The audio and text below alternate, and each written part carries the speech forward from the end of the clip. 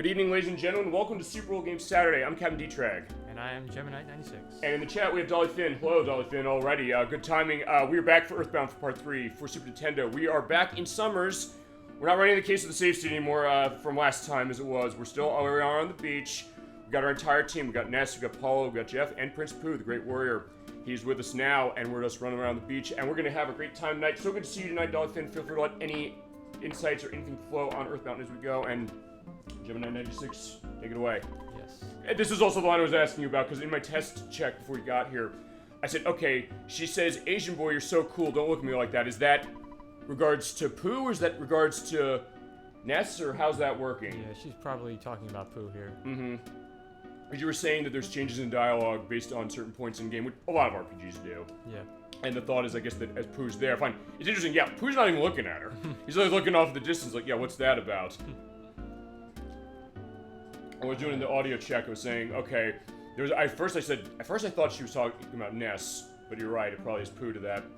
I went to another one saying, like, oh yeah, she's sunbathing, like, Pooh's looking in the other direction, like, yeah, I don't want to look at that, that's horrible. Like, I don't know if maybe he took an offense or something.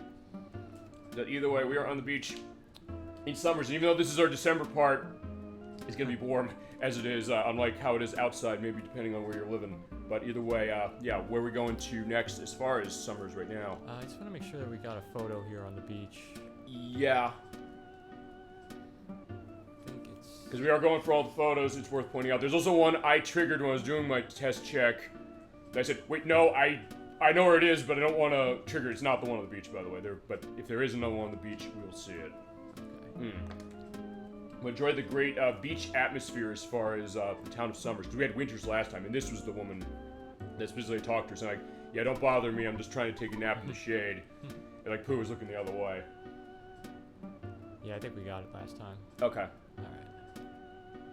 So, let me just check my equipment here. Okay, it is the same as we left last time, so nothing will change, but yeah, feel free to take a look on what we want to do and how we want to run stuff. Because, yeah, Pooh doesn't have anything yet. We'll see if we maybe get something again. Do we have the luck on Sword of Kings on show? I don't know, we'll see. Maybe. We'll find out. Okay, so yeah, what do we want to pick up in town that maybe we didn't pick up before? So let's go ahead and buy...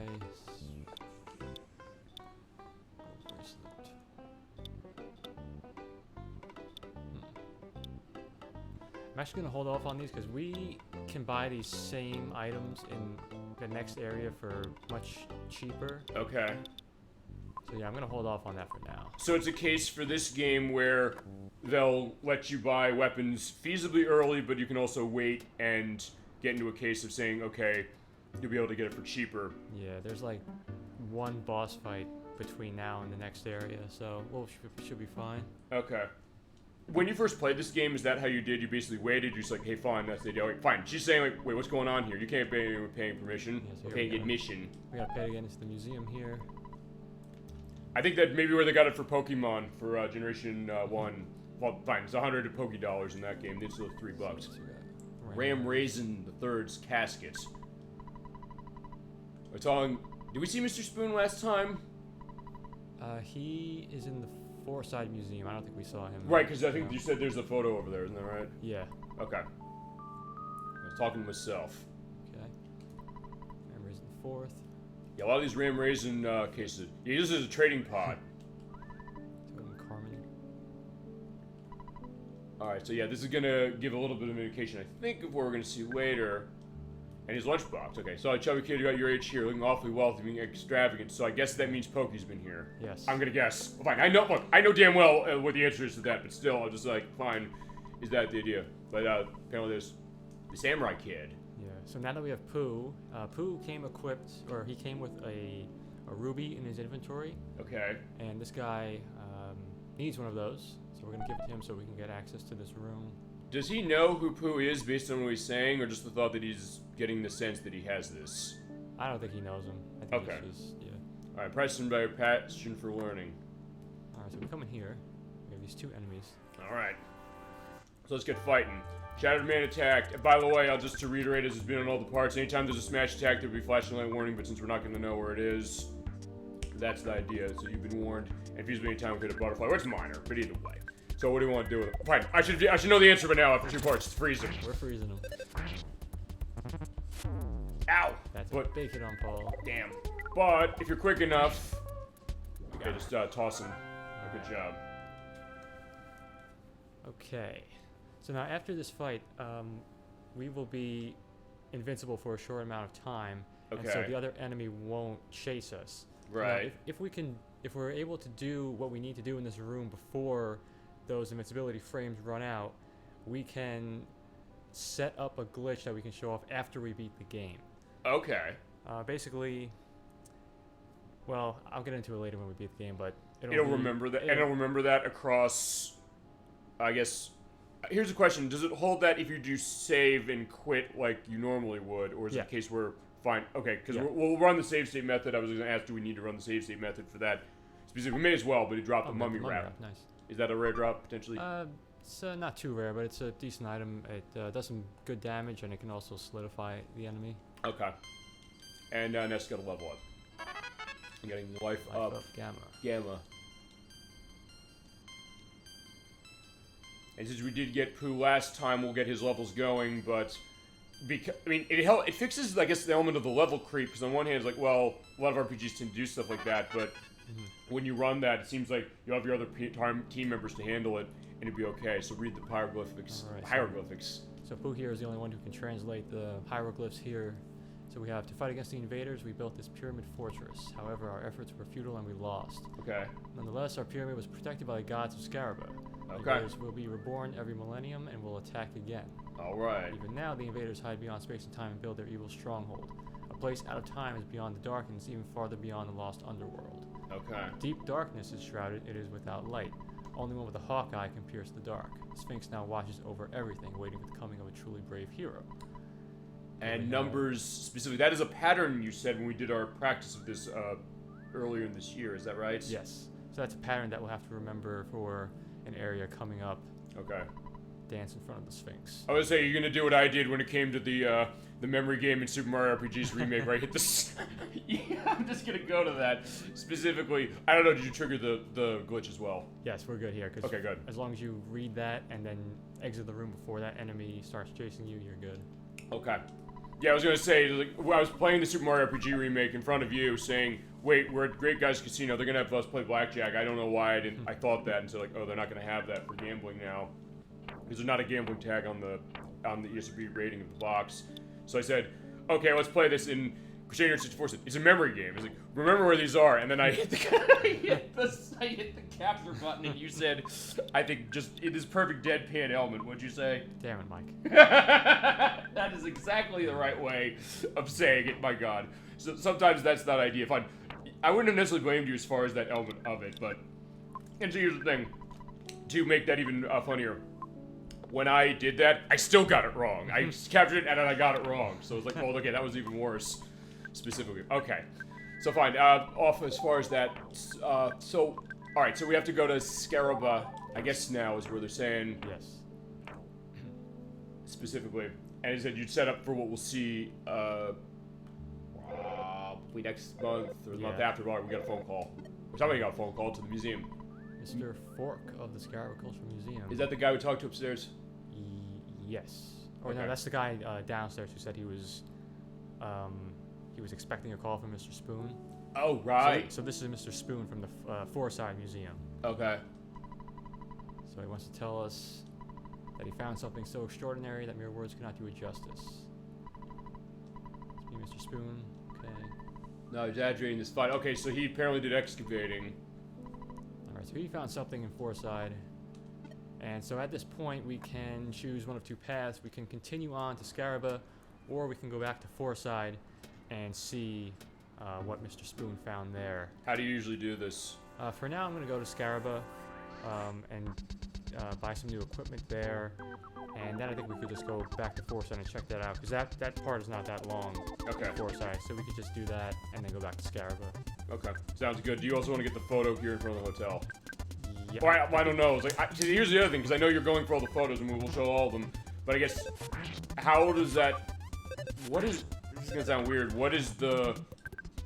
Is there perhaps a recommended path for how to get photos? Like, either get them when you get them or get them in a case, I guess, before where there's feasibly going to be a point of no return. Fine, there is a point of no return, I know that. But we'll give you a sense of later how do you tend to do it? Just get them when you can, or just like, hey, I know I'm going to come back somewhere, so you'll map it that way? Yeah, for the most part, it doesn't really matter. You can get them whenever you want. Okay. I thought we got the one in the hotel, though. Well, fine. I loaded the save state you ended with last time. I walked in front of it on my test check by accident. I heard that music. I said, I love hearing that music, but I also said, wait a second. That was not right. It was the one in the restaurant that we got. Okay, yeah. Oh, yeah, and sort of mild flashlight on the instant win. But still, love seeing that. Love seeing the fact that, yeah, that Mad Taxi, about 4 years before Crazy Taxi came around, saying before it tried to run us over. It's like, no. That's the idea. Fine. Paula didn't take it specifically well, but she's like, fine, I'm gonna freeze this car. And now I'll scrap it. Okay. I do like that idea that you're kind of fighting the car, because honestly, I'm trying to think of games where you've had elements of, like, that for, I guess, well, for an RPG, A, but B, when you've, I guess, destroyed a car. Fine, destroyed a car that's trying to come after you that way, specifically. Right, well, we'll have a nice smile in front of the hotel. So I guess maybe Street Fighter. Oh, fine, not Street Fighter. Well, I'm trying to remember Street Fighter. A Final Fight, I know, did it, where you basically beat the car up. But there was nobody inside that.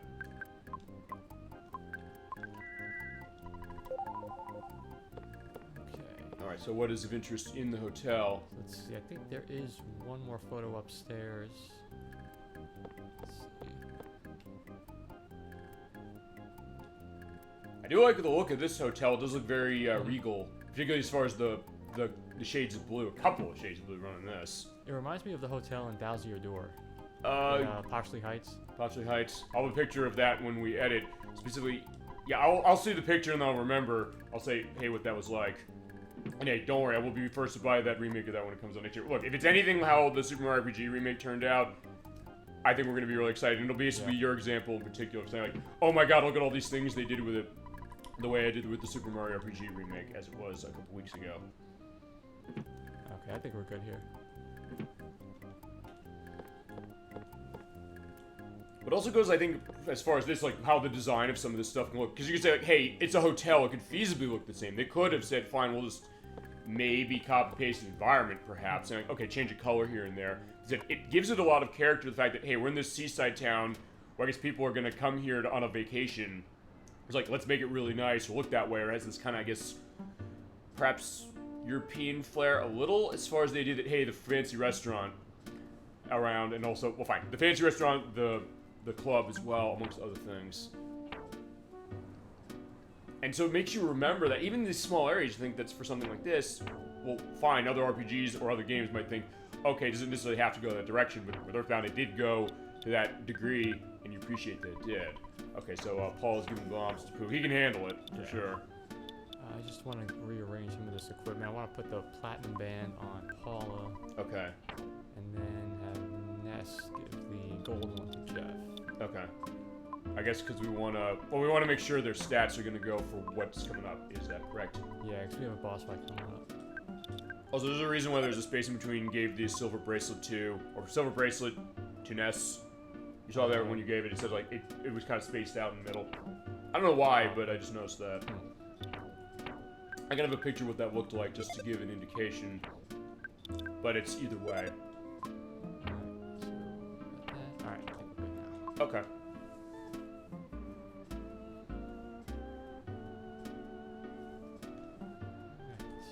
Alright, so walking on the road to where we need to go next, which is Scaraba, correct? Yes. Right, I guess we're on our way.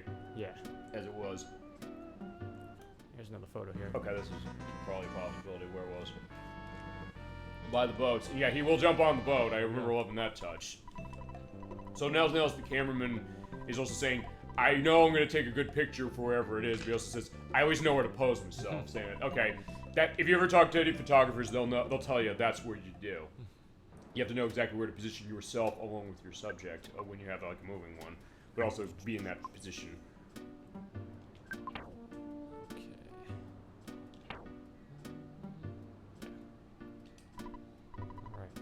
Alright, so this is the husband of the lady who gave us the cake. Oh, right. The magic cake in the last part.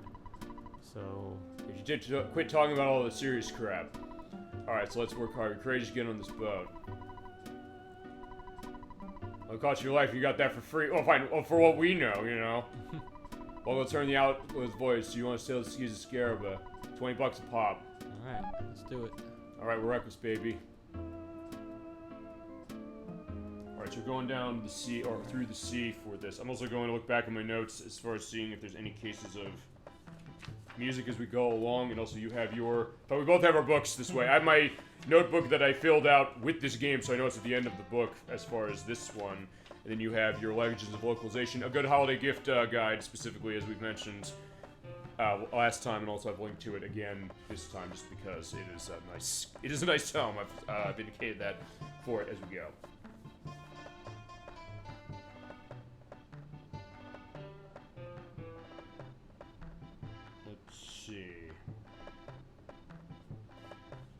Yeah, I don't think we're going to be getting into...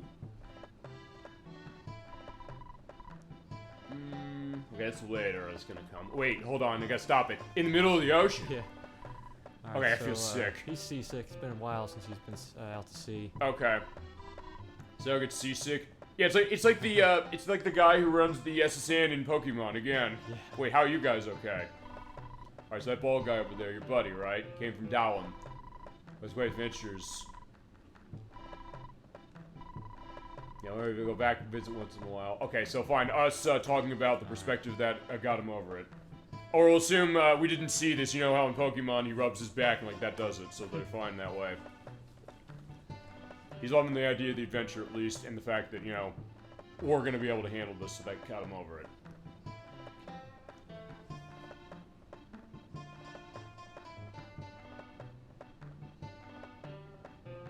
Alright, screen darkens. So, Something is coming. I would say it is the Kraken, I guess. Here we go. The Kraken blocks the way. Alright, so yeah, what do we do on this guy? Alright, so let's go with a rockin'. Alright, we'll rock him. Let's try the mummy wrap, see if we can solidify him. Okay. Let's see. Bottle rocket. Big ones. Okay. You'll get those later, I think. And then in the case of Pooh, you said run the... You can throw a bomb at bomb. Okay. Flash out with the mummy wrap. Okay, good job. Yeah, and also we'll flash and land on the Cyrocken, but not much. It's mild and it's enough that you notice, but mild enough that that's more an editing thing. So I'll just give the vocalized perspective. I mean, fine. When we play Skies of Arcadia, that's going to be a case of that as well, because there's a lot of it. And we're playing the more intense version because I said it's the one I got, which is on the Dreamcast. That's a game I hope they re-release. I think there's been rumors that say it's going to be announcing something next week, but we'll see. We'll see what that turns out to be, if anything. Got him. Good job. What do you have to really be afraid of with him? I guess just the fact he's hitting hard. He has a fire attack that can hit the whole party, which is pretty strong. So okay. That's the main thing that could hurt you. Gotcha. Or kill you. Sweet. Maximum HP went up by 24.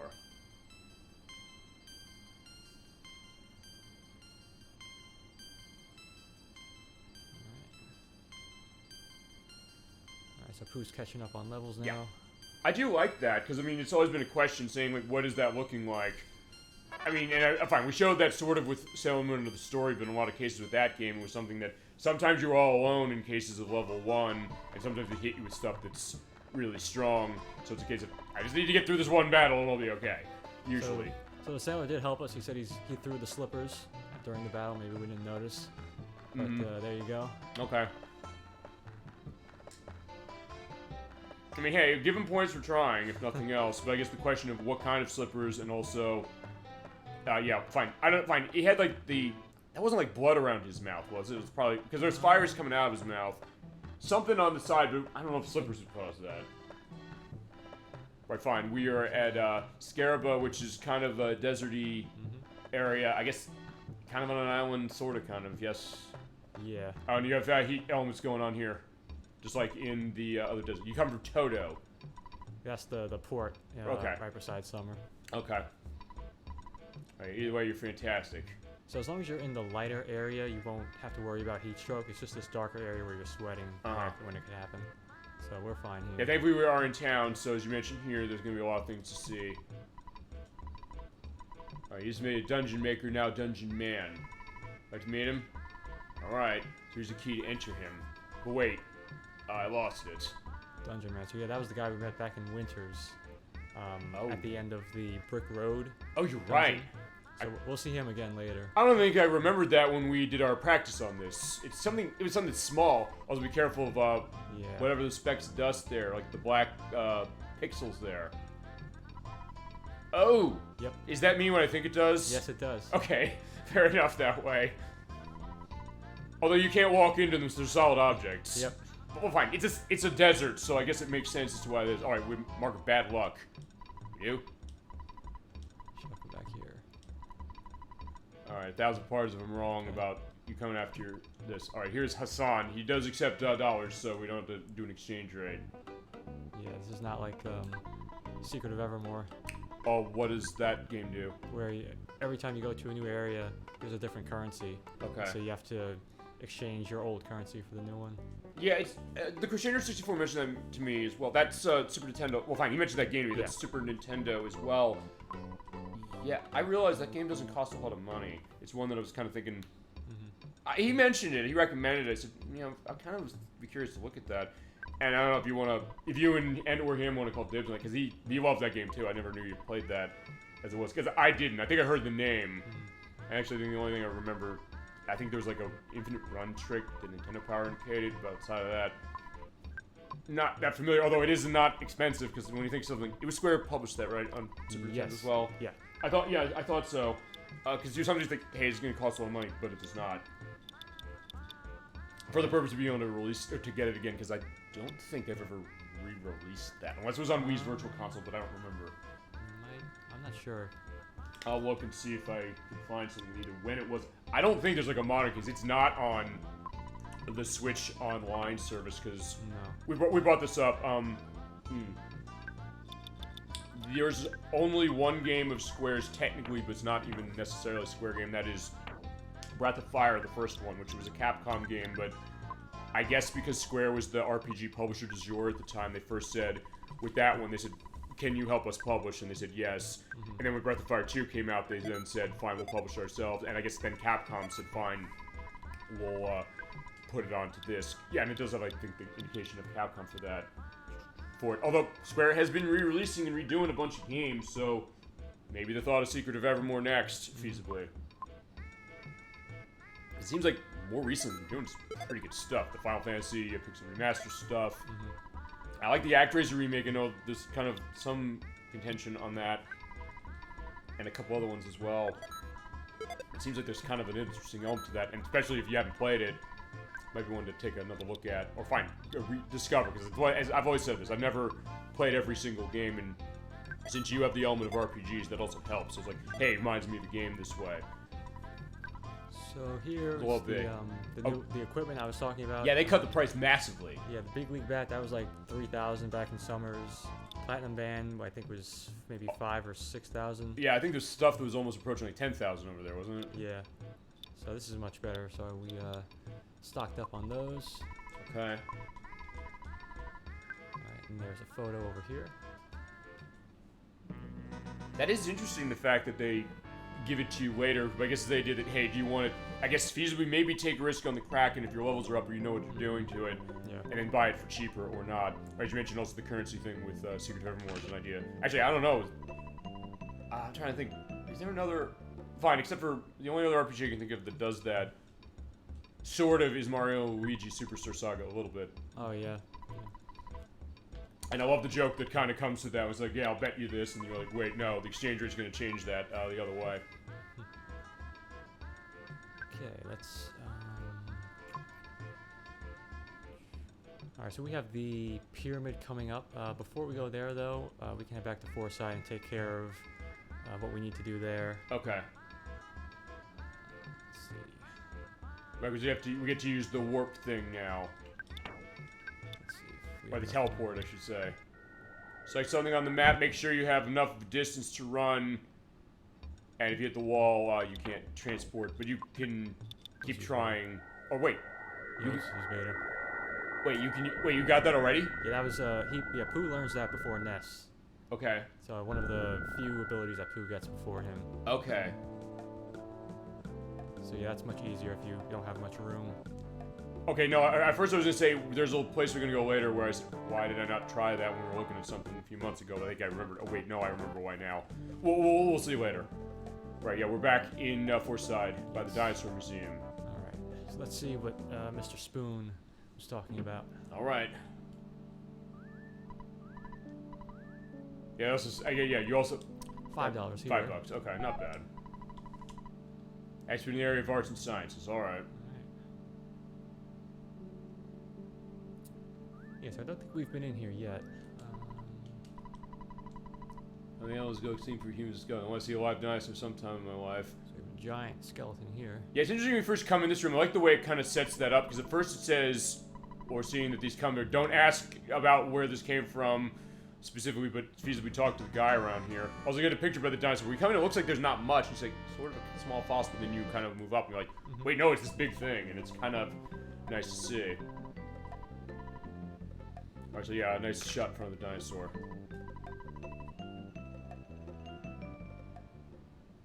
Alright, and over here we have Mr. Spoon. Alright, hi. Alright, so something extraordinary. Sure. There's a new singer named Venus at the top of the theater. Can you bring me her autograph on an eraser? Okay. I'm going to show you something extraordinary. You can get her autograph on anything, don't worry about the eraser. I don't care if it's written on toilet paper. Okay. Alrighty. That she request, because if they fine. Okay, I'm trying to remember if I'm maybe remembering this part of what might come to this, but either way, we gotta go get her autograph. Yes. She's in town, I believe. Yeah, she's at the theater where the Runaway Five were playing. Yeah. They were the opening act for her, I thought. Was that the idea? Or was she doing the show with them? Or, oh yeah, she joined in the show later. Okay, because, yeah, I think I remembered, like, hey, this is something new to that, as far as what their last performance was. We'll go get another show that way out of her, I guess.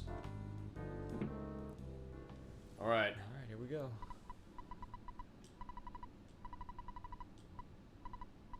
You cute, sexy thing, you.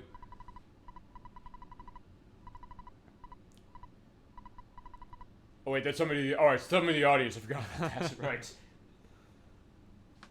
Oh, she's singing the vocals that way, but alas, no, she's not.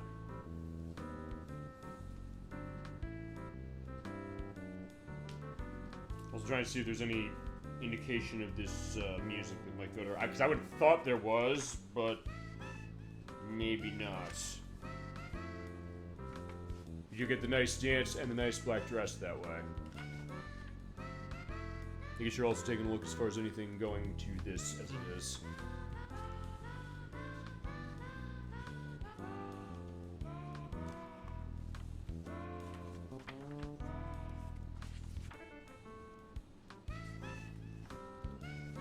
Like, that's the guy in front, so, Yeah. okay. Yeah, so that's Mr. Spoon there. Okay. He's very excited to meet her.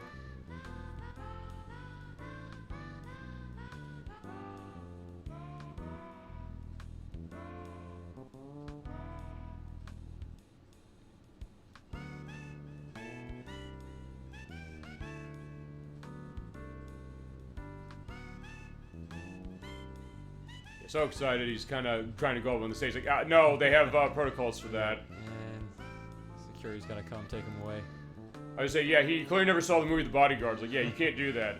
Like, otherwise Kevin Costner's gonna come by and take you away from Whitney Houston as it is.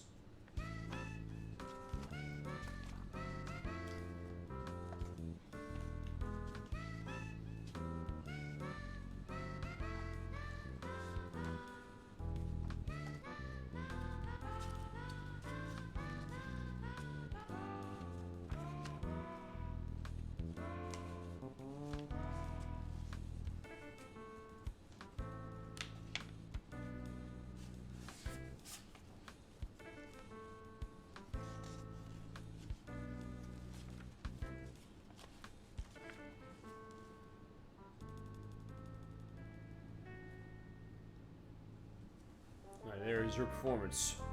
Okay. Definitely has like a nice film noirish perspective as far as it. Also, fine, maybe also the outfit as well. Sort of, kind of. You know, came to see Miss Venus.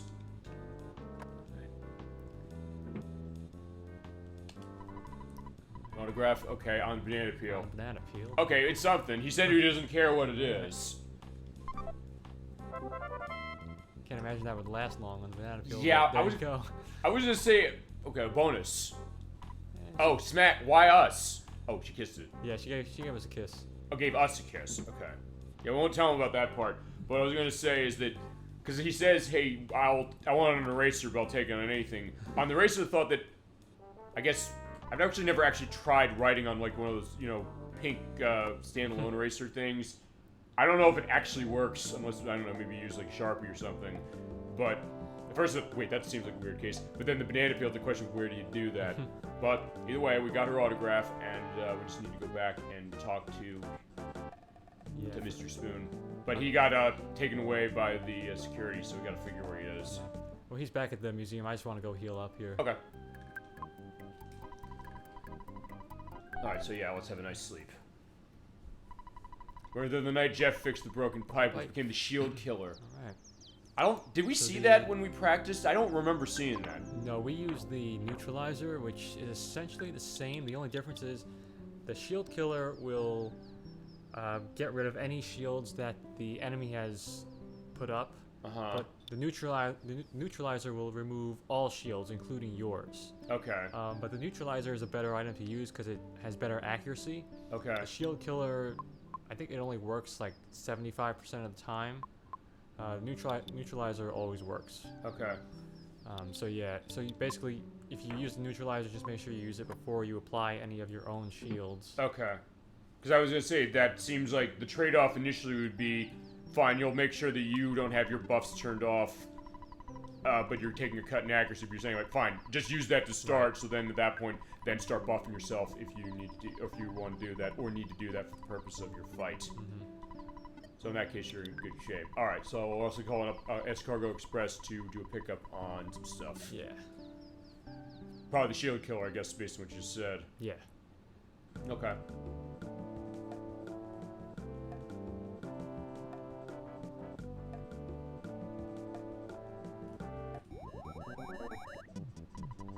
Alright.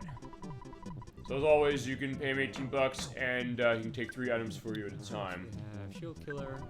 And we have an old weapon for Jeff. The reason why we can't sell this is because it's a unique item. It's one of the items that he fixed. Okay. And so since there's only one of them in the game, it won't let you sell it. Okay. So we'll just store it there. And we'll store the hieroglyph copy. You could reference that if you forget the pattern. Okay. But you don't have to have it on you. I was gonna say, you know the pattern probably. As I said, this game is to you what Super Mario RPG is to me, Yeah. what Shadow Hearts is to Crusader 64, what Suikoden is to Gemini 9. No, I don't know if you played Suikoden. No, I haven't. Okay, to Chasm 22. I was like, wait. I just want to make sure. I was like, wait, maybe you played Suikoden as well. We're still waiting for that release date to be announced of Konami's. Please, Game Awards are next week. Maybe Konami can announce that. Although I don't know if they're going to announce a case of it there. But either way, still waiting. Or download on PS3 1 and 2. That way, otherwise you're paying a ton of money, especially for that second. I also 3 and 4 up there. But anyway, point is that he knows this game well. You know, if you've seen the show as far as the past couple parts, he knows this game like the back of his hand clearly. He said, you said it's your favorite game of all time, and yeah, you're showing it that way. So he knows exactly where we're gonna go. All right, so he'll let me go in because we have the autograph. All right. So he says there's a giant rat down here guarding a shining spot. I was gonna say, yeah, we can handle that. I think. We got it. Fine, we handled the moles no problem when we were down in the mines, and we killed the. Actually, no, we've killed the rats before in this game, or the mice that we ran into. Yeah. Oh, fine, roaches as well. The filthy attack roach. It's like the ones we saw earlier, but stronger. Yeah, just ice. Okay. Secret Secret herb. herb. Oh, I got a phone call. there's Dad. That was perfect timing. It's been perfect timing how we've had that happen for like the phone calls we've gotten. It's like, okay, fine. Well, in this case, it made sense. Like, fine, we just survived the attack from the roach, and he's like, okay, hi, how you doing? Alright, so here we have the Broken iron.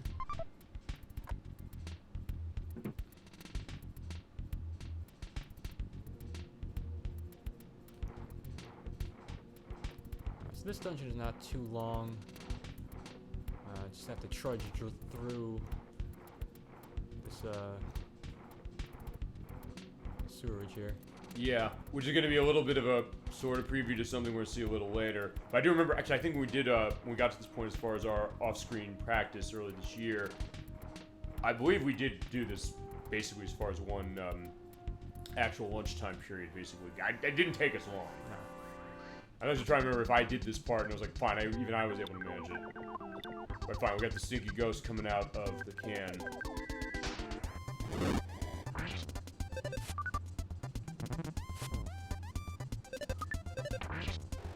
And so I guess they're strong on defense, probably on magic them, is that correct? Yeah. Okay.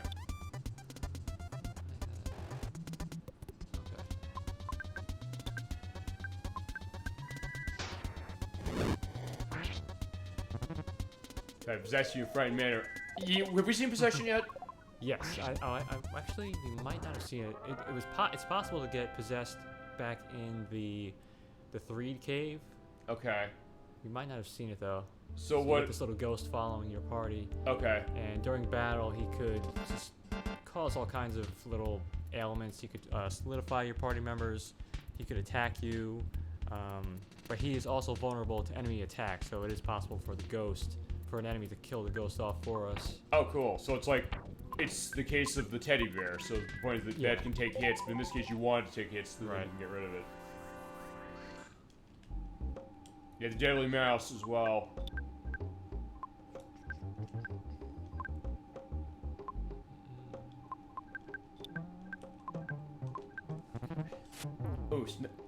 Oh, okay. Well, fine. For a smash for one hit, okay, that was like nothing. So yeah, it's fine. But that, okay, that wasn't, but either way.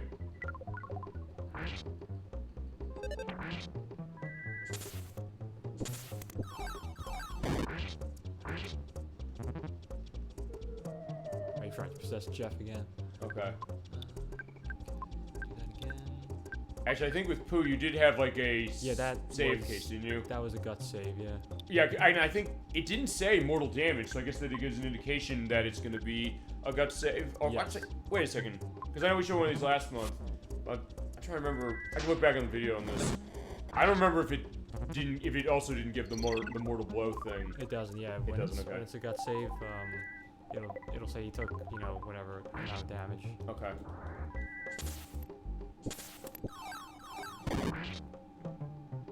Alright, so we did get the ghost out of the way. Awesome.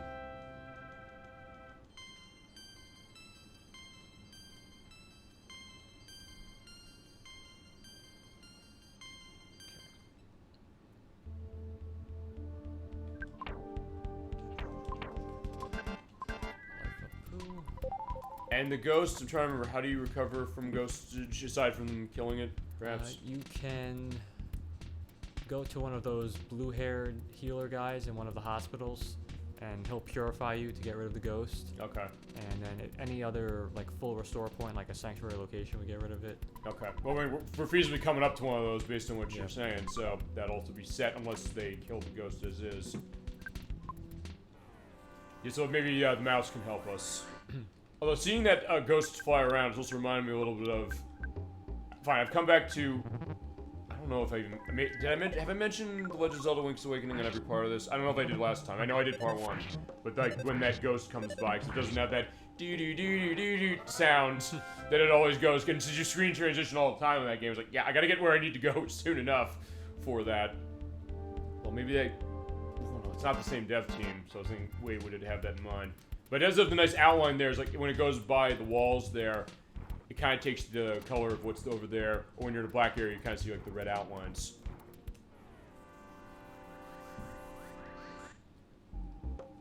Alright, so there we go. Yeah, basically just gonna be getting the trash can ghosts and the mice down here, which makes sense as far as us being in the sewer area.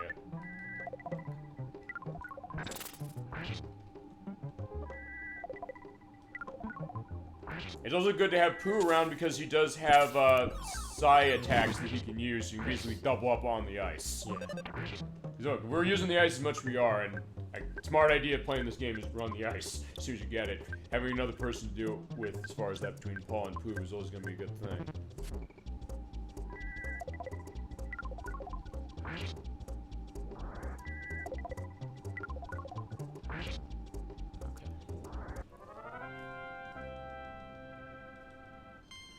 Okay, and more level ups for Pooh. So yeah, he's gonna be close to that, and he got Psi, Magnet, Omega. Yes.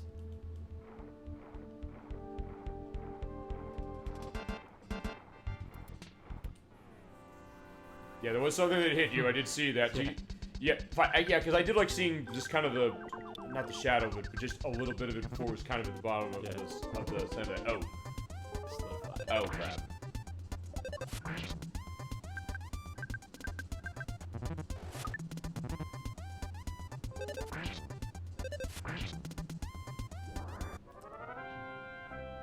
Yeah, it spreads his wings to solidify, which I guess is, also trying to think of what the idea that would be. I guess for a roach, the idea that you're solidified by the fact that, oh, it's there, and you're like, oh, you're going to get that away, I guess. Fine, they're young children, so I think that might be a case of it, like, what is this thing, you know? I don't want that around.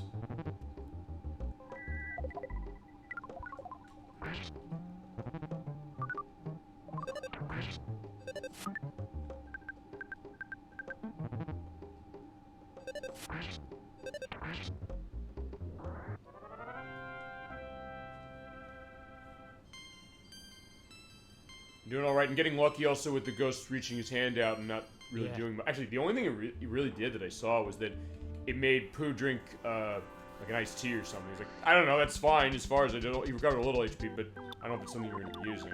Yeah, I think that was a mistake. I didn't mean to use that on him. Wait, because the thing with Pooh, with normal, you can't use regular healing items on Pooh. They won't work. It'll just restore like a few HP. Wait, didn't the ghost bypass that though? Didn't the ghost actually use it on him? Or he might have. I looked back on the video. It looked like he did. I think it just was a case like it was after you got that that critical save or the gut save, and then it said like he drank some iced tea and he went up to 7. Okay. I don't know if that was the ghost doing it. I guess it was. Because you're saying normally you can't. Pooh can't use those items specifically himself. Is that right? Yeah.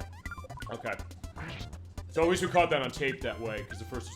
There's limitations on Pooh as far as stuff like that with armor, with weapon, sort of thing in the case of that, and the armors I don't think work that way, because I think there's ones you can get for him, but I don't remember if it's the case it's also insanely rare the way that the Sword of Kings was. Yeah, he has one piece of equipment for each slot. Okay. 3 of them you find in treasure chests, and 1 is a rare drop. Yeah, and Sword of Kings is the rare drop, which we somehow got on the audio test on part 1. I still can't believe that, but then me saying like no, me almost derailing last part, but fine. We'll show that later. We do have the save state for it, for either at the end of game or if we get one on this play. Watch the way this play has been going with some of the luck you've been having. We might see that actually happening on the live stream. If it does, that's I don't know. You thought my reaction to when we got it the first time was the way it was. That's gonna be interesting. Well, as I said, it's not a guarantee, but we'll see because it is a low drop as we mentioned. But either way. So I'm healing up here on psychic points. Yeah, and the butterfly always respawns in here, is that correct? Yes. And more roaches. Okay. Yeah, at this point we should be able to handle them. Yeah, we could just burn them. Is the fire what they're weak to? Or it doesn't really matter, I guess, between that and ice. Yeah, they're pretty weak to everything. They have low defense, so you can use physicals, magic, whatever you want. Okay.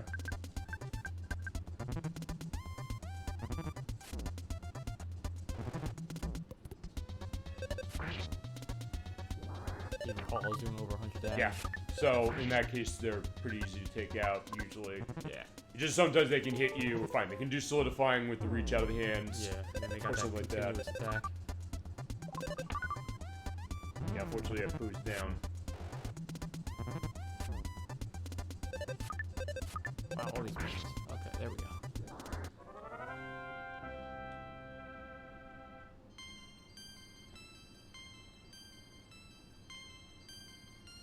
Okay, yeah. Nice. Paul got a nice psychic boost. Yeah. Alright, let's try Secret Herb. That is it's revival. Yeah, okay. It is. That only has a 75% chance of reviving. Oh. It does heal other status ailments, Mm-hmm. and then there's a 75% chance it can revive someone. Okay. But then we also have the Cup of Life noodles, which That'll do it, guarantees a revival. Okay. Um, So basically, just try that because you'll use the couple life noodles only if you really need it. yeah. Okay.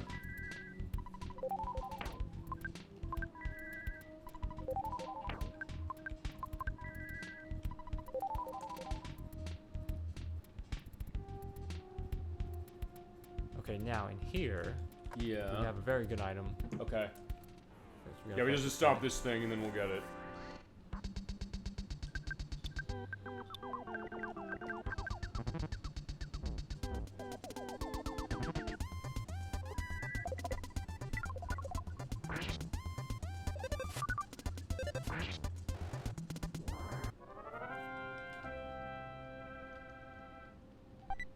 We dropped secret Oh, herb. nice. Awesome. Okay. Thank you.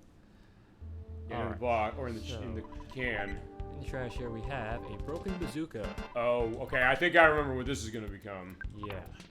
So this here, it's the best item for Jeff. It's not a weapon exactly. It's an item that he uses in battle. Once he fixes it, it will become the heavy bazooka. And the heavy bazooka is essentially a super bomb that you can use infinitely. And we were using it all the time on our practice for this game after we got this. So yeah, you want to try and see if you can get that thing repaired as soon as you can, feasibly. So I think you need like, I think 42 IQ points. Okay. So once we have that, we'll fix that. And that's basically what Jeff will be using every turn once we fix that. It was a lifesaver later on in the game, I'll tell you that right now. Especially someone who hadn't seen that far into the game as it was. Yeah, you definitely want to get that. But there is our next mark. Finally made it. Fifth your sanctuary location was mine now. Alright. Now let's take it from the plague rat of doom.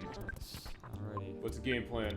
Alright, so he is weak to flash, so we could try that.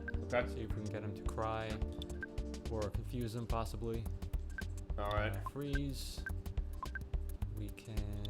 He doesn't have any shields, so we'll just attack. And let's use this on Ness. The sudden gust so bill. we can have some, maybe get some criticals in. Awesome. Ooh. Okay. It's poisoning. They just side flash. So guts went up by 62. Wow. Okay.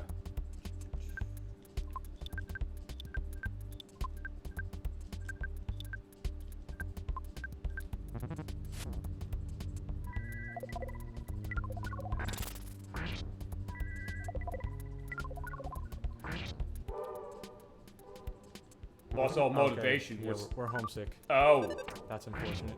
I don't think we ever saw that as far as losing all motivation. Yeah. Okay.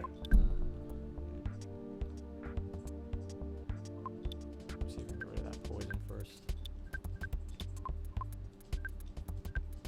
So okay, going back to the thing with the secret herb, if it's a 75% chance of revival, but under normal circumstances, what is it? Something that can Yeah, it can guarantee heal. other stuff?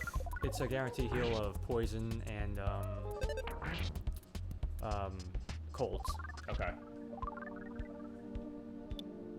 I was solidified. Okay. What does Paul have here?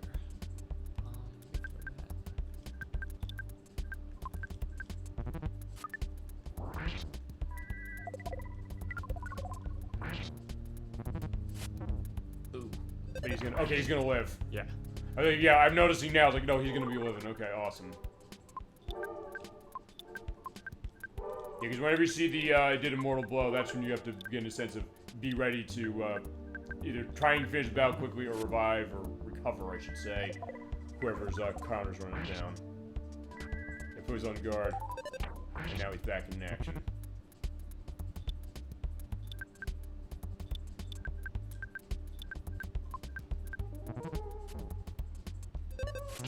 Alright, there we go. There's a smash by Ness as well. He does take a lot of damage. I think I remember. This is coming back now. Yeah, we should almost have him. I would think so at this rate. Ooh. But Pooh's not living through that unless, yeah, you take him down. Perfect. Okay, now we are. Awesome shot. Great finish on that one. Alright, so let's see where the stats are going to go up for. Fire Gamma, nice. Mm-hmm. IQ went up by 3. Okay, that was good as far as Jeff. Alright. So it's time to say goodbye to our ghost friend. Yeah, I was going to say, it's like, fine, instead of taking him back to his grave in Link's Awakening, fine. Yeah, go here, have fun as far as the, like, the diamonds. Yeah, I guess they're diamonds, is that right? Yeah. They're gonna tell us something for this. Yeah, this is, Magnet Hill. Magnet Hill, okay. Does look really nice. So a baby's bottle, but just for an instance. There you go, there's the melody of Magnet Hill. And here... Whoa! There's a carrot key. Alright. That is the key to the next dungeon. So these guys will be running away from us now. Yeah, go away, roaches. We don't want you anymore. And fine, they're saying like, fine. Oh, he just came by here. It's like, yeah, we're not gonna screw with him. And that also cures your homesickness as far as the soundstone thing. So that's perfect. Fine, we are at the point, as we mentioned last time, of being at the highest likelihood of it happening. Although, fine, it's a low likelihood of it as high as the game can possibly have it. Yeah. But as you go, fine, we're getting to a case that eventually homesickness will not be a factor if we get our levels high enough. Although, fine, because I think they said it was like 75 or 6. But I don't know necessarily if this is a case where, in fact, when we practiced, I don't think this was the case where we got that high necessarily. Or I guess in that case, if you'd ever really want to get your levels up that high for this game, unless it's like a final boss thing. We were not at high max level at final boss. No. I mean, hell, I wasn't even with the Mario RPG remake as it was when I got there. I said, I guess it should be fine. I was like, I don't know why I was able to find. Maybe I know I was using managed user because it's a remake of a game I knew. It was more the question of me not killing him as it was because I want that last thing to do the not psychopath, the thought peak, because it changed my way of playing that game. It's like I'm fighting everything that way. It's like I have a 200 health as far as the end of it. It was like a 10,000 HP fight. I'm saying like, when's he gonna show that form? He didn't. It's like fine, I have to kill him now. I'm sorry. But I liked that it changed that idea of how I'm playing that game, saying that, okay, fine, just Mallow never left my party for that very reason. Oh, fine, it doesn't matter, because at that point you can swap between the other party members at will, which is amazing. Yeah. Alright, please come back to study, because I don't like being alone. Okay.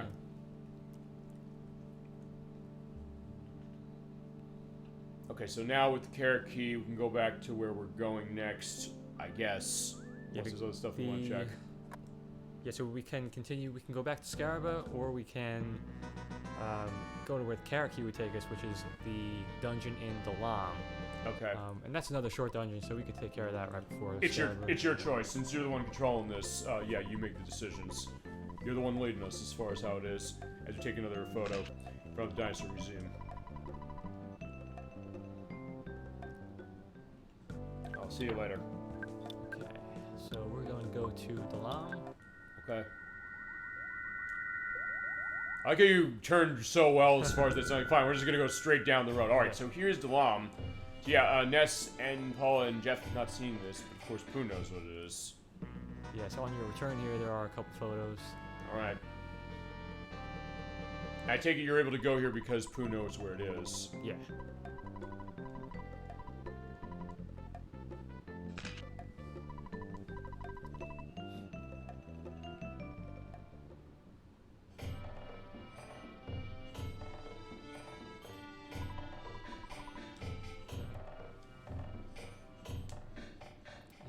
One more in the throne room. Okay.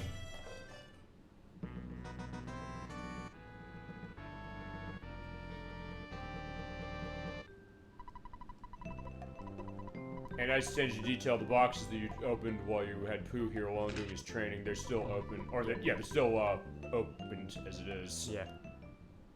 And of course, we have the telephone guy. Okay. Okay, yeah, we're getting a lot of money now. And Pooh's gonna be on level soon, and so will Jeff. Soon enough.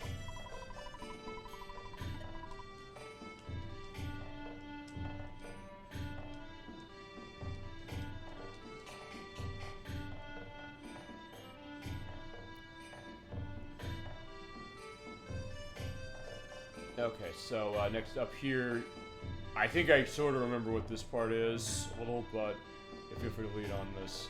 Yeah, so down here on the south end of Dalam, we have these bunnies. Okay. Statues of rabbits blocking your way. Okay. So, we use the carrot key.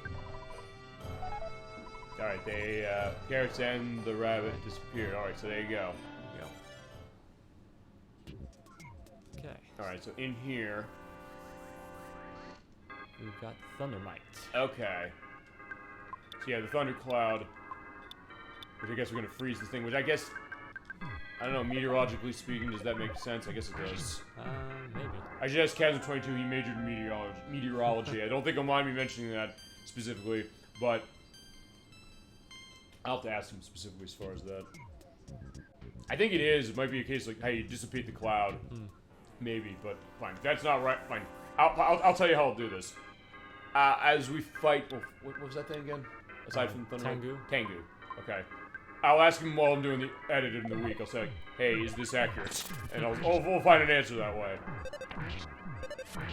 Yeah, with the Tengu, what do you want him to do with him? Hit him?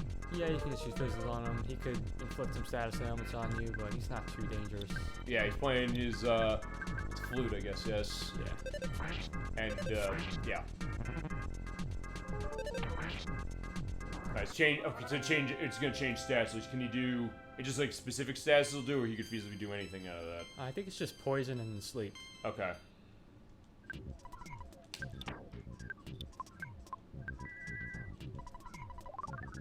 Wait, is it poison? I thought. Oh wait, it's stack. They stack. I forgot about that. Yeah. I keep forgetting there's an RPG with the status stack. I'm trying to remember. Did we talk to other RPGs that do that? I don't think Secret of Evermore did that. Like, no, that was like... Yeah, how did Secret of Evermore play? Was it technically... It's essentially the same as Secret of Mana mechanically. Okay, that's what I thought, but that's why I stopped and wait. I'm not gonna assume that because you have an answer as far as that. I don't know. I'm not sure. Chad, if you know any other RPGs where the thing stackers getting the not waxed lips. Yeah. Oh, dating the show finds the kiss of death that way. Fine, just ice the kiss of death and you'll be fine.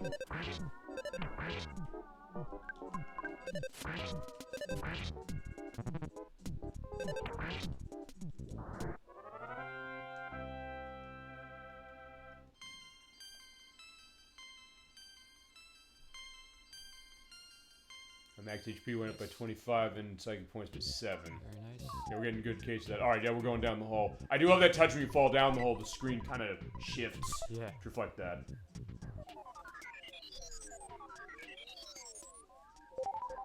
Okay, so we're going to take the hole all the way on the left. Okay. What happens if you go down the one in the middle? You get... one of them will take you right back to the beginning, and the other one just leads to a dead end. Okay. We got Rock Hand here. That's a very good item. That will randomly... well, if you use it, it'll randomly increase a stat. Okay. Speed, Guts, Vitality, IQ, or Luck. And there is a cool glitch that I can show off involving that. Okay. Specifically. Yeah, whenever you want to do it, go ahead.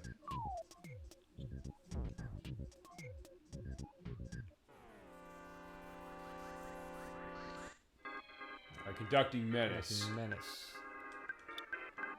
So that's basically what a... Is it supposed to be a skeleton being electrocuted or just a person being electrocuted? I think it's just some kind of electrified skeleton creature. Okay. I like the design. Actually, again, going back to our play ahead of it, or our practice play of this. Still can't believe that was earlier this year and we're near the end of the year almost now. I don't remember us seeing this one. But still, I like the design. It goes to the idea that, hey, they really thought through a lot of the designs of the enemies you're going to see.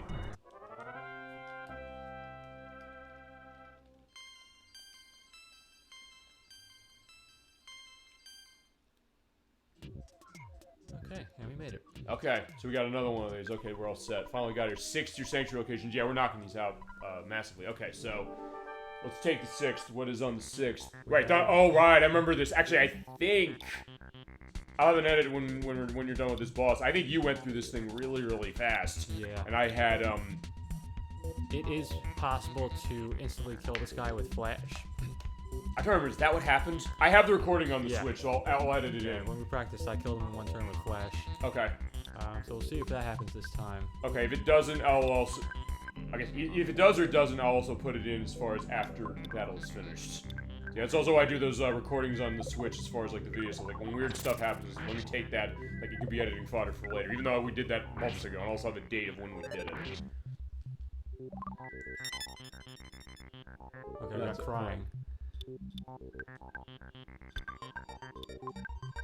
Because, right, you said that can do a one-shot, isn't that right? Yes. Okay.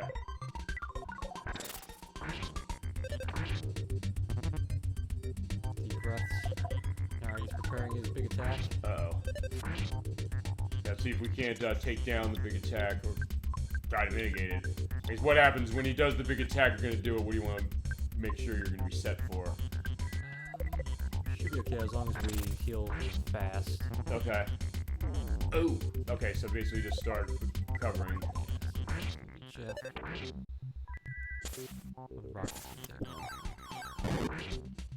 Alright, we got him. Oh, never mind, you got him in time, perfect. Alright. And I said at the end of this, I'll also put in you. Oh yeah, Gemini96 is the one who handled this for sure. I said I'll put in the video of when you one-shotted him on the date. I will also indicate then it will be put. Wait, no, this goes through about here.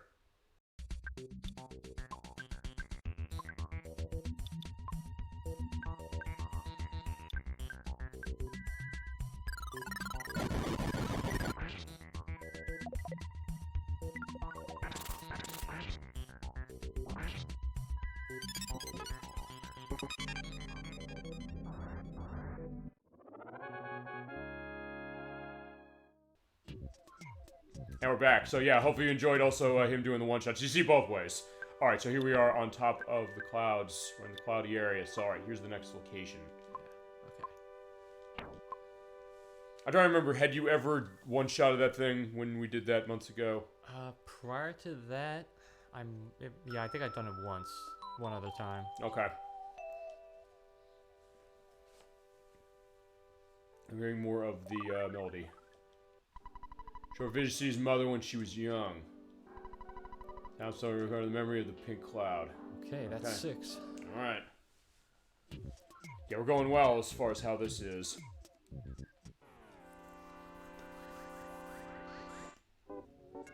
Alright, so there they all are, but yeah, we can take them down. Or we're gonna say final leave.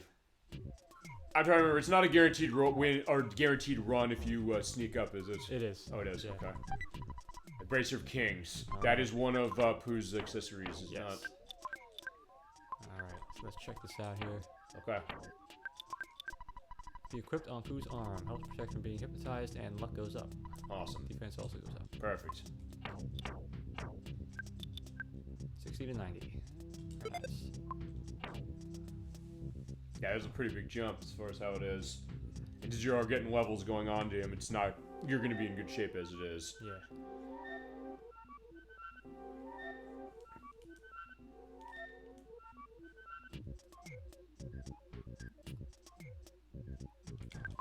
Okay, so now I do want to show something cool you can do with the rock candy. Alright, hit us. Let's see.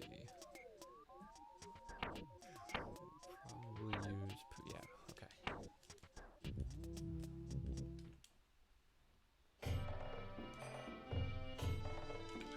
Okay, so I'm going to go to Foresight. Okay. I'm going to show you how you can use the rock candy infinitely. It's supposed to be a one-use item. Mm-hmm. And this is something you can do with, you can actually do this with any item in the game. Right. But it's most useful with the rock candy because it increases your stats. Right. And so you said it's a random pick of 1 of 4, including IQ potentially. Yeah. That's probably why you want to run that.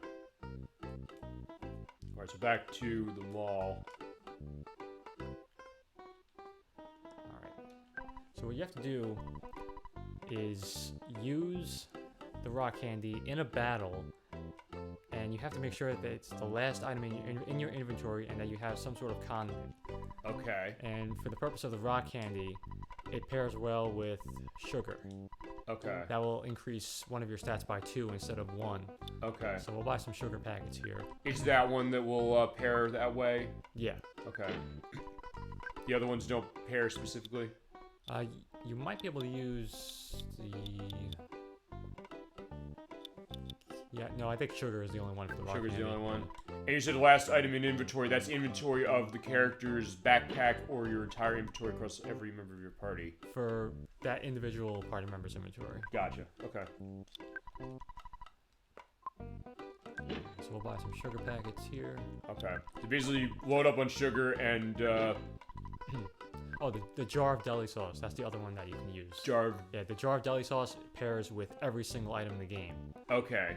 So that's another condiment you can use if you have it, but it's pretty rare. So sugar packets will work just as well. Is that something you also get off as far as a rare drop of a battle? Because I don't remember if we saw that one either when we It practiced. might be a drop from an enemy. You can find some. I think there was one in Dalam. Okay.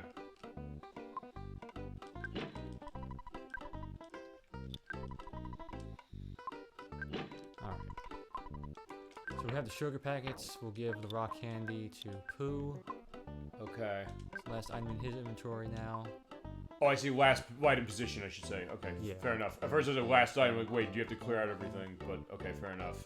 I think that's all you need to do to set that up. I'll make a save state just in case I'm forgetting something. Go ahead. But yeah, what we need to do now is get back to somewhere where we can fight. Let's go back to... Actually, we'll go to Scaraba. Okay.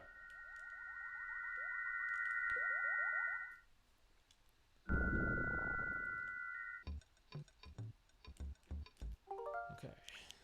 So we'll If we were to create save- on the top, yeah, the top two are going to be for game progression. The last one's going to be us test or showing up the Sword of Kings, unless you get one on play for this. Okay.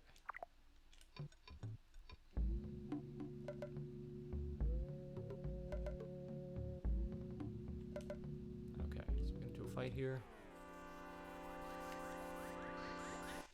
Okay. Bad Skeleton and his cohort.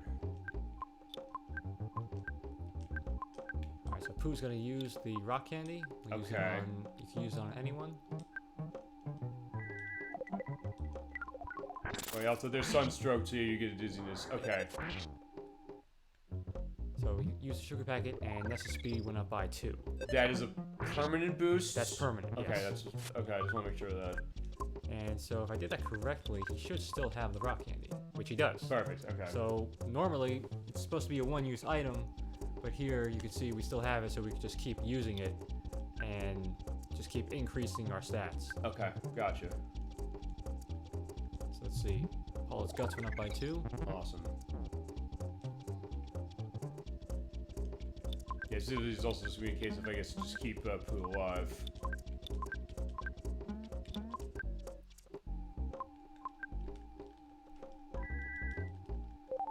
Perfect, okay. Yeah, he's going after Ness, so yeah, we love you, Ness, but right now, Pooh's the priority.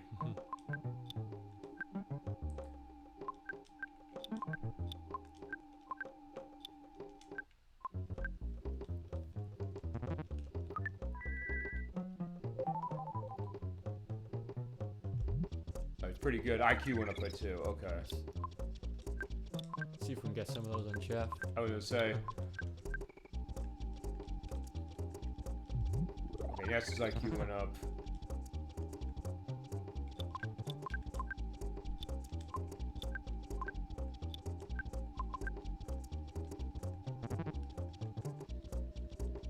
Yeah, the Gus went up by 2.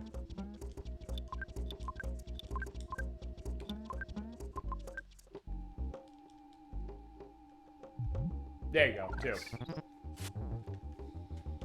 And as you can keep doing that as long as you buy sugar packets, is that correct? And Yes. you have the rock candy in the last slot of his. Or Yes. by his or anybody's, feasibly. Yeah.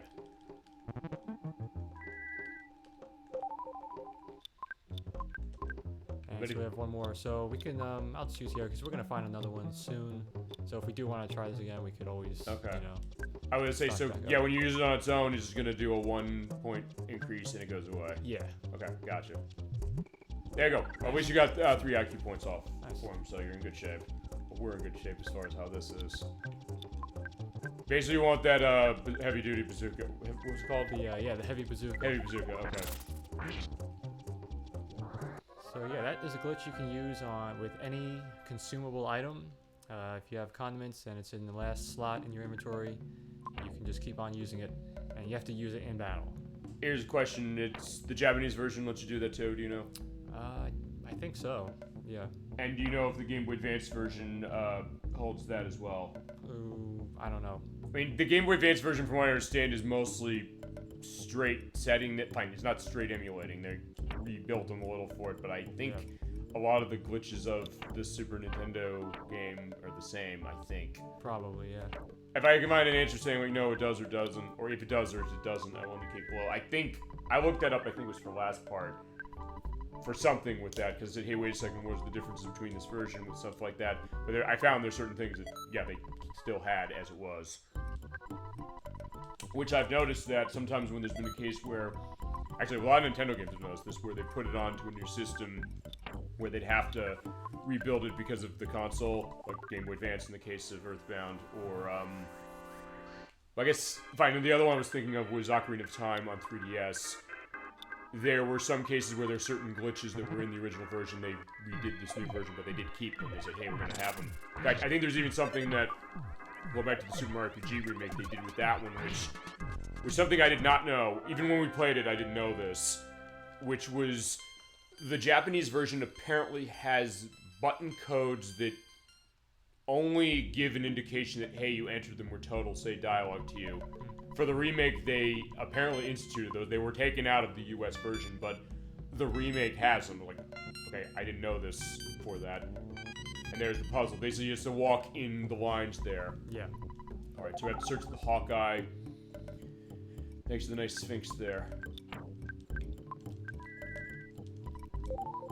Okay. But first, we need a photo. I take it while the photo's happening, you're not in case where you could get sunstroked if you're not. Am I right about that? No, you can't. Yeah, it turns it off. I was gonna say, okay, if it didn't, that would be a case of, okay.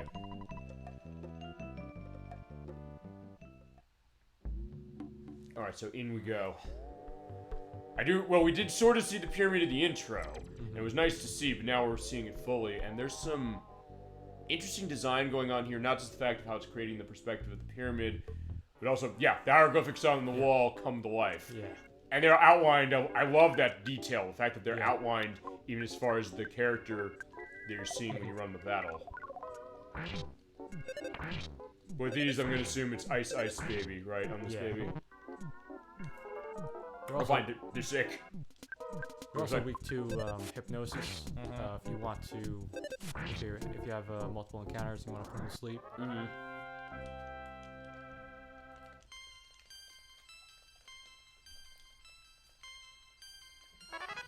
Paul got offense up, Omega. Viper. Okay, I think, didn't you say there's a glitch with Viper as well? Or it's a case that I think we were saying sometimes you can use it or sometimes you can't. Or something for that. We'll figure it. Let's see. Because I know you can drop that, it'll do a poison on the enemy. Yeah. I think it's, the Viper will poison the enemy, and then there's, I think, another item. Yeah, I think it's just called the snake that just has a chance of poisoning. Okay. These you gotta get more exotic as far as it's speaking, which is the asp.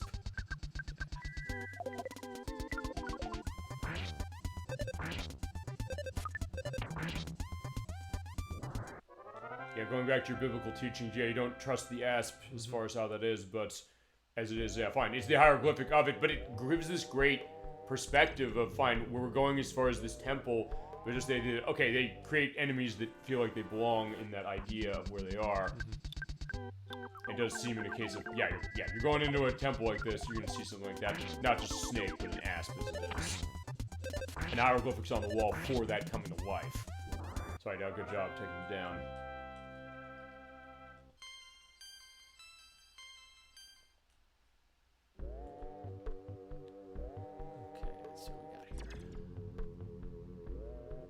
We're just gonna go up the stairs for most of it, but you'll stop in certain areas for the things we have to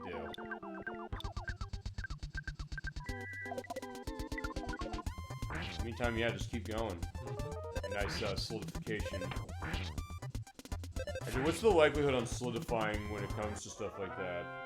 Is it high? I believe it increases with each freeze spell. Okay, so basically you keep using it and the likelihood that it happens increases as you use it. Yeah, so Okay. for...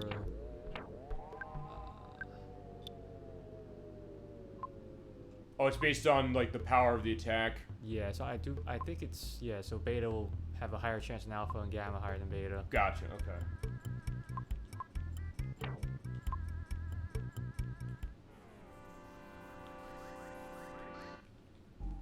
Alright, Petrified Royal Guard. Okay. These guys are weak to paralysis. Okay.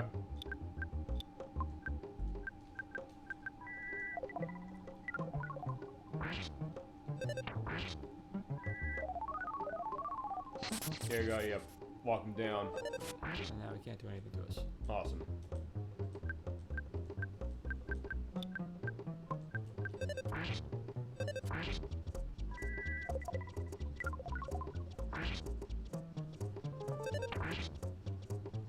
I like in that case, yeah, you basically were initially adding insult to injury, saying that Yeah. fine, you're numb and now you're solidified.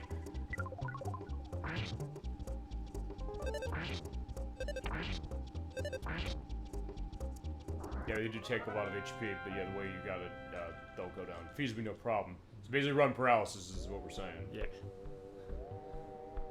Alright, so here we have a bag of Dragonite. Okay. That is a one-use item. When you use it, your character will turn into a dragon and breathe fire on all the enemies. Okay. Yeah. Gone after one use. Yeah, I think that's something we probably want to save for later. Am I right about that? Yeah. There's a certain battle you want to run that. Yeah. The Guardian Hieroglyph and something... Fine, no, the Guardian Hieroglyph is in the back.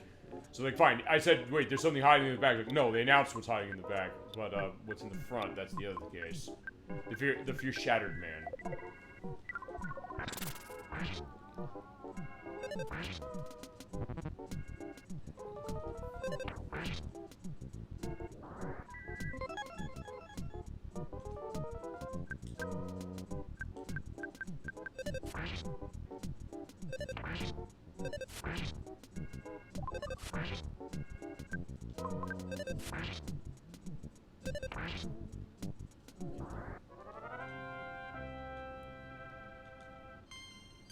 Alright.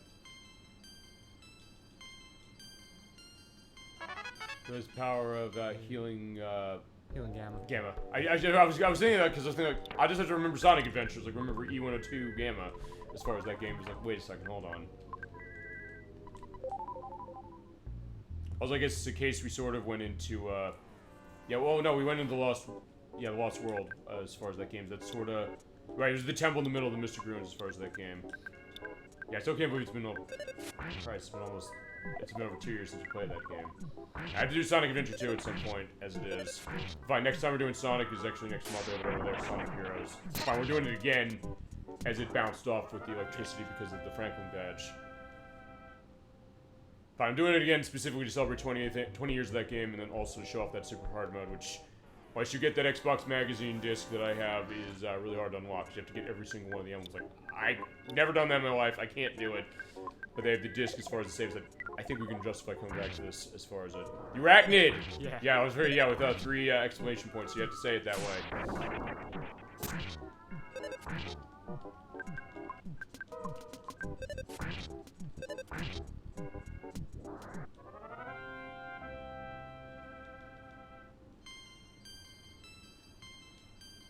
Okay, so yeah, in the middle is something we're gonna have to deal with, I think.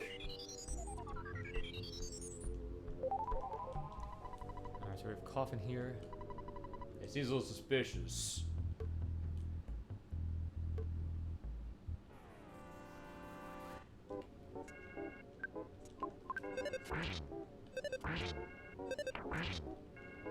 Yeah, so that's basically what's going on as far as... Yeah, he just keeps doing that. I mean, they're not learning, but I mean, in that case, that's fine. Fine, fine, they're each different ones. They don't know. They don't give the note to the other room or from the other room. So like, yeah, they're packing a reflection.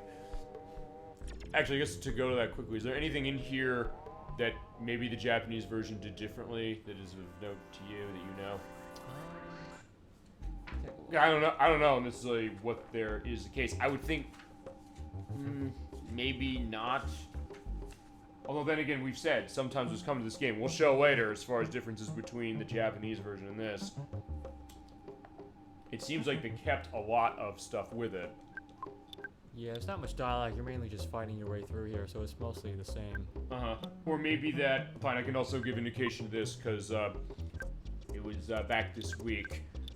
Yeah, it was back this week. They did unveil or release for digital rental, I believe, EarthBound USA, which is a documentary about this game. I don't know if you've seen it yet. I have not yet, Yeah, I haven't either. I'll have a link as far as where you can rent it, as it is in the link list, because I did that with GoldenEye, because there's a documentary that came about when we played that game last year.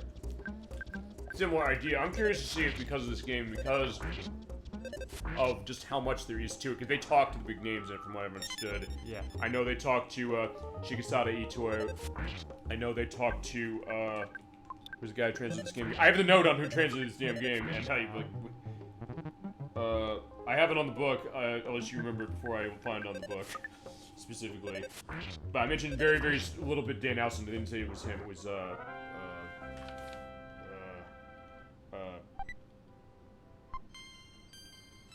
Marcus Lindblom. Well, Marcus Lindblom. Marcus. Yeah, because they do say they talked to him. They talked to, I believe, a lot of people from Nintendo Power, and also who also did a lot of translation stuff for Nintendo. I think it was Gail Tilden they said they're talking to as well. As far as it, so the question, what is the idea of this game? The fact is we're coming up to 20 years of this. Oh yeah, 30 years of this game. Next year, technically, because of the Japanese release from 1994. So yeah, we're gonna be celebrating 30 years of EarthBound somehow, as far as it. The idea that, because there's so much to this as far as where the fandom of this game really came from, how it really garnered the following that it got, and I get it completely, and I'm with it now, especially after you've helped expose me to this game the way that you did. Just the idea that there's so much to kind of dig deep into on this. We've got a Pharaoh's Curse. That, yeah, you understand exactly why there would be a case of a lot to talk about as far as it. Even when we go further in this game, because there's going to be a lot of stuff that we've been seeing. We've gotten great discussion out of this game as it is so far. But as it goes, it's going to be even more. I think that's really what took me back, honestly, on this game. I knew that there was feasibly a lot to this, but it's also, it seemed, and we ended last part with one of those parts, which is what Pooh's training was. So they said, okay, this game really is hitting on stuff and going in directions with itself that, even to this day, I can't think of many other games that are doing quite this. The only other sort of analog I can think of, sort of, kind of, but even then it's not exactly the same, and I'm pretty sure the people who made this cited this as an inspiration, I believe. Undertale, I'm going to assume you played that? Yes. If you're an EarthBound fan, I'm going to assume you played that, I have, yeah. Feel free to indicate. Also, fine, the other tale of that was when I was showing the demo of the Japanese version of Jet Force Gemini, which they did launch on Switch Online the other day for Japan's service, I should say. You have to get that 18 and over app to play it in GoldenEye from Japan. You mentioned the idea of the potential genocide run. At first, I thought this. Wait a minute, that's an Undertale thing, so I assumed that, as it was. So I'll figure when we can do that for Jet Force Gemini and how it's gonna go, because we have to rescue all the tribals in order to 100% that game, as it is. Fine, I guess going back to Undertale, what's your take on that then? Yeah, it's a cool game. I enjoyed it. There's a lot of like secrets and hidden stuff to find, different paths you can take throughout the game. It's a cool game. I have it on the PC. What did you play it on? PC, yeah. PC as well? Okay, so fine. PC Brothers on this one. I liked a lot what I played, but it's also one of those things that I should probably play through the game as it is, and same as far as the idea with EarthBound. The idea of getting to that, like, with EarthBound, but of what I played, I really liked. As we're dealing with the Guardian General.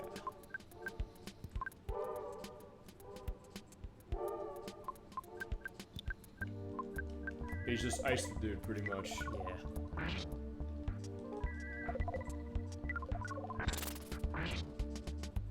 Good job.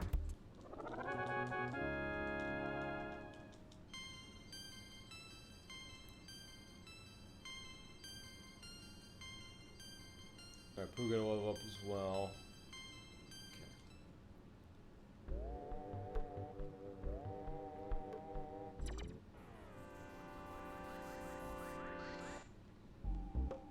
Okay, let's go ahead and paralyze these guys. I'll just paralyze him. You can paralyze both of them for this. Is that gonna work for it? Yeah, you can actually. Yeah, I think I will do that for this. So we'll use a paralysis omega. Get both of them at the same time. Awesome. And there's Nocturne playing Xenoblade Chronicles 2. You played second. You said you played the first one last time. You played the second. I've played some of the second one. Some of the second. Yeah. Okay. Because remember, when we run online for Switch, it'll basically pull anybody on my friends list as far as it to say, like, what are they playing. The only time it hasn't done that has been the Pokemon Gen 9 play, because I've deliberately been offline for that. And we're going to come back to that next year at some point, as to figure out how the schedules are going to work. As far as when I'm going to do that. And also, I got to do a couple things on that. A, I got to get a sense of when I'm getting close to the end of the game, because I'm blind playing that game has been. And I then also have to connect with Edwack and Nikki saying they're going to be in on the finale on that. Well, the finale of the story mode, I should say. And then also, I actually need to do a licensed content check on that, I think, because from what I've understood, I think it's because it's been well publicized its way. The end credits song for that game is done by Ed Sheeran, and I don't know if it's something that he did specifically for this game specifically, as far as, fine, it's not something that's being released by a major record label. If it is the case that's like that, I'd have to mute the game. If not, I'll do it. Basically, I think what I'm going to have to do is I'm going to have to try and get access to that song somehow. Just attach it to an edit for something, upload on the YouTube site, and just see, does it give me a content question? Because if it doesn't, we'll be fine. If it does, I feel a bit muted. Okay. I think. I'll find out. I don't know. You played the new Pokemon game or the newer Pokemon No, game I haven't. yet? Okay. Yeah, because the DLC for that's coming out in, I think, 11 days, I think, is the second half as far as what that's specifically looking like. Rain pendant. Okay, the Rain Pendant. What does that do? That will protect you against freeze. Let's see. We have the Flame Pendant on Jeff. I think the Rain Pendant has the same amount of defense. Okay. It does. Okay. We'll probably put that on Paula. Okay. I guess anything to feasibly make sure you can cover up a status is going to be a good idea. She has the Crystal Charm though, which is pretty good. Let me just see if which is a better option? knowledge.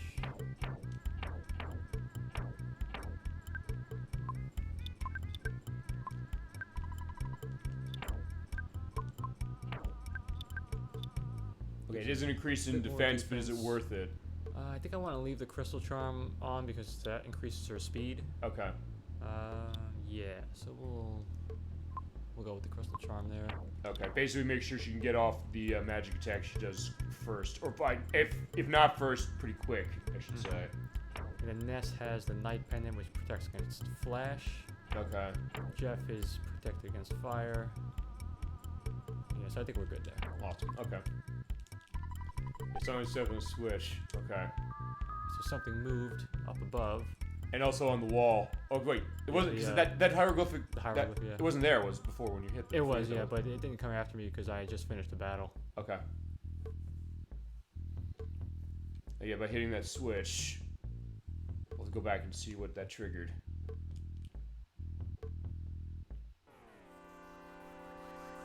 Well, enemy's waiting for us, but yeah, we got the... See, it's funny, we did technically get the surprise attack on them, even though they were waiting for us. They weren't expecting us to walk in the room, I think, when we walked in the room. So maybe that's the idea, like, yeah, we're gonna get them. Yeah. And then there's like, yeah, I wonder how the weather is, and then just like, they run in, Ness runs into us, like, oh, yeah, like, we didn't expect that.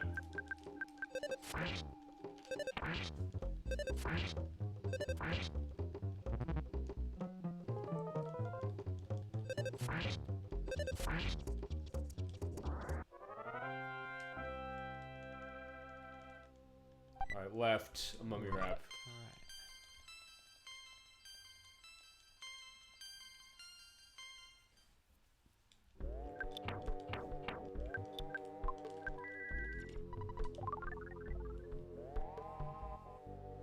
Alright, so up the stairs, I think we're gonna see what that triggered. Yeah. Well, until we obviously fight that thing. Okay, yeah, that was interesting. I'm looking at that. I get the sense if you're gonna run into back attacks anywhere, it'd probably be here. But it seems as if, in a lot of cases, because of the way Jeff was positioned, you were able to avoid that. Yeah, but actually, these hieroglyphs cannot back attack you. Oh, they can't? Yeah. Why is that? I guess because they're designed to pop out as you walk past. Yeah, I'm pretty sure that's the idea. Yeah. Okay. Though it did look, I will say this, I mean, I think we've run into this a couple times, which is that because of the way your other party members are positioned when they attack, it sometimes looks like you might be getting back attacked just because of it, but that avoids it, I think. Yeah, because it works based on because each individual character has a hitbox instead of just like the whole general party. Which I think is interesting. Yeah, so if an enemy hits like the front of Jeff, it'll be a back attack on the enemy. Right. But also it's a case where fine, because you have multiple enemies, sometimes seeing, I think, when you're moving around, you'll move around very specifically, because then you can avoid that just from the basis of, yeah, it looks like it's hitting Ness or Paul from the back, but maybe because of Jeff and Pooh bringing the rear that way, you can say, like, fine, no, we can actually get a surprise attack, potentially, or at least avoid a back attack, which is just saying they don't do it here because of, I guess, they're gonna come out so much. Yeah. So if nothing else, I guess it's something that they'll at least give a sense of, fine, you're not gonna run that too much. Alright, so at least we got some more level up going on. Okay, so we see the coffin has moved. So Alright. Jump down. And here we have something. Let's take it. It's the Hawkeye. Awesome. Alright, so we will use that to illuminate the next area. Awesome.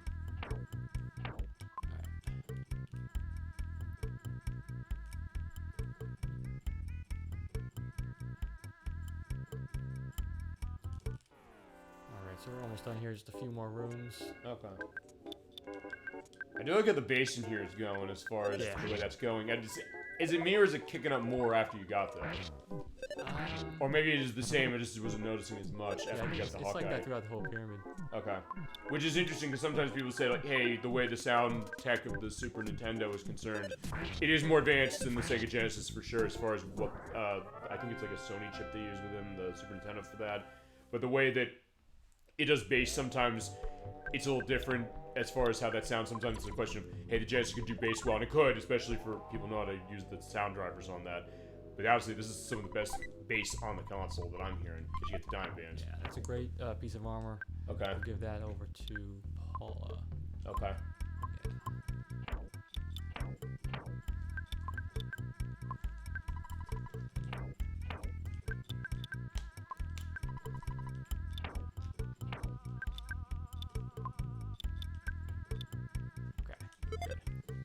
Okay, what does the Diamond Band do better? So it's more defense. I believe it increases any other stats. Is it defense just buff? Defense, yeah. It's, in this case, it's strong enough to justify it over the speed boosts. Well, yes, no? Well, for this, we replace the Platinum Band. Oh, so we still have the Crystal Charm. Okay, fantastic.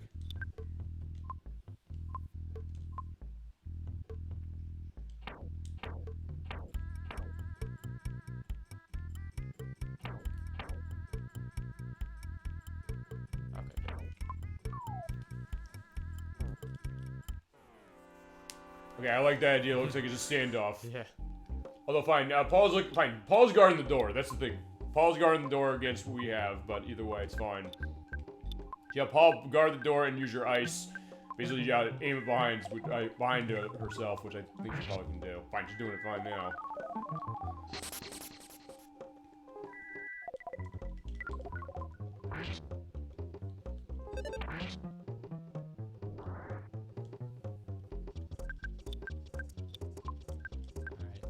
Pooh, you can have some water. Okay. Store your psychic points. Your water will only work on Pooh. Okay. It's a good way to heal his psychic points there. I guess it makes sense also, I guess, why he would. The idea that, because I guess of his monk background. Monk, yes, is that right? Yeah. Monk? Okay. I just want to make sure that I was right about that. The idea that, I guess he'd probably want to... I don't know if... I guess the other stuff wouldn't necessarily be within his potential Zen lifestyle. I guess maybe trying to be holding his well-being or fine. I don't know. Maybe the idea of like being off as far as his training. The idea of kind of reflection of that a little bit. Yeah, I guess that's why he doesn't eat, regular food. It's like that whole asceticism thing. Yeah. That makes sense.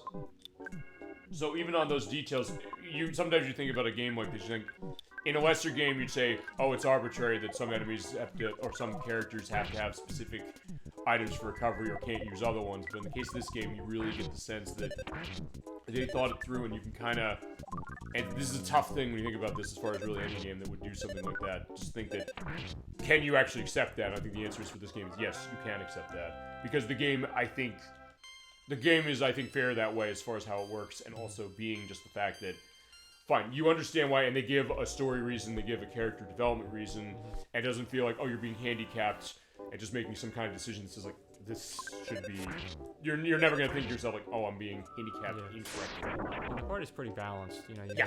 Exactly. Yeah. Yeah, keep going. Feel free to go more into that as you want, as far as how it is. Yeah, you got Paula, basically your black mage, Ness, your tank with high HP.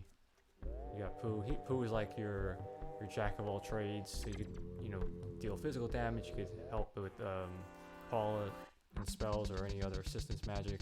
And then Jeff is like your technician or your special character who can use items unique to him. Right. So yeah, they work as far as gameplay, but they also work as far as complementing themselves as far as characters. So it seems like, yeah, this game really, for a game that you sometimes think that, well, maybe the potential thought is like, is this game weird for its own sake? But it's like, no, I don't think so. But also they really thought it through. You can see that, well, yeah, stars were told, I meet you here, for we have Starstorm. So yeah, for a while you have to leave. Yeah, so Pooh's gonna go away a while to train and study the Starstorm ability. Okay. Once I learn, I'll meet up with you, okay? Trust me, I'll see you again. Now turn to reuniting your group of faith and wait till the time comes. So yeah, for now we only have 3 members. Again, okay, I was saying, they delayed as far as when that went off, as far as when the red element came through. Okay, this is also what I was thinking of, because it's like, hey, we're going to somewhere semi-soon. They said, hey, we want to try and get the teleport working. Fine, I tried getting it work there, but I was also trying to just run in a straight line. So I'm kind of curious then, since we don't have to run in a straight line, as you showed, if it's even possible to do the teleport out of there. Well, I'll bring it up when we get there. And since we don't have Pooh anymore, you don't have his second teleport spell, the one where it kind of goes in a circle, so you do need to have a runway feasibly or a road to be able to manage that, or be able to control well to avoid it feasibly. I think you could probably manage a teleport alpha here. Uh-huh. I'm not going to try it though, because if we do fine. leave and come back, we would have to go through the pyramid again. That's fine, yeah. Yeah, I'll bring mention to where that element was specifically. I wasn't sure. Dungeon Man, Strange Tower of the Northwest. I take this key, I don't need it. So we got the key to Dungeon Man. Okay, key to the tower. And we got a phone call. Sorry to bother you, bro. It's Escort Express. Right, okay. Okay, what's this? So Pooh was holding the Hawkeye. Right. That's an item that we need. And so the game knows that, and it's putting it back into our inventory because we're going to have to use it soon. Mm-hmm. Well, I could help you out and your friends. So we'll get a delivery soon for that. Okay. Which, I think you did mention, I think it was last time you mentioned that, as far as that could happen. So, we are able to show that happening specifically, so I'm glad to see that. And also, to give a sense that, fine, they thought the design of this game through, saying, like, okay, we're not going to get you in a case of... Well, I can't really think of RPGs that tend to get you into an unwinnable situation like that, off the top of my head. The only case I always pull this one out. Possible Machine 2, I'm trying to remember... I think I always get this wrong, and in the edits I'm gonna say to myself, like, it's one of these specifically. It was either on the Atari 7800 or it was on the Commodore 64.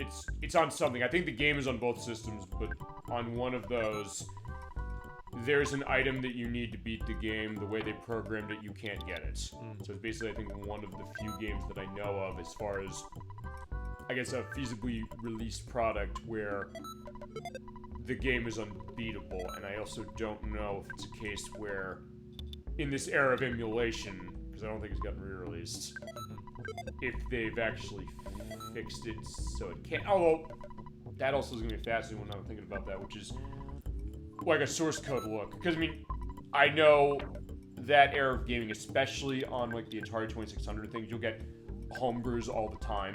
If you're familiar as far as the homebrew scene. Yeah.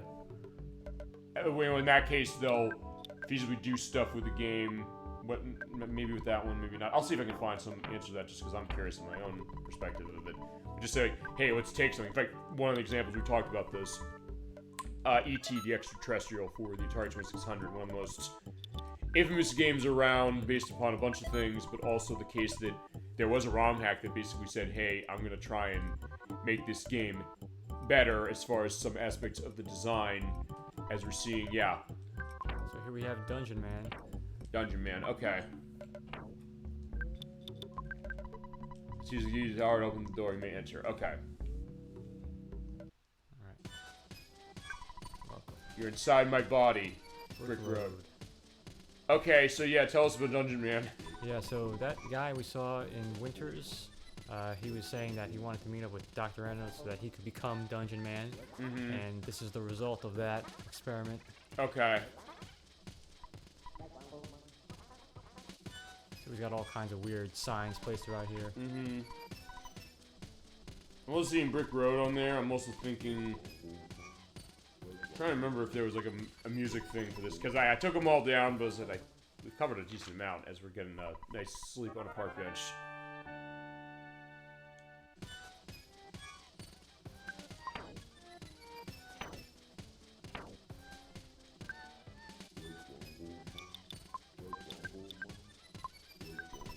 Okay, so yeah, how we're going to be handling, or making him to be, Dungeon Man. Yeah, so we'll see him later. He's, when we get to the top. Okay. He's essentially merged with this dungeon. Okay. It's kind of weird.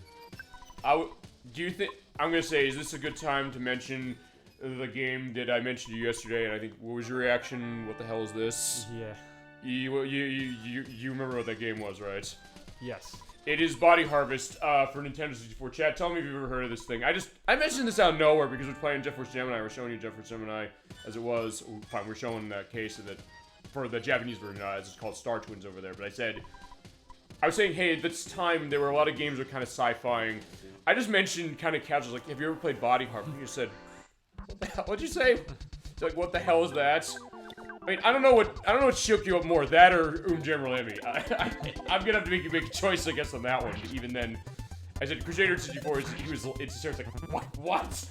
And I said, it's a real game. He's like, how do you think? He was like, I don't know how to answer. Like, okay, first the concepts. I was like, fine. Then the game, which was an early game by DMA Design. The people made Grand Theft Auto 3 and Vice City and Manhunt, and also Lemmings. Yeah, I always love to pull that out. Saying the people made Grand Theft Auto, made Lemmings, but they also made Body Harvest, which tend to be this game, it almost is like an open world take, honestly, with like a lot of like alien elements going on. And I did look from yesterday, I said, how expensive is this game? No, it's like 20 bucks. Not even. So I said, fine, if we want to do our DMA look from Nintendo 64 with that and Space Station Silicon Valley at some point, that's going to be an easy pickup. But fine, I don't know, is this the Body Harvest case, unless, fine, the idea of it, not the game. As it was, which I find. I guess they were making Body Harvest when this game was coming out because it was 1995 when they first announced it, and that took them like 3 years to get the game out.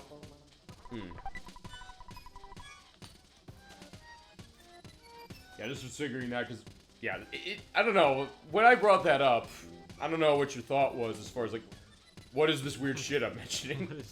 Because I mean, that was your case when I mentioned, actually, no, I mentioned this on a show specifically. I don't think I mentioned it since you've been here, which was when I just read as a random description of one of the levels in General Emmy for the PlayStation, and you're like, what the hell is this? And I showed you. I think what you said. I think quote you entered the dark side of gaming. What'd you say when you saw the parade of the expectant parents? Yeah, this is the dark side of gaming. And then I said to response like, no, that's Parzora Ties, which is out next week, by the way, as far as its digital release.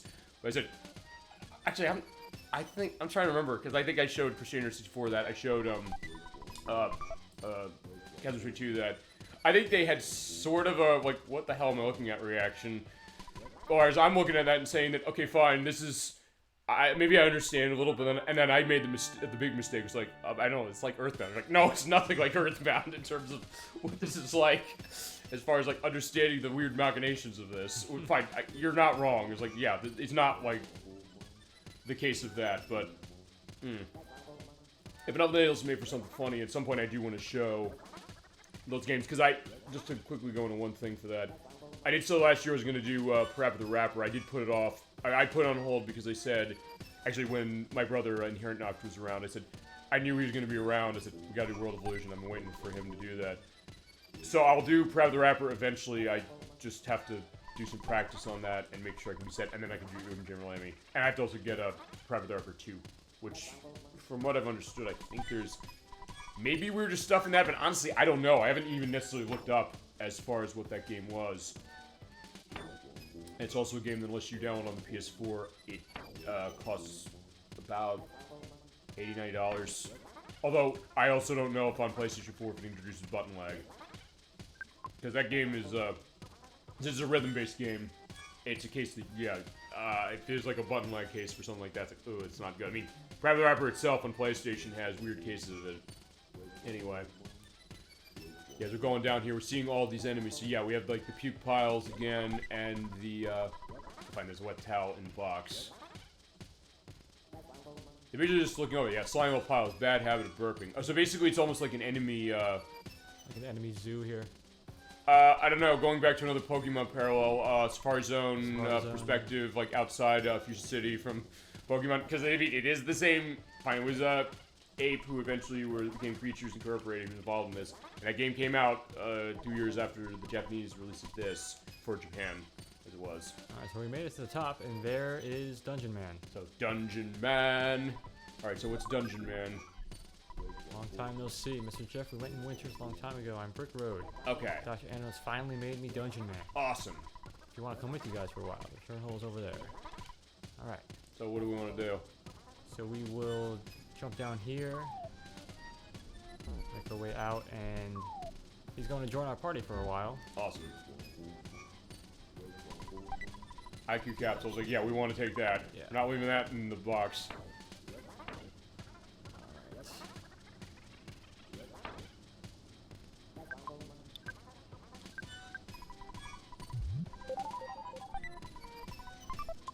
Yeah, anything IQ, toss to Jeff, especially now, 'cause we probably should be getting close to being able to get that heavy bazooka. We're at 43. I think we need, I forget if it's 40, 42 or 45. Okay. We're almost there, if nothing else. So we can see it if we get it. We get to a case of going to a hotel, but then eventually get it later if we can't get it right now, or whenever we get to the case of that. Alright, so there's some old favorites: the Worthless Protoplasm, the record, the Mystic Record, and the Scalding Coffee Cup. Yeah, these are the same enemies we bought in the Foreside department store. Okay. So in this case, even do they have the same stats as well? Yes. Okay. So in this case, it's not going to be any issue.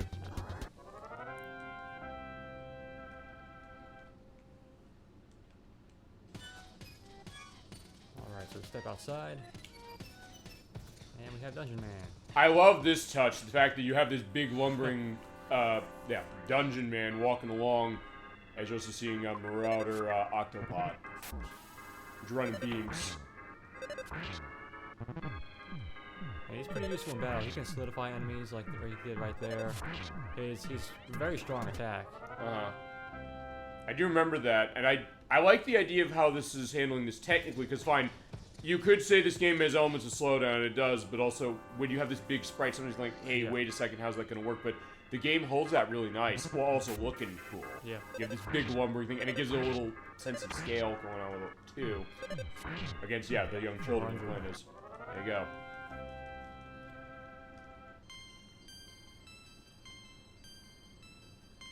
That rocks.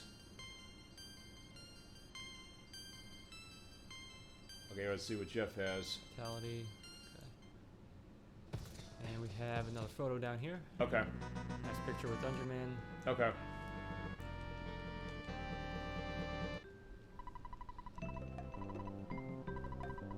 I do also like the idea that I guess so dedicated to his craft, cameraman is, that he's not necessarily going to comment on the different things he sees. Like, fine, I got a job to do. I got to take a picture of this, and then we'll go through the memories, or we'll have you remember it as it is, based on what it is.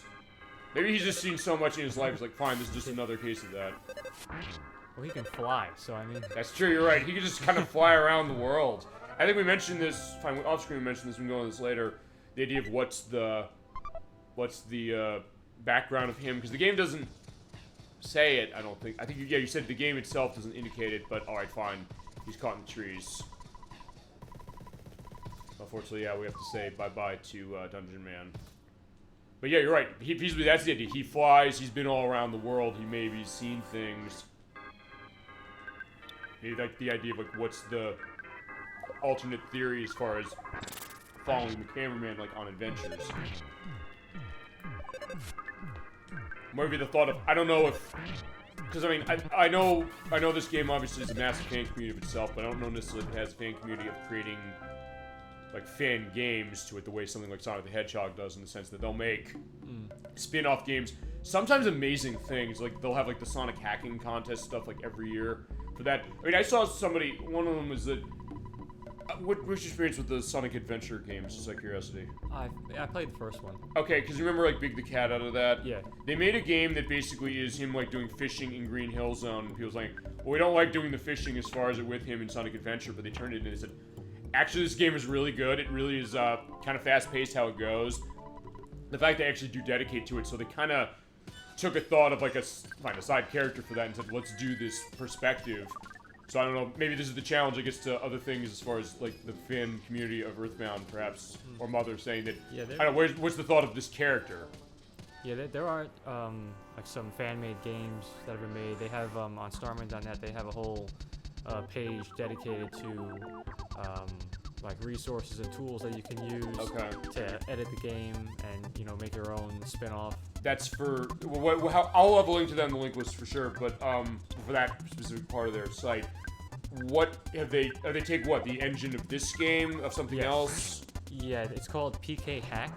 Okay. And it essentially allows you to, you just load up a ROM into the tool, and you can just edit any of the game's assets. You can rearrange the map tiles, basically do anything you want.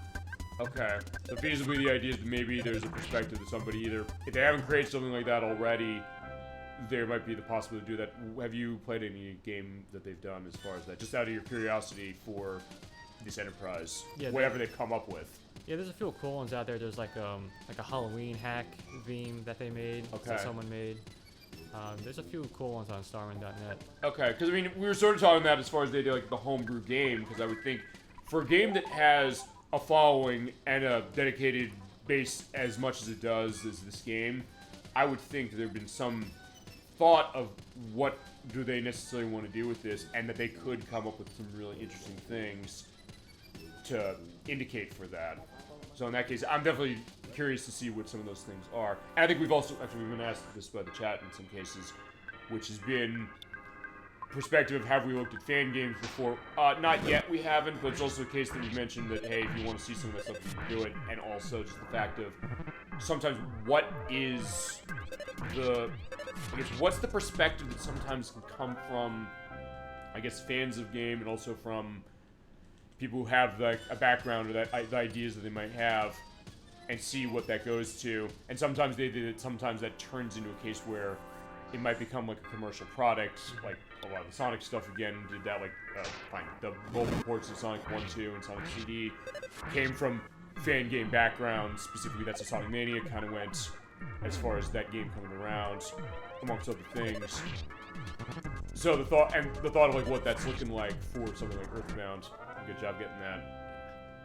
Unfortunately, in the diamondization case. Yeah. So yeah, at least you're showing this. Like, yeah, Paul's getting her time to shine. So yeah, when you have Ness diamondized, yeah, fine. It's gonna be Paula who takes charge. Yes. Oh, I guess then if it's Paula and Ness, then it would be Jeff, right? Jeff, yeah. So actually, yeah, in this case, this is also our case of showing that. Actually, I'll tell you what we did there as far as this happening. It turns out we've gotten a case now for this entire game where we're showing every single character as lead. Oh yeah, yeah.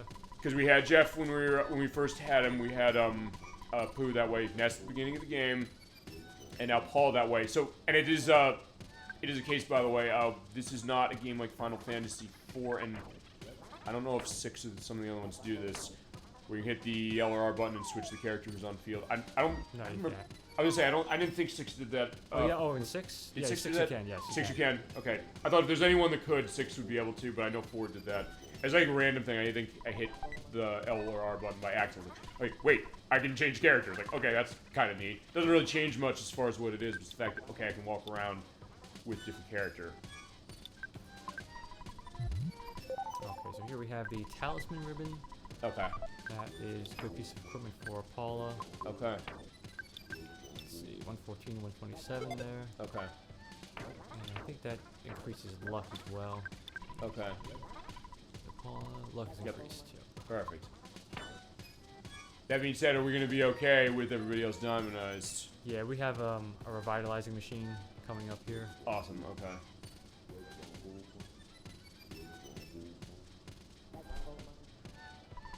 No problem. Yeah, only a few seconds before revives you like a good night's sleep. Okay, then they're all set. Actually, question: do you know if you were when you did the if you did the talk over to fine, there's the yellow submarine. If you do talk on the phone and call your father, does he? It's like, hey, you sound like somebody else. He might.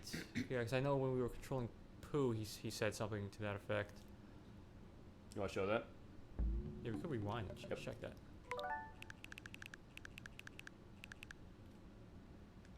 Yeah, thank God we have the switch on. That's the other reason we're using this version. Is that you know why you disguise your voice like that? Who are you pretending to be? Oh well, not a big deal. I suppose you just sense of humor at a time like this. I think that's similar to what. No, I don't know if he said exactly the same thing to Pooh. I'll have a edit down below saying was it the same or was it not. But either way, you're in good shape. Yeah, Ness, you do it. Yeah, fine. Yeah, it is Ness. Trust me, it is. So there you go. In a full seconds, you're set. Okay, so welcome back to everybody. And so we had the bike and another Beatles parallel of the old submarine. Yeah. Boom. Yeah, sorry, we're not into cookies anymore. Sorry. Abandon the cookie. Yeah, all right, bye-bye. All right, so yeah, Jeff, do your stuff. All right, so carried out the submarine that he made. There we go.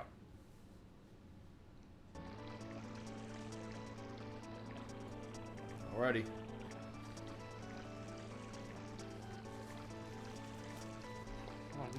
I was gonna say, yeah, snack break. So fine, in part 1, it was, thank you. It was, in part 1, it was brought to you by Milky Way. This part is brought to you by Kellogg's, Nutri-Grain bars, strawberry.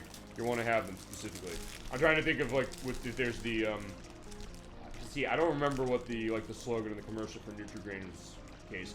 It was like Fig Newtons. I could say, like, a cookie is just a cookie, but fat-free Newtons are fruit and cake. It's like, people are like, wait, what? Like, fine, I grew up in the 90s, that's why I remember that. Fine. Sort of, as far as this game, but that looks like a sort of familiar face over there. Mm-hmm. We have a submarine. Now we're in the marsh here. Alright, so this is Deep Darkness. Deep Darkness, Swamp okay. area. Yeah. Alright, the monkeys are living here. They run in the forest. It's a free... Oh, this is it. Right, perfect. Alright, we got free in. We'll also see feasibly if... Broken tube. Broken tube became the hungry HP sucker. That's a good item, too. That will, steal some HP from every enemy. Awesome. Was it comfortable? Yeah, I guess you went in the trees. I didn't actually notice that when we first came here a few months ago. So we also have the bazooka and the iron. Okay, so it's probably, you mentioned 45, you said, as far as... Wait, is it only one item you can repair in the night if it doesn't repair at night? Yeah, so I can check just to see if we can do this now. Okay, so it's probably gonna be like 45, I think, or so. Yeah. We're almost there.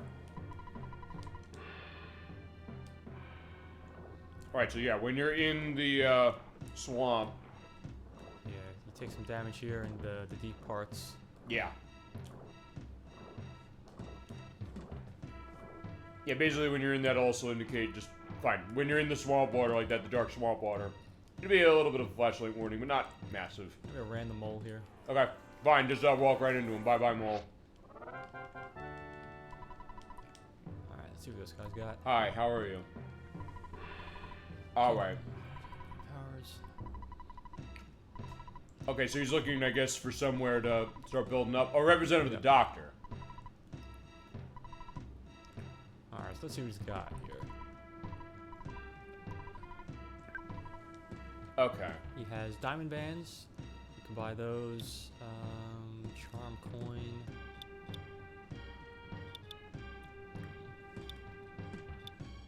Remember, what does the charm coin do?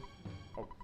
That probably increases your luck, but I don't think I'm going to go for those because I would rather have the flash and the fire protection. Mm-hmm.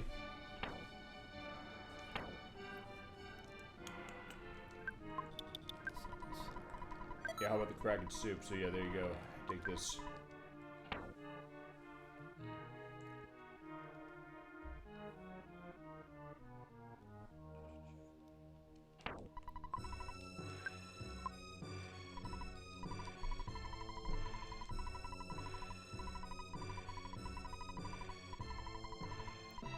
As you'd be, that means what? Is a healing thing for you or what? Yeah. Okay.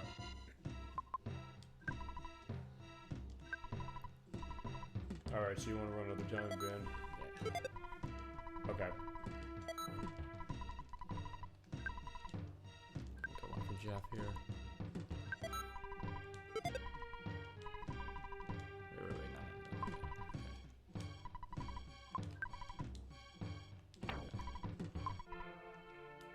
We got a doctor over here. Okay. Is this safe for us to talk? I guess it'll only recover you if you're hurting, is that right? Yeah. Alright, so here's Deep Darkness, as you mentioned. Down the Hawkeye, though, you're helpless.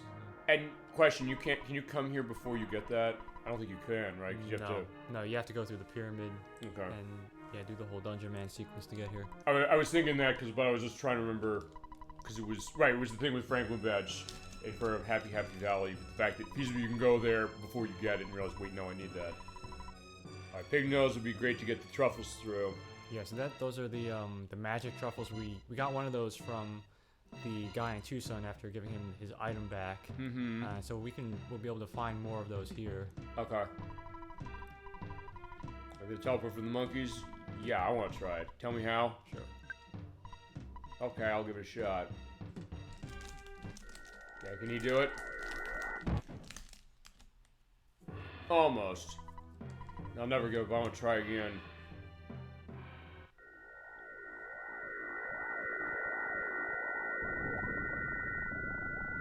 Off he goes.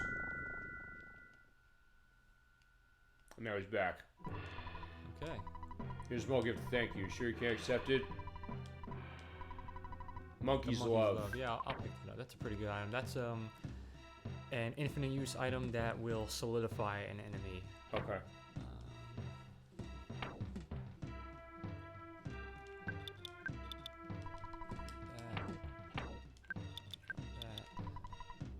Make some room here. Remember, what did the mummy rep do? That could also solidify an enemy, but it's a one-use item. Okay, so fine. This is a better case of the mummy rep, so in that case, may as well just. I could store the bad key machine. We don't need that anymore. Damn, I guess you're gonna have to make that call anyway to get the eagle eye. Alright, so we got the monkey's love. Used during battle. Okay.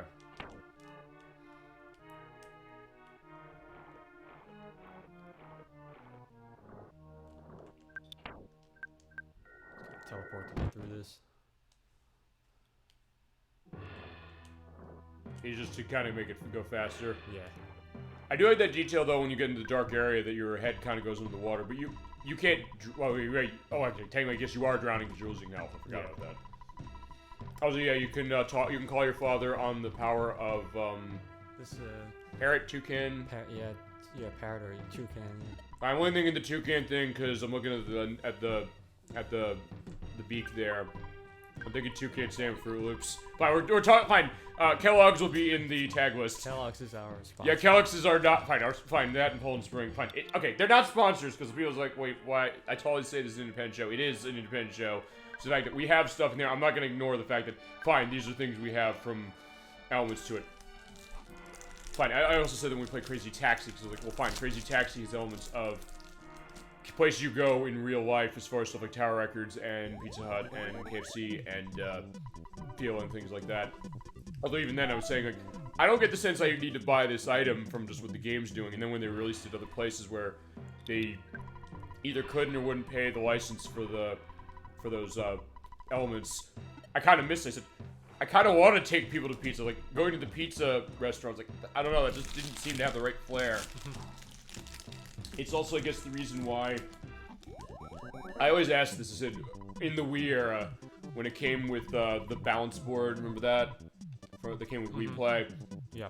The one game I was hoping that I could get a return of, as far as like porting, because there's like ports of tons and tons of different things. Including stuff I didn't know for years that like they did ports of. But one I was hoping they could do was, are you familiar with Top Skater? No. It's from Sega. It's an arcade game. It comes with this massive cabinet where you basically put...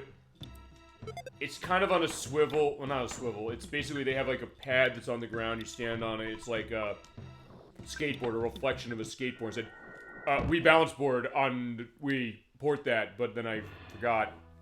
Wait, the game has licensed music in it, number one. And also, even the way the dialogue goes, so like, we're gonna bring you this round based on, or here comes this run of this skating area, I think they give a name to it, to the tune of this music and presented to you by Coca-Cola. They do say that in the dialogue, because I guess that was the perspective of some games as far as like some of the extreme sports stuff going on at that time, or even, I don't know if you're familiar with Jet Moto from PlayStation, because that game did something similar where, right, there's the, I think they have referencing to Butterfinger and Mountain Dew as far as that game. Okay. So it's, you know, it's interesting. I have Jet Moto 1, the first one. I don't know if you played any of them. They're very single track, the made Twisted Metal. They're not Wave Race, I'll tell you that for sure. It's not Wave Race 64. It's weird as far as how it feels, but it's interesting. You're basically, you're playing hover bikes as it is, going over like water a little. You do have this massive field as far as... I should maybe show that off just because, like, fine. We've shown a lot of stuff on PlayStation this year as it is, but just something like that where it's that perspective of that early era of PlayStation. But is it? Fine, you played Wave Race 64, that's definitely the better game as far as the two, but...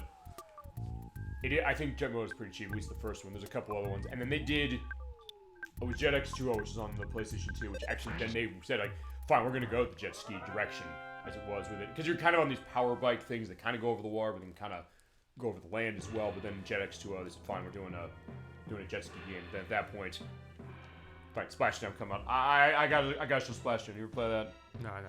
It's on the PlayStation 2 and Xbox. It's also because I have to mute music on that one because it is licensed music. But Jeff's gonna be in trouble. But in that one. It's Rainbow Studios who made it, they made Star Wars Racer Revenge, which is the sequel to Star Wars Episode 1 Racer. They made those MX ATV games, actually really, really good as far as the way their physics are, and they did with Splashdown. That game is pretty cool as far as how it is, but I'll just have to mute the mic. I'll have to pretend to, like, find the... Because they have All-Star by Smash Mouth on the soundtrack. I think they have all the small things by Blink-182. In my case, they also have You Got a Crush on Me by the Donnas. I was very happy to see that on the soundtrack. It was fine. I can't play that, so I'll have to put in a link list what those are. Alright, so yeah, we're finding the demonic Petunia. Yeah, see, it keeps coming back to the killer plants. We had that last week when we played... God, what is it we played for the Puzzle Showcase last week? The Deadly Plant?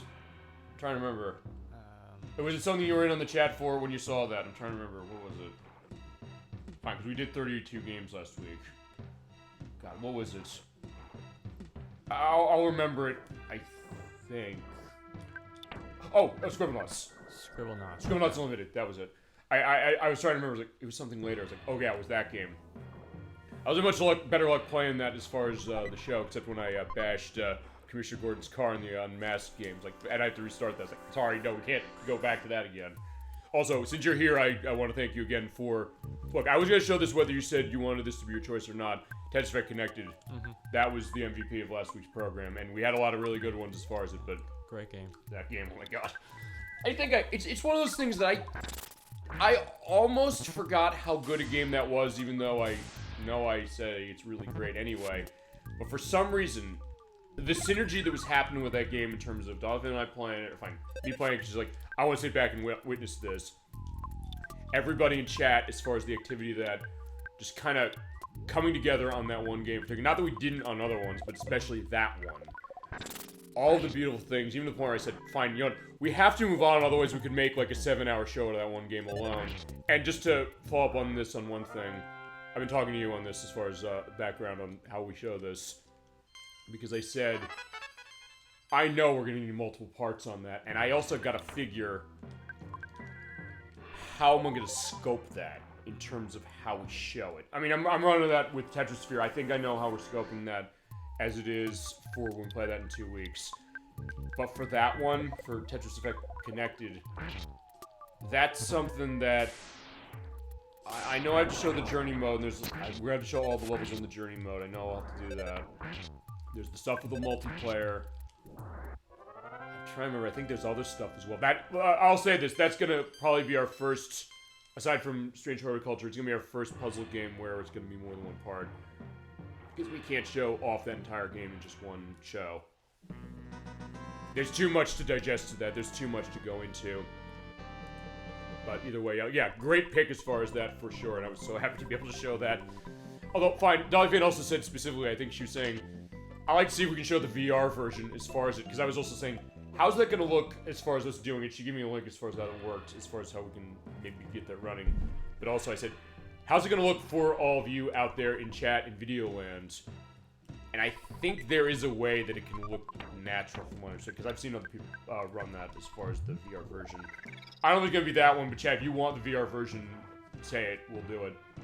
Or Confused would go the extreme way, so you show every version of the game that's available. But I only have it on the Switch right now, as it is. And fine, that's also a case of fine.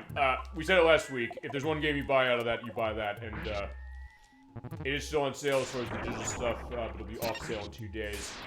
Or just buy it physically, because it's on everything. No system missed out on that one, and nobody should miss out. Even if you don't like puzzle games, go get it.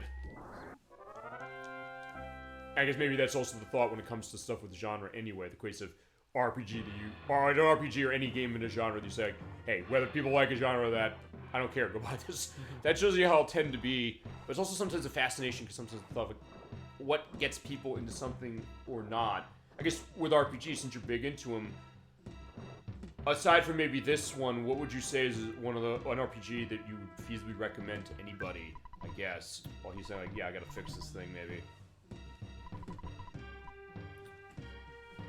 I've been playing Bloodborne a lot recently. How is that? It's a great game. That's the game. Isn't that the game that's by the people who made Dark Souls? Yes, from software. From PlayStation 4. Yep. Okay. Yeah, I was just trying to remember that was the one.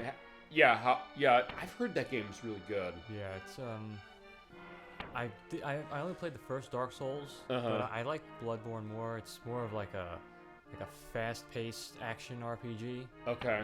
Yeah, it's really well made.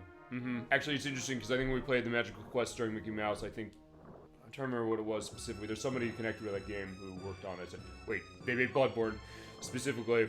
That is an interesting one. I guess that's gets like the Souls game that feasibly to recommend to people. Find that, or as I mentioned to the Crusader 64, he said, it's like, I played Stranger Paradise Final Fantasy Origins, which is his case. I bought that game on his recommendation. It's really, really good. Hard, but really, really good. And Bloodborne's case, that is one of a really interesting one. If you want to call Bloodborne, go ahead. Yeah. That being said, I don't have PlayStation 4 or 5. Soon enough, as the Crusader 64 said when we played Man of Medan, he said, you'll get that when the PlayStation 7 comes out. Like, no, I'll get it when the Silent Hill 2 remake comes out. That's when I'm going to probably pick that up, as it is. Yeah, if you want to call that, feel free to call it, because we've not mentioned. Although, also that question of how do we scope that one, but that'll be, we'll figure that. I gotta bring in my PS4. Okay.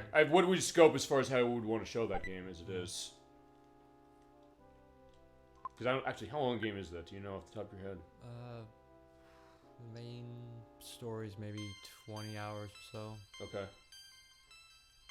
Well, maybe not that long. Okay. Yeah, we could figure that for sure.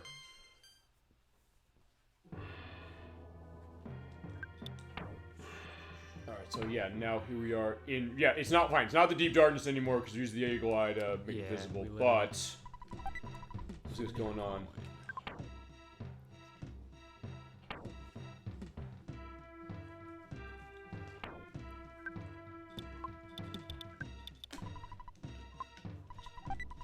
Alright, so here's the souvenir coin.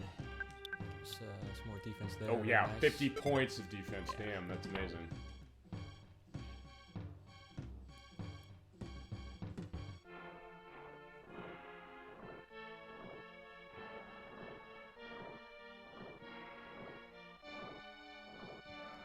Yeah, Trojan. I also love the sound design there. It's like Yeah.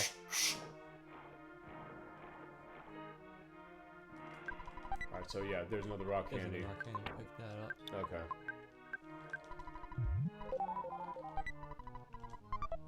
So nothing else, as I mentioned earlier, and you've mentioned this to me too, the idea that, hey, when you're in certain of these areas, it feels kind of like you're in them, and especially for a game going back that way, sometimes that's a tough thing to convey, especially coming to it years later, but yeah, this game does it.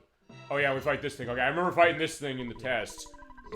Oh, remember Belch? Return of Belch.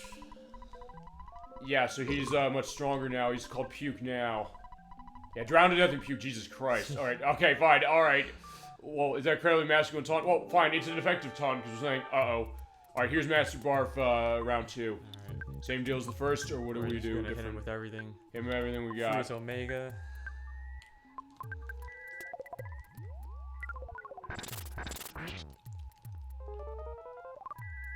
Rocking Gamma. Okay. Oh, look at that. Actually, I think that's less of a flashing light question on it than the other ones, which is interesting, but it just looks so pretty.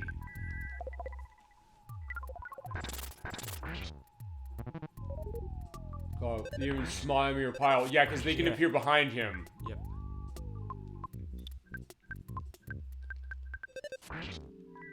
He still has the not Super Mario Brothers infused bass one in the back. Oh, Okay. Pooh's back!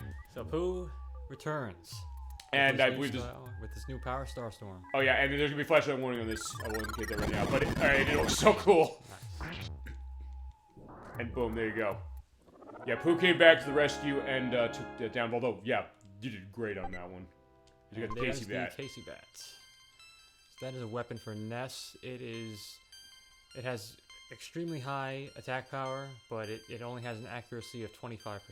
Okay. Right. We'll get into that when it talks to the stuff about No, actually, I think we showed that in the edit we did for the Sword of Kings thing. Because I said I want something that's gonna.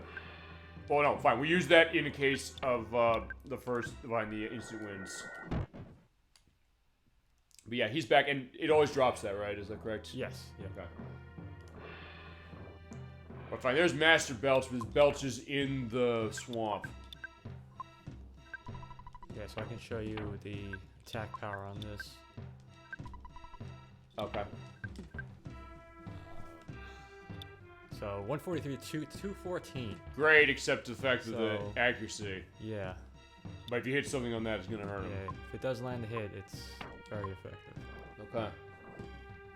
Or as we showed at the beginning of the game, technically, or these we have later, if you want to run instant wins on things in certain areas, I mean, fine. If you're doing Sword of Kings grind, Yeah. that's the way to do it. In fact, I even was asking for a while. I said, Oscar, how the hell am I going to do this? I said to you, I said, what should I use? And you said, try this. I said, you know what, that's a great idea. Because it increases, at that point, as long as you have an instant win, it doesn't matter if the accuracy's there, because it means that you'll be able to manage it, kill on it pretty quickly because of that. Alright, so there's the manly fish. Yeah, he does have the spear, but yeah, he's gone. Yeah, we're getting tons of level ups as far as how this is going really, really high. So, fine, I was saying, like, hey, are we gonna not... I don't know if we get to 99's max level in this game. Yeah. Okay. I don't know if we get there specifically, but we're coming closer than you think, especially for this part of the game, I guess. I don't even know if we were at this level when we did our test, or maybe we were. We were high. We were getting high. Okay, fine. No, Super Bowl Game Saturday have context, by the way, for that. But anyway, here is the, what are the name of these? The Tenda tribe. The Tenda tribe. Death Ray. Okay.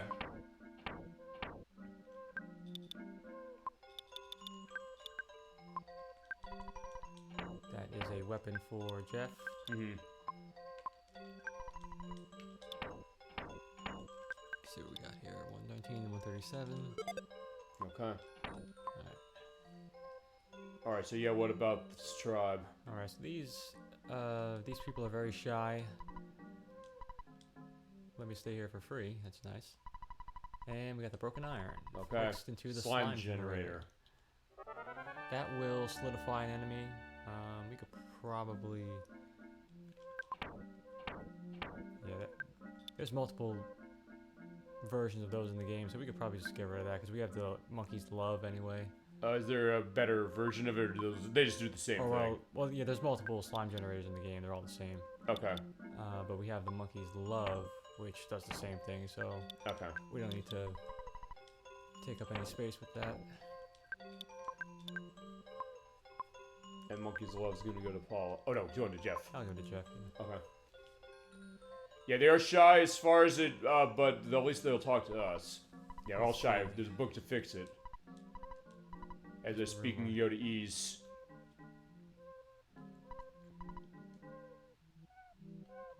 So I have to help them. Wait, I'm trying to remember. You and I were talking about this. Wasn't there some other game that has some aspect of the shyness to it as well? It was this, and I think it was something else. Am I forgetting that? Maybe it was just this. I'll try and remember that.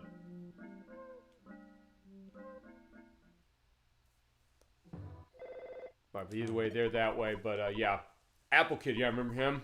Alrighty, so good old Apple Kid. He's now at Dr. Enot's lab, working on an eraser machine. Okay. But I don't know that. We'll see. That's a good thing. Uh-oh, something's happening over there. Alright. And here we have Here's Orange Kid as well. He's coming near to the end of his research on how to change a boiled egg back into a raw egg. Okay. The Apple Kid's missing. I thought we were overcoming shyness from him, but he's gone, and I haven't read it, so I'm not good at talking either. It's all your friends, okay? Alright, so we need that book to learn more about how to progress in this area from the Tenda tribe. Okay. So what does that mean? We have to teleport. We're going to Winters, see if we can save Apple Kid. Okay. I do love when they've returned. When I first saw that they came back, I said, okay, fine, this is kind of a little bit of a happy return, but also the kid's like, wait, something happened, we gotta figure what this is. And the fact that, yeah, every character, it seems like, that keeps coming back.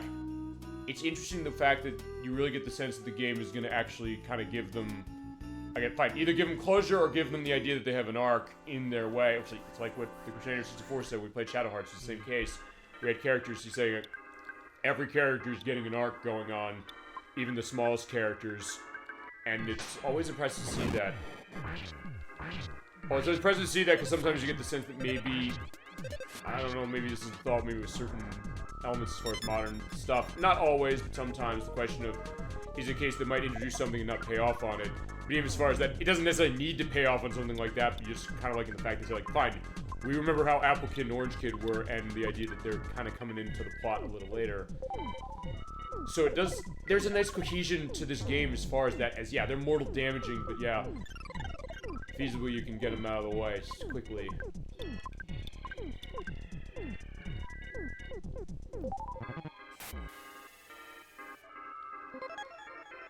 Alright, so Jeff fell asleep.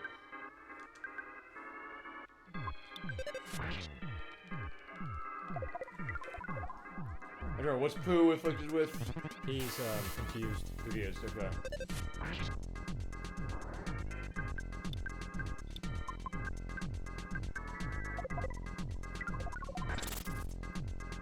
Such a shit.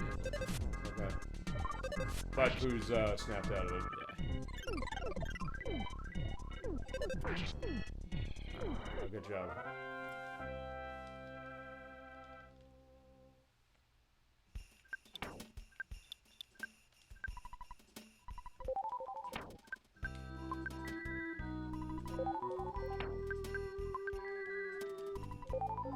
Okay, so yeah, we had to find out what happened to Apple Kid. He said, like, hey, something's happened to me, what are you doing? Because the first when I heard that sound, I kind of forgot that he got kidnapped. So I first said, wait, no, his adventure just went bad again. Like, no, things are getting serious now for him. Yeah, we'll take care of him, don't worry. Alright, so here's good old Bubble Monkey. Okay, Boat Monkey, hi. So you got more chewing gum, yes? Alright, so he's gonna summon Tessie for us, Alright. so we can get across the lake. Alrighty. Yeah, so yeah, they're kind of coming back that way, and yeah, I do like that. Also, I guess this is also another interesting thing, because yeah, Jeff knows who Tessie is. Mm-hmm. He knows who Bubble Monkey is, but everybody else doesn't. You just look at that kind of turn there as far as Ness is kind of like, okay, and there goes everybody else.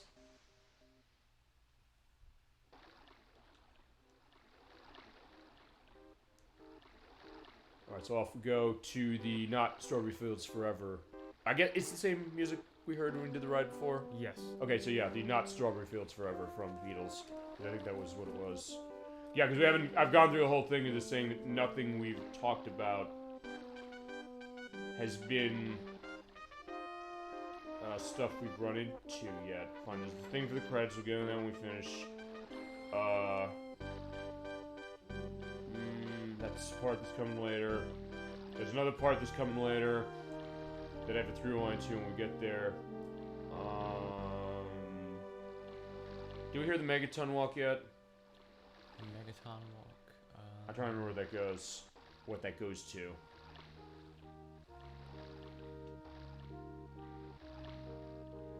I think that's in the final area. Okay, so it's coming later. That'll come later. I think there's three that come near the end. It's that. And then the cliff the time forgot that's coming way later too, I think. Yeah, it's kind of, there's three major areas near the end, and because we have the eraser thing, we can get through that. Yeah, those will come later. I think with only two other exceptions, I believe that's, yeah, I believe as far as that, it's everything we covered as far as the music, as far as where the parallels are, that are known. Because, I mean, we've come up with two that I still haven't seen necessarily documented, which was the thing for Flash from Queen that you came up with, and then the sort of motif of the Super Mario Brothers thing. I guess feasibly maybe the Phyllis theme from Animal Crossing, though that was years later. So fine, this game may predicted that, potentially, or it was just a coincidence, as we're seeing the Elder Bat. Or the Elder Batty. Yeah, this also might look familiar from part 1. Well, fine, hell, both parts, as it was, but, not intended. But, yeah, because you remember what that was about, yeah, we were going to be able to get something that we had here we could not get yet.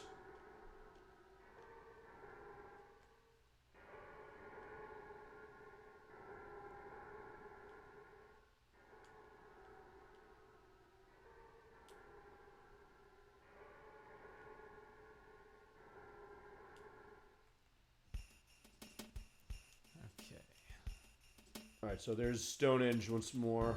Yeah, they're all having their congregation over there. That's fine. Yeah, the bears and the cavemen can have their fun. Yeah, back at the lab. Here we are. So let's see. We have the mouse here. Waiting for you. My master applicant completed the eraser machine. While he was calling you, he was kidnapped. He felt like this. Like a Solid Snake, I guess. Oh yeah, I'll have the edit of the sound, like the alert sound, which is fitting because I'm playing that in next month, as I should say. Take the machine. Okay. Alright, so there's eraser, and there's recovery. So now that we have the eraser machine, what's that gonna do? We can now get into the Stonehenge Starman base. Yeah. Oh wait, this is where the Sword of Kings is, isn't it? Yes. Okay, so alright, fine. We can give an actual explanation to what we showed before. Actually, fine. Okay, then this also goes to one thing, because I remember when we did that audio test, I said, wait, we were back at the cave with the... I keep forgetting the name of the race that's shy. What's the name of them? Tenda Tribe. Tenda Tribe. Okay, so I'll remember Tenda Tribe for that. Yeah, so I guess what had happened then is we had... Either we were there and we had... No, because we hadn't gotten the book yet, I think. And so basically we'd have to come here and then do this. Yeah, so at that point you use the eraser to get rid of those, we got rid of the pencils stuff as far as just the eraser, but eraser means you get rid of the erasers too. I was seeing, yeah, the aliens, yeah.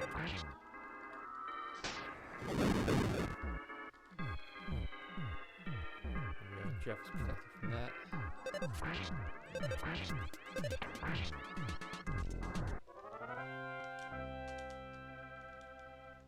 Alright. Fine, okay, this music is probably, or this, I guess I'll count this music. It's ambience, it's also music. Yeah. It's burning my brain because of, we're gonna see feasibly here. We'll go on that, trust me, we're not forgetting it. Fine, we're sort of seeing a little bit of a preview of what this is now. Also, probably the most, is this probably the most defining enemy in this entire game? Yeah, I would say, yeah. Yeah, the The Starmen. Starmen. Which I don't know.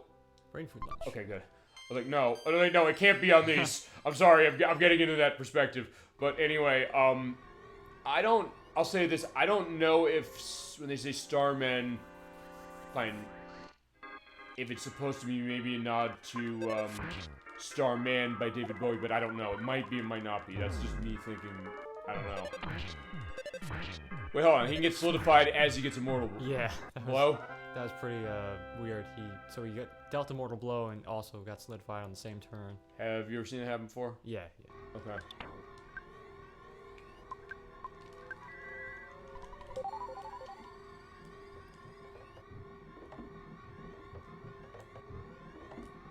Yeah, it is great ambience you're getting in here. Also, just the look and the color. I really like how the color works, and also it's kind of flashing and pulsating a little bit. So it's a sense of, hey, wait, what's going on here? It creates a sense of mystery, a sense of, okay, we've gone on this adventure so far for as long as we've gone, and it's also a case that, things are, you kind of get the sense of this great build going on. Fine, that's the whole game, really, when you think about it. It keeps kind of just building and building and building as we see the atomic power robots. Yeah, these things are annoying because when you, they can do that. They can constantly recover themselves with their, I was gonna say like arms. I was thinking maybe gas pumps. Like, no, that's not the case. When you beat them, they're like the trees. Yep. They blow up. So you have to mash that L or A button to get out of the way. Although I think it's, I'm trying. Well, no, the tree hits every target as well. Hits your entire party. It hits one party member, and then any party member that is beside them. Okay. Does it look like it hit everybody? Is this works the same way? Yeah, it hit. I think it hit Jeff, and then the splash damage hit Paul and Pooh. Okay. Yeah, makes sense.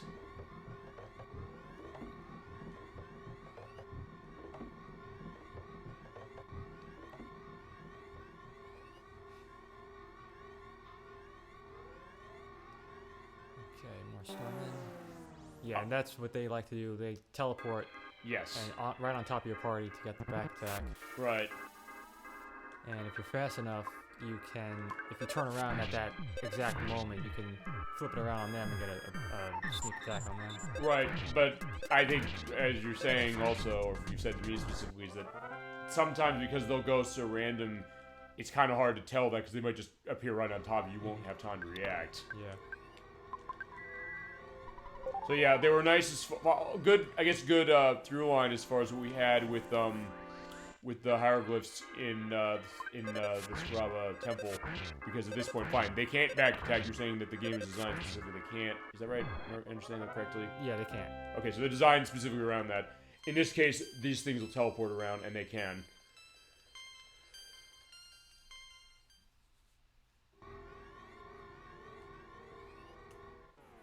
Yeah, so basically, as soon as you see that maybe coming out, yeah, like about, not fine. They're not about facing their side, turning the side. And the great spacey background for this in particular, and I don't think we've heard this battle music. Have we heard this battle music yet? Yeah, I think we have. Yeah. Okay. Oh yeah, you're right. Fine. Well, okay. Well, let me rephrase that. We've heard this in cases that have not been the grind out for the Sword of Kings, right? Fine, I'll take yes. Yeah, okay. This is where it's bad for this, because you have both the Starman and the Atomic Power Robot. Alright, there's Georgie playing Super Smash Bros. Ultimate. Yeah, we have to do some of the Smash Brothers on this program. I guess I'll start with Nintendo 64, because why not? But, probably, I've got to figure out how that's going to go, because I'm going to think people will probably want to see that.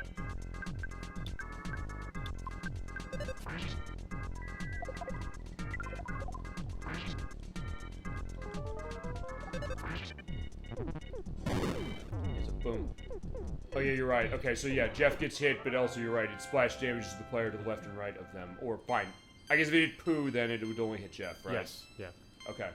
So basically, Paula and Jeff are probably the worst people to hit. As random who it hits. Yeah, it's random. Okay.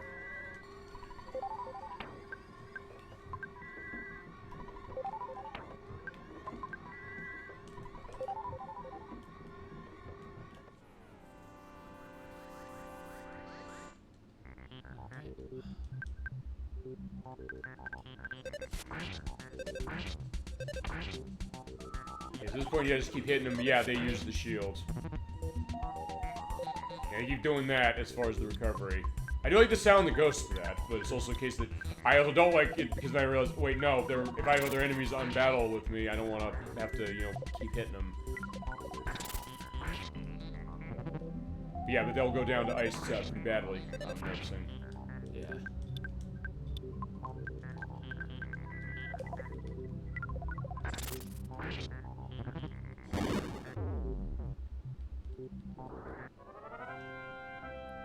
Awesome. Okay.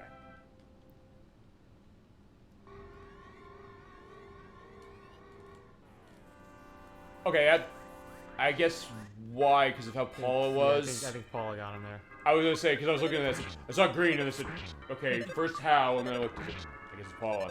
So, and I also like even that intro they give you, because along with being a nice, I guess, prep into that, hearing the dude, or the dude, if you get it in the bad case, it also gives you a sense of saying, wait, how that hit me, so how that position work?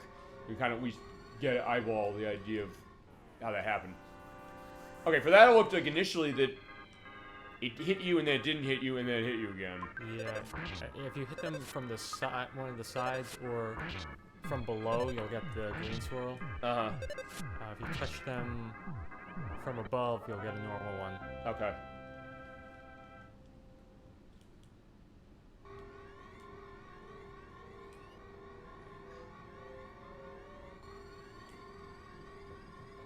Okay, let's talk about this. Yeah. You should do the honors. As a fan of this game, you need to be the one to talk on this. Okay. Yeah. So here we have the Starman Super, the keeper of the Sword of Kings. Also, it is on the box of the game. Go on. Yes. So the Sword of Kings is the only weapon that Pooh can equip. It increases attack by 30. It has a chance of dropping. It's a 1 out of 128 chance of it dropping from the Starman Super. So it could be quite a grind. Ideally, you would fight these alone, because the way that the game picks which item to drop is it selects one random enemy from the battle, and then runs the chance of whatever item it's programmed to drop. So in this case, the game might have selected the Atomic Power Robot, in which case we would have no chance of getting the sword in this fight. Right, yeah, because the Sword of Kings is only held, as you mentioned, by the Star Branch. So do you know what the Atomic Power Robot holds, if anything? I don't think he holds anything. Okay.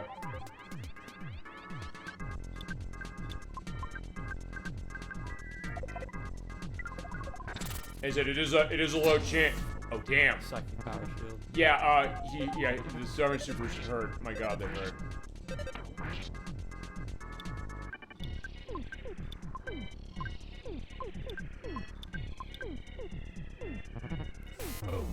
Oh, okay, wait, so she hit 0 and then immortaled her again. Yeah.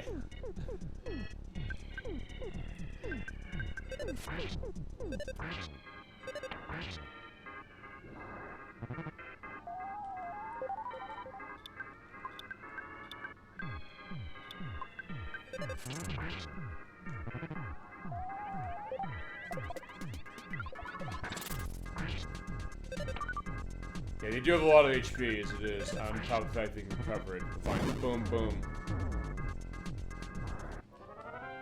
Okay. Yeah, he's not wrong as far as that thing with the Sword of Kings thing. I mean, I still can't believe the first audio test for that. The first time you were ever on the screen for this is Dad's calling. Yeah, he's like, I understand as far as what this struggle is. That, I get it. Look, I'm not gonna say we get another one.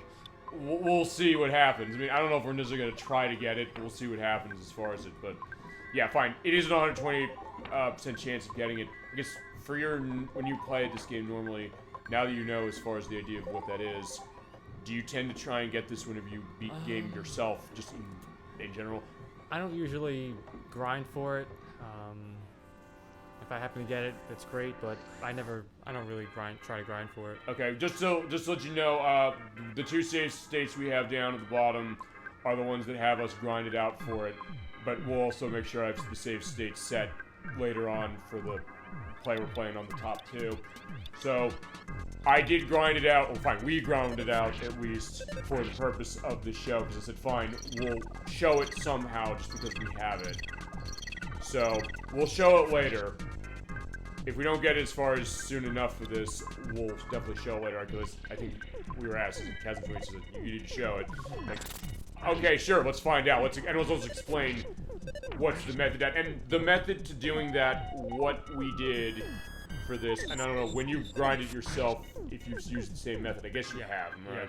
Yeah. Okay, because I asked him, I said, what are we doing for this? We were talking earlier, I said this before, scoping out games, scoping out what we want to do. It's like, what do we want to show? What our parts can look like in terms of how many months we need, all that stuff. So I said, we need to show this probably, we need to go into this. I said, what do we do? How do we handle this? And he said it specifically. He said, what you want to do is you want to make sure that the Starmen will, or the Super Starmen will populate on their own as much as you can.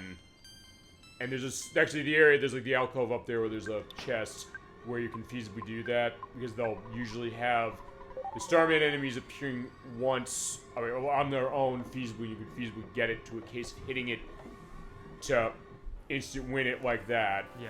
Without enemies coming over, because then that will basically mean that, okay, it won't pull the atomic robot over there. And then what you indicated, I think, and this was the case, I think that made a difference, is for Ness, run the Casey back, because then it means that. Because hold on, instant win condition is. Yeah, it's based on your leader's attack. It's based on attack. I was going to say, I thought it was based on attack. So basically, because the Casey bat is a massive attack, as far as Ness, put it on him. It doesn't matter that it's inaccurate, because it's inaccurate in the terms of the fact that you're using it in battle. So at that point, you'll pretty much be in a case of being able to get the instant win most every time, and then pretty much, as you've shown, make it so that you only have a Starman hitting you at once, and it's like, hey, it doesn't look like you're gonna do in a case like that. Move off screen to kind of get another set of enemies to appear, so you can kind of make it go.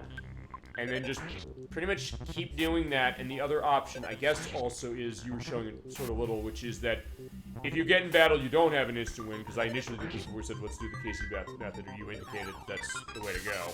I trust him 100% on this one. Now, fine, the games he knows, of course, any of them, but especially this one. I said, okay, the other thing you can do, if you're not Casey batting, you get in a case where you're battling thing. You can also see during the battle if the enemy has, it's any enemy, right? Yes. That it has that based upon Jeff's spy, correct? Yeah, so you can use the spy ability. If the game determines that an item will drop at the end of the battle, you'll pick it up here when he spies. Right.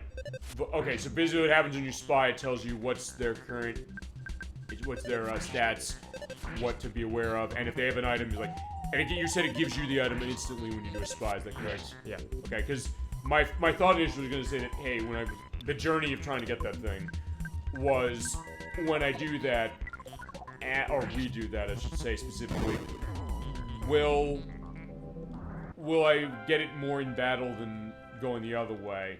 So I said, fine, I'll run spy just to make sure. But I never got in case where I actually saw really any item. Honestly, run spy for that.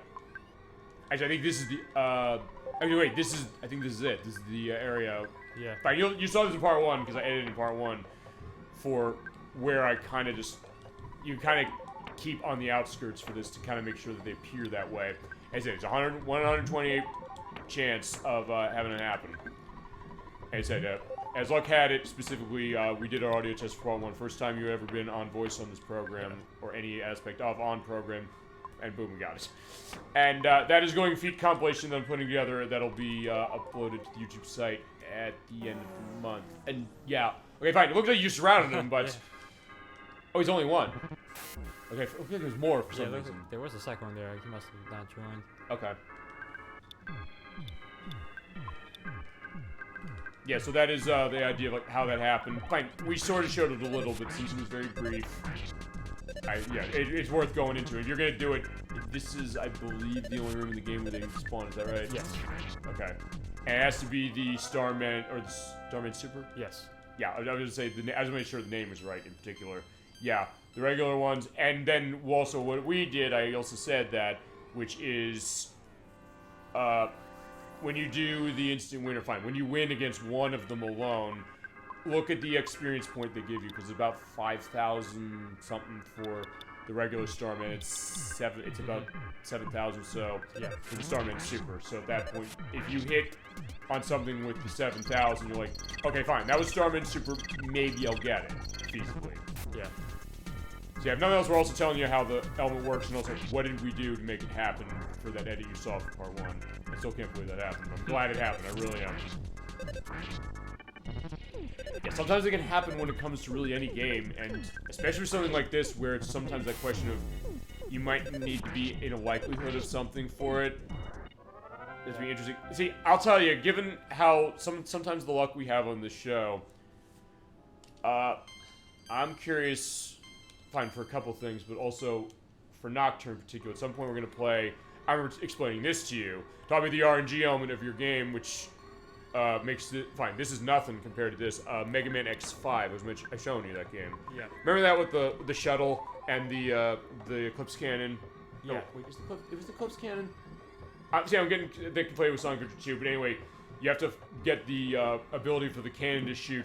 But I'm surprised you didn't go into like the Body Harvest, Jammer, everything on that, because I was like, by the way, how that works, we'll get to that when we play that game, or when she runs that one, which is going to be, you fight 4 of the Mavericks there that can give you parts to make the cannon be shot off, but they only increase your likelihood of hitting it, which I think is like 30-something%.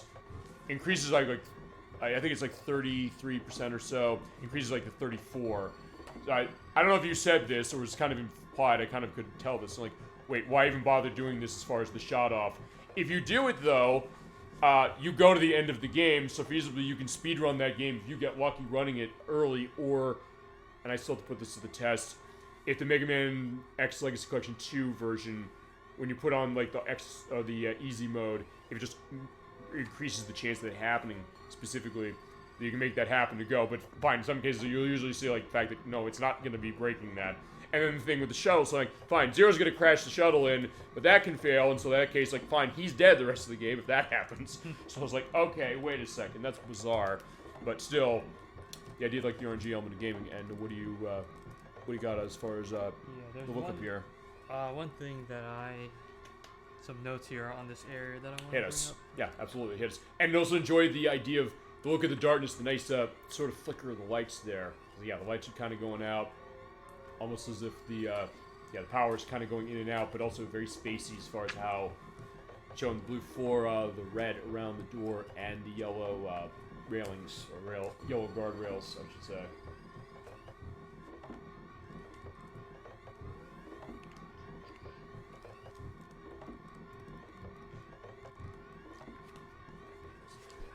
Okay.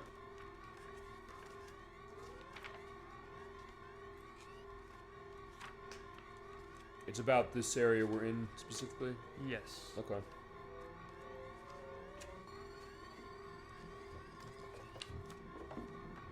Yeah, if nothing else, we're definitely giving this area basically the full due that we can give it. For a lot of reasons. The Sword Kings thing, of course. The fact that it has the character that's on the cover of the game. Fine. Ness is on the cover of the game inside, like, the visor, specifically, of the Starman Super, but that's the idea. And then now also for this.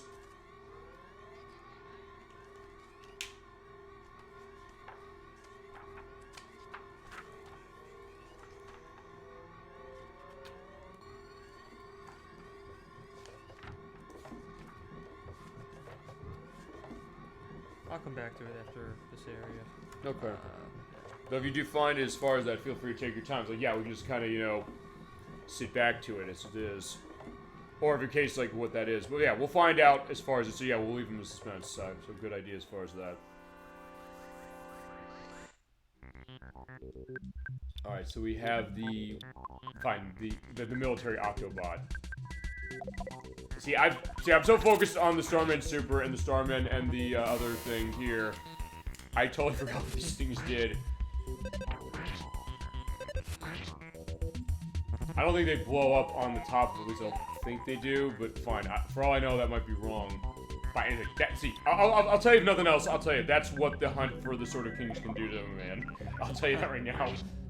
But I'm glad that we did it as far as how it was.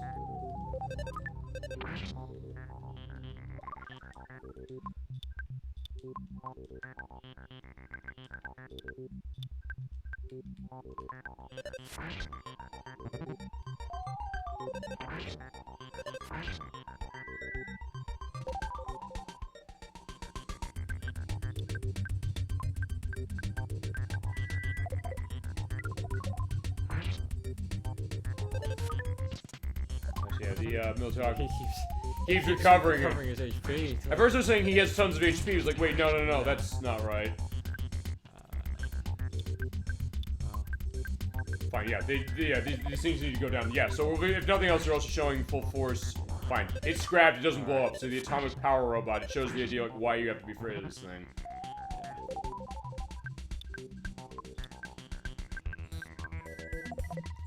And actually, I'm curious about this if you know this, which is fine. It kept recovering it, but is it like something like Super Mario RPG where it can recover, but does it have like it can't go past the HP of the enemy it uses on this game, can it? No, it can't. Okay. It just, I don't know, it feels like it does that more in this game than it does in that, but maybe it's just me. Alright, so there's Broken Trumpet. So yeah, another thing for Jeff to fix.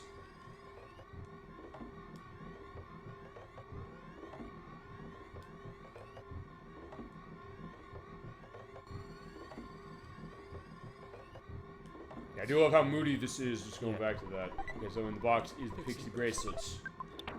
What do you want to do with this thing? Yeah, we'll put that on Paula for the defense. Okay.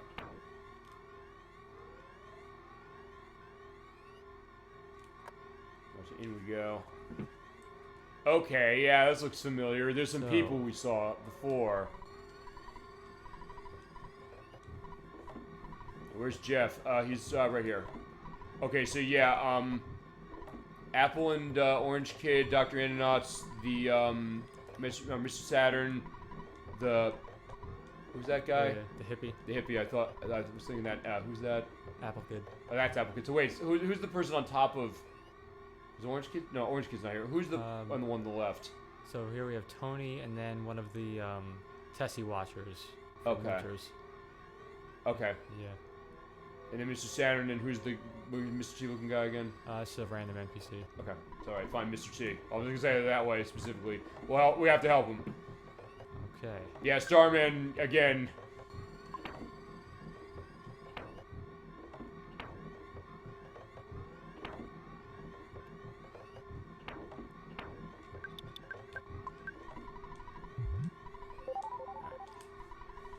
Stronger than our intelligence indicated, we were not prepared for that eventuality. Intelligence, huh? Prophecy from the Apple of Enlightenment may be true, but you must not underestimate us.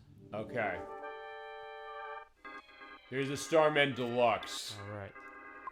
So, this guy has a psychic power shield. So we're going to want to use the neutralizer to get rid of that. Okay. And hit it. And then start Boom. Yeah. Damn, immortal the entire party. Christ, except for Ness. Alright, so that's good, except, yeah. Oh boy. I thought I had one. Okay, handy. Okay, we're getting that thing where we went. By the way, I want to thank you from last week from the perspective saying like, hey, you know, don't worry, the stream's okay when it came to that OBS reconnecting. I just looked over, like, it did it again for it, but I think we're set as far as this. Oh. Well, actually, no. Maybe we're fine. You keep going. Yeah, looks like the recording's fine. I told you this. I said, hey, you know, it looks like something went down, but the way the recording was fine. But on your end, you said specifically, hey, it was buffering, right? Yeah, it's just buffered a little. Okay. And I do have this thing hardwired this week as far as I couldn't as far as how stuff was. Okay. We're gonna keep recording because it's fine. It's saying that Twitch went. Hold on. No, my internet's on. I just want to make sure my internet's on. It's not like it's disconnected. No, that's fine. Oh Jesus. Okay. Well, fine. It's not fine. The recording's up.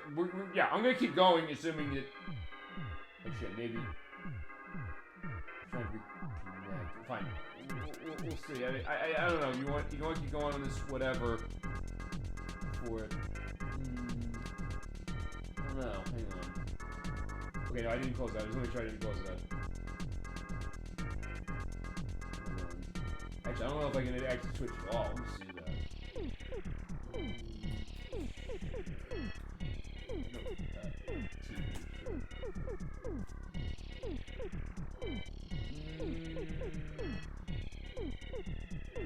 Well, I don't know. Hold on. Is anything else working? Okay, what's on me? What's up? Is it something with your internet connection? I don't know. Let me see. Hang on. I don't know. Nintendo Life. Something. I don't know.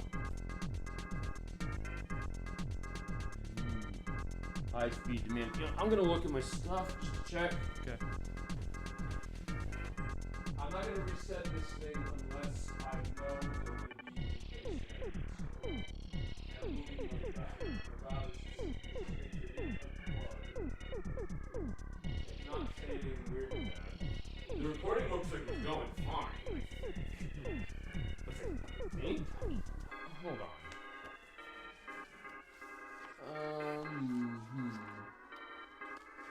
You feel free also to look as far as that. Fine, as I said, I'll keep recording. I'll keep giving you a sense that, you know, maybe this is okay or.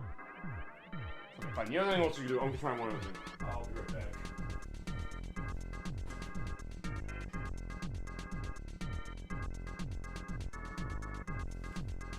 That being said, if it is recording all this, I can at least also say, like, fine, this is what the Starman. What's the name of this guy? Starman. The Starman Deluxe. Yeah, he took the stream down. Yeah, so he needs to pay for that in particular. He used Starstorm on us. Yeah, he just started on the stream, shit, on that. So okay, I'll tell you what I'm gonna do. Okay, so what I'm doing is I am pulling up internet on my phone because it is running my same Wi-Fi here. It's fine. It's not off. Twitch is even on. Did it? Yeah, it's showing a. Maybe it did go down because it looks like. Hang on. It's showing as if it saved a couple minutes ago. Looks like it stopped it. Hold on. That's what I'm gonna do. I'm gonna close out. And that the other thing also, as I said, if it gets to this, I will feasibly stop it. And then also to see, if nothing else, how I'll have to edit this for the week. Okay, so Twitch is opening, that's kind of opening.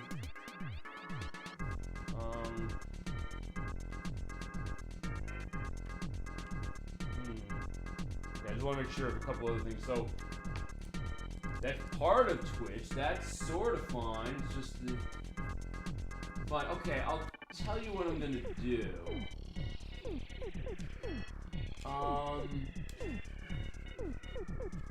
Yeah, so my internet's fine. Looks like the recording's still going. I'm gonna actually. Hold on, as I said, nothing is loading for this, which is. My internet's fine. I'm seeing my internet's fine. So. I'll. And then on my phone, just to go into this. And depending on how this is, I'll feasibly keep all this. Depending on how the edit goes, like, that's going to be my question. I'm going to do two things. I'm going to load up not just Twitch on the browser, I'm going to load Twitch up on my phone itself. I'll make sure it's muted so I'm not doing this. I'm looking at videos. Okay, so it looks like it stopped a few minutes ago. Okay, so.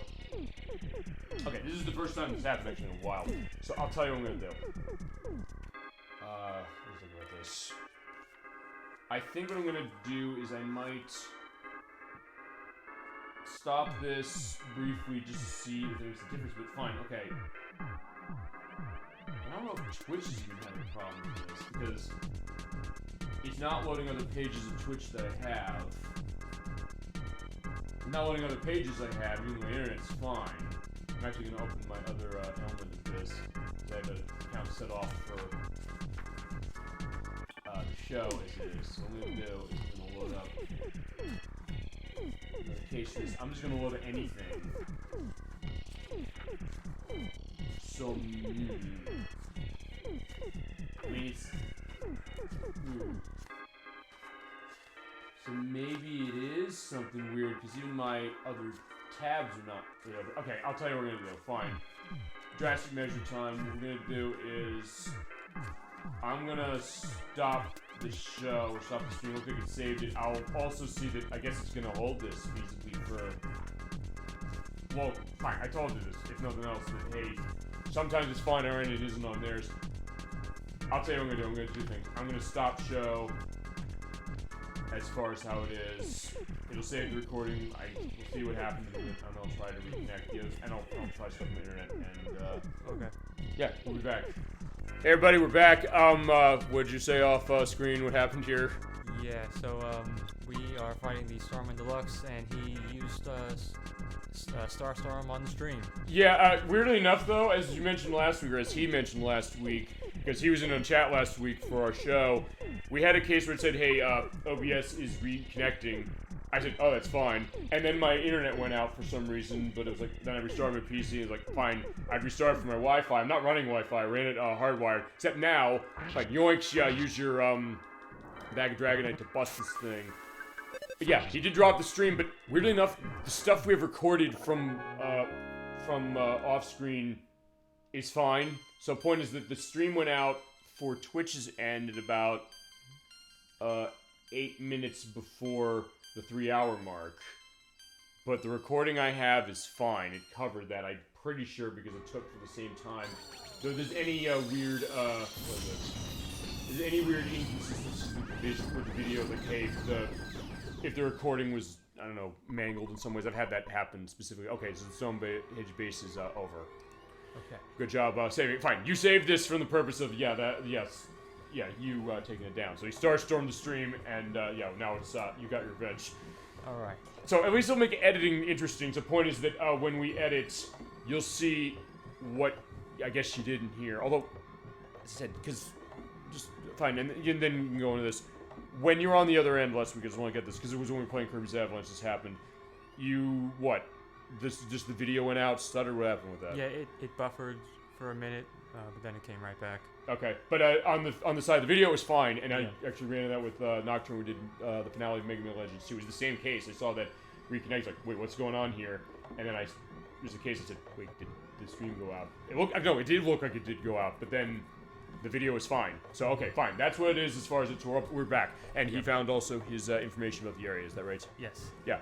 Let's hit us. So right before we fought the Starman Deluxe, he mentioned the Apple of Enlightenment. Okay. And so throughout the game, we've heard about this thing, the Apple of Enlightenment, but the game doesn't go into many details about what it is. It's known as this device that can see the future. Okay. So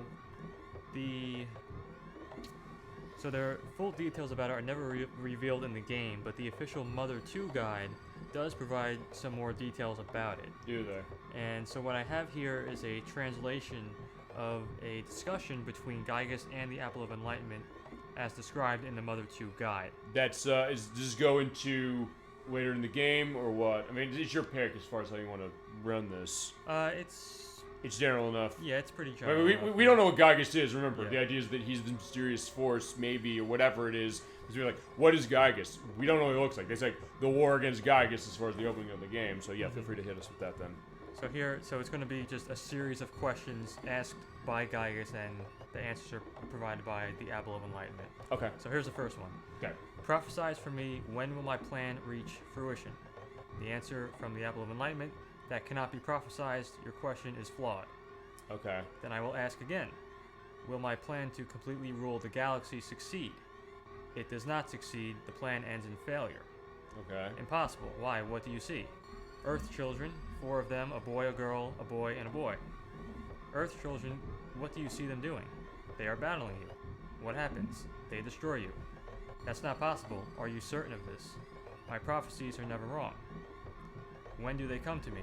Earth year 1990X. What happens if I go back in time and get rid of them?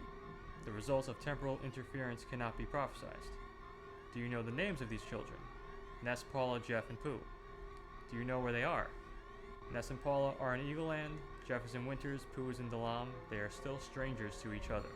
So that's just like some more background on the Apple of Enlightenment, because you really don't get to learn much about it in the game. Okay. So it's just, I just thought that was interesting to see that dialogue that was in the Mother 2 guide. Right. And that was for Japan specifically. It was not the player's guide that was here for the US that came bundled with this on Super Nintendo. Right, that was only in the Japan guide. Okay, so basically the thought, like, the Apple of Enlightenment, basically Gygas is saying what his plan is, but the Apple of Enlightenment is kind of the perspective, I guess, saying this is what I'm prophesizing. So I guess the thought is that we'll maybe get a thought of what this might look like. The thought that maybe the Apple of Enlightenment is sort of a prophet, a little in the sense of what that's looking like. You also get a ribbon, the Saturn ribbon, for saving Mr. Saturn over there. Well, I guess fine, we said it earlier, we said this game is up to interpretation in a lot of different ways.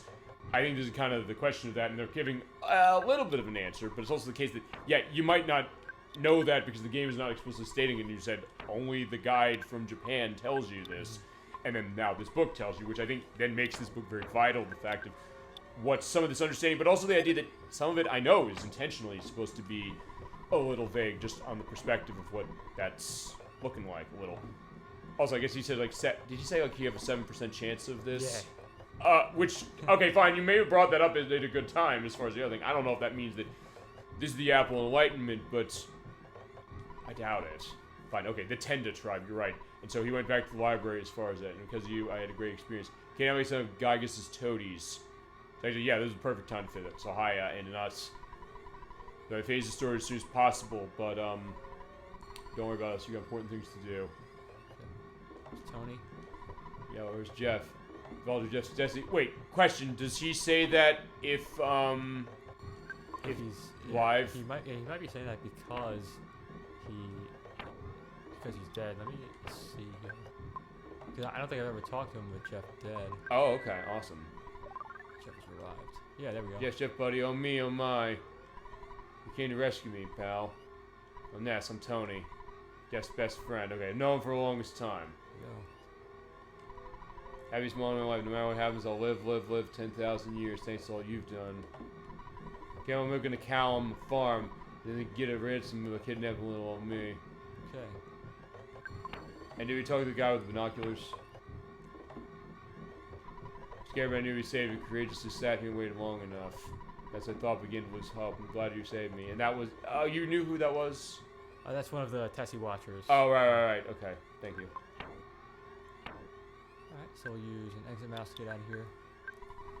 Alright, so yeah.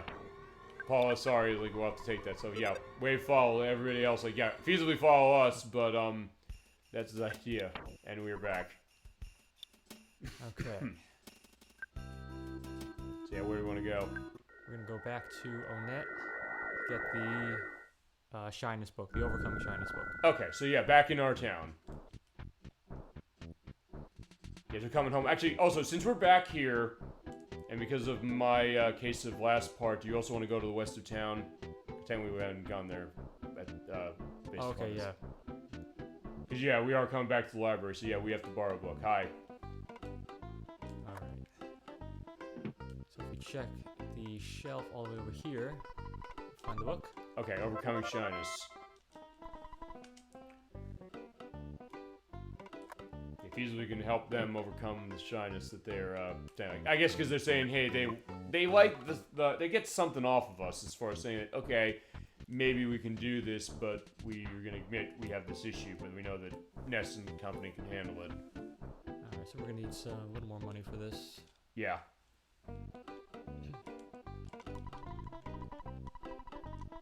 Yeah, we have $90,000. I think we're gonna be okay as far as this. How much you want to run for this? Let's take 10,000. Okay.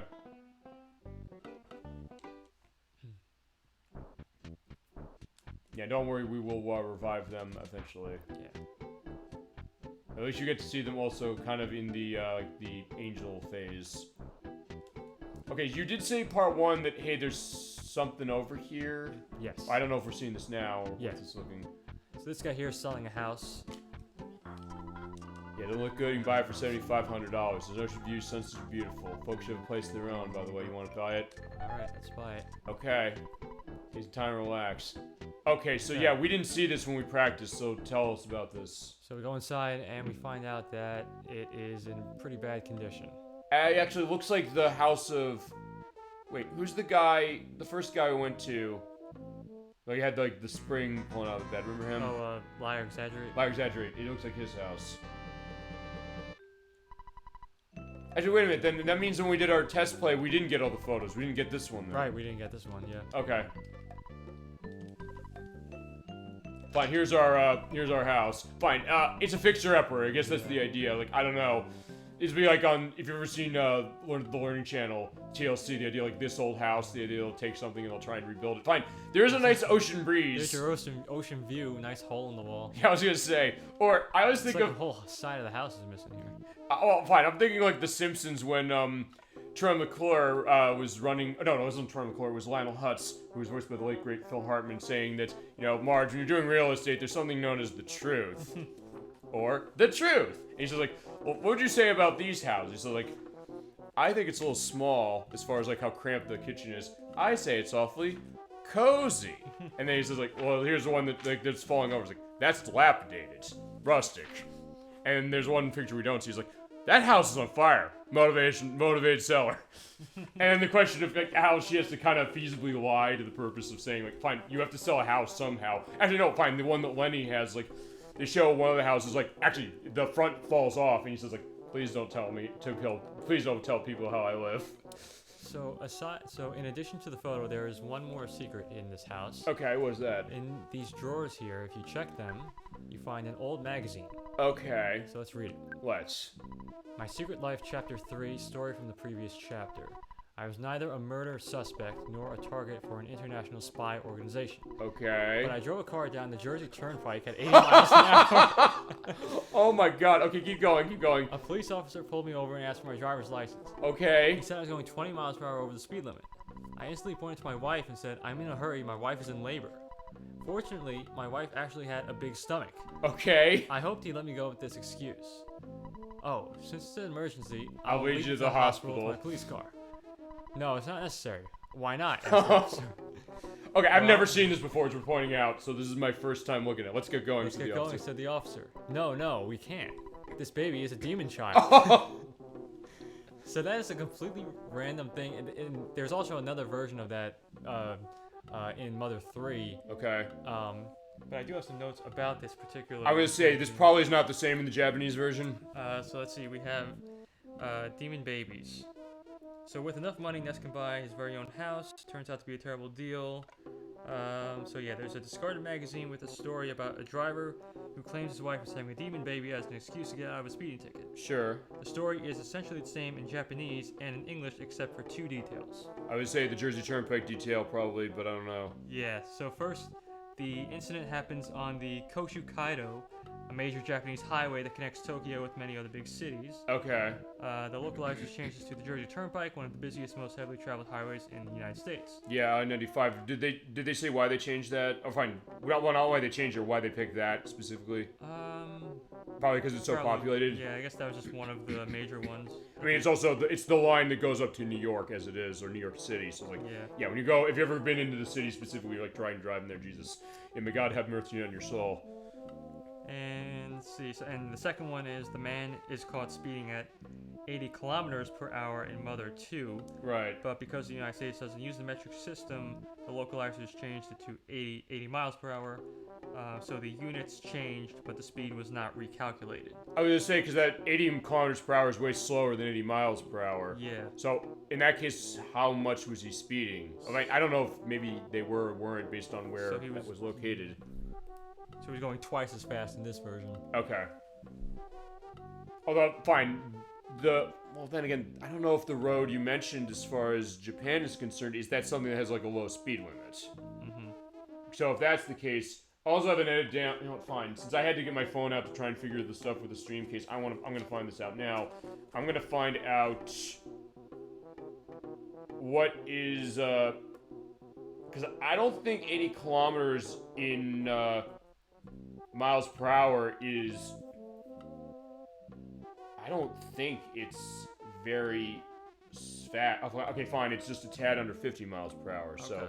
He said, but they kept it the same as far as saying you're going 20 miles over the speed limit. Yeah. So I guess it was like he's going, fine, you're going almost 50 in an almost 30 zone. So I guess maybe a school zone, I don't know. But then you're saying it's connecting parts of Japan together. The major Japanese highway. Okay. So then maybe that was also the part of it too, saying, like, fine, the joke is that he's not really going that fast as far as Japan. Fine, in our case, like, no, they are going fast because it's 80. Oh, well, fine. Depending on where you go, around the U.S., I've been in cases of that where sometimes the default element of of the highway, it is like 80 on its own. I remember I mentioned we played Fatal Frame. I mentioned I bought that game off of a GameStop in Knoxville, Tennessee. Actually, the highways in Tennessee are exactly like that in the sense that they have like the 80 mile per hour. I was kind of taken aback by that. It's like, okay, fine, fair enough that way. Yeah. So yeah, that's just like a random little secret in the game. Okay. And the photo that's behind here as well. Although, I guess maybe my thought was like, hey, you can sleep there for resting, but like, fine, no, you can't. No, yeah. Okay, fine. There is our Ocean View house. You can't be that cheap. Well, yeah, too bad we didn't walk around and see the whole side was missing. Okay, you can't go in. Okay, no, you can't go in here, but yeah. Oh, I guess here's the other question, which is not question really, which is maybe it is maybe it is affordable because we paid how much? We paid like $7,500. Yeah. Okay, that's at this point in the game, that's nothing. But, yeah. Fine. At this point in the game, it's nothing. Maybe in terms of how real estate is, maybe that's nothing. But then the question is, well, I don't know, because of the way it's looking. Fine. Wire Exaggerate's house was better because he had a wall at the back of it. He had the ocean view the way you expect out of the window. In the case of this one, I didn't. But fine. We have our house to go back to. It's like, fine.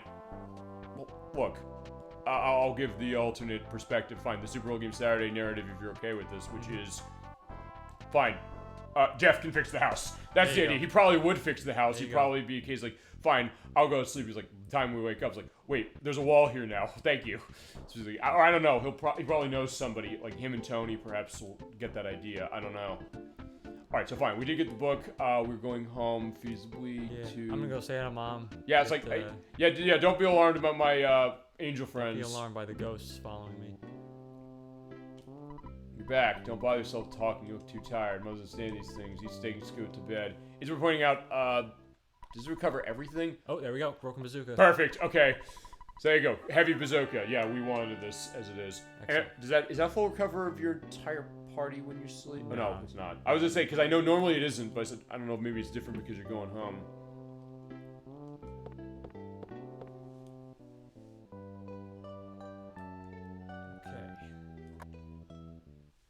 Oh yeah, and the great music. It's Pollyanna's the name of the theme. Is that right? Yes. Yeah, I do love that piece of music there in Ness's house. Oh yeah, remember when these things were fine? I was gonna say, remember when these things were sort of a threat? It was like, fine. There's like, no, we don't want to deal with that. Fine. They see the ghost. They're afraid. All right, so yeah, we're going to the Tin Village. Oh, but yeah, it was like, good attempt to try and get the run out of that specifically.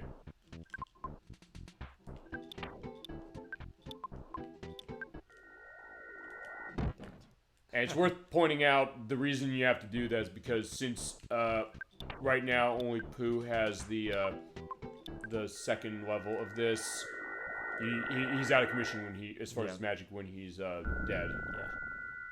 Yeah. We're back in the swamp. Okay, so let's hit the hot spring. Yeah, let's do that because that recovers basically everything. Yeah.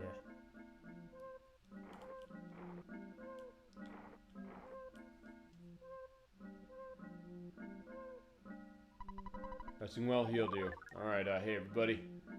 And also, we're in the place we need to give the Overcoming Shyness book. Yes.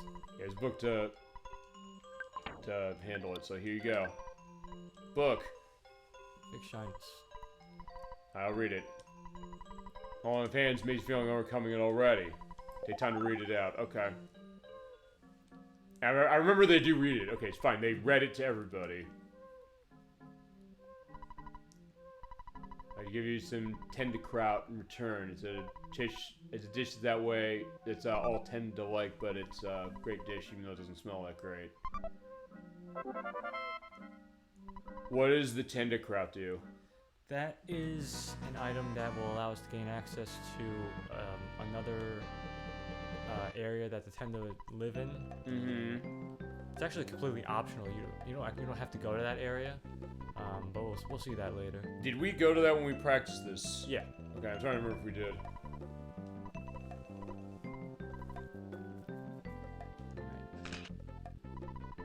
Right, there you go. Great photo, and that is also one you have to have because it basically comes in right when they've overcome it, which makes sense. Yeah.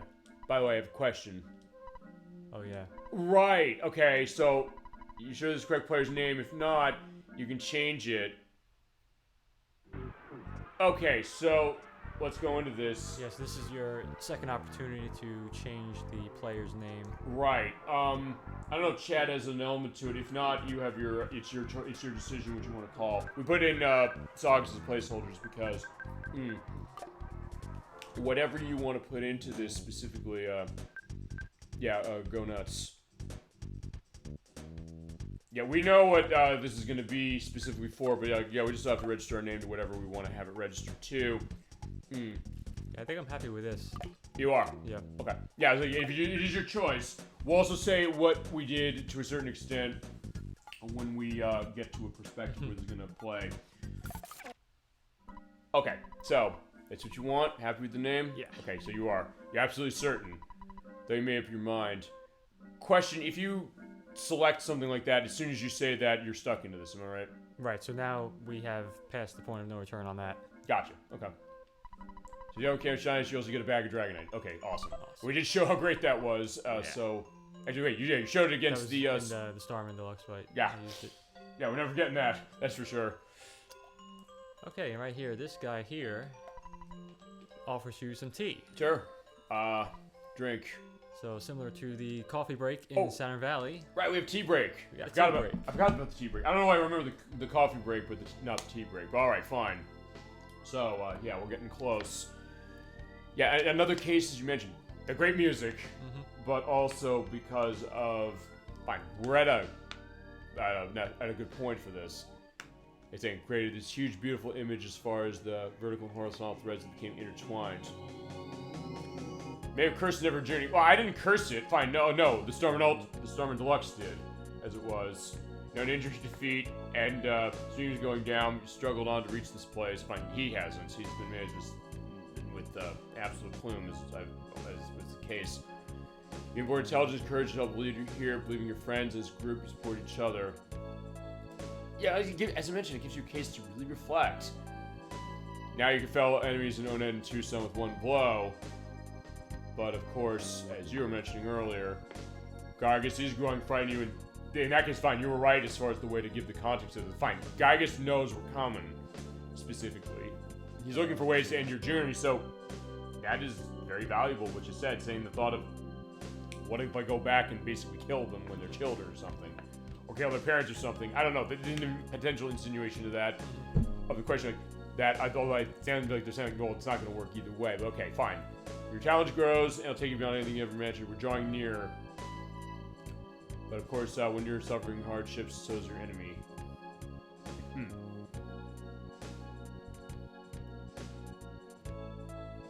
But yeah, we're fine. We saw the element of Pokey earlier when there's like, hey, this kid was here.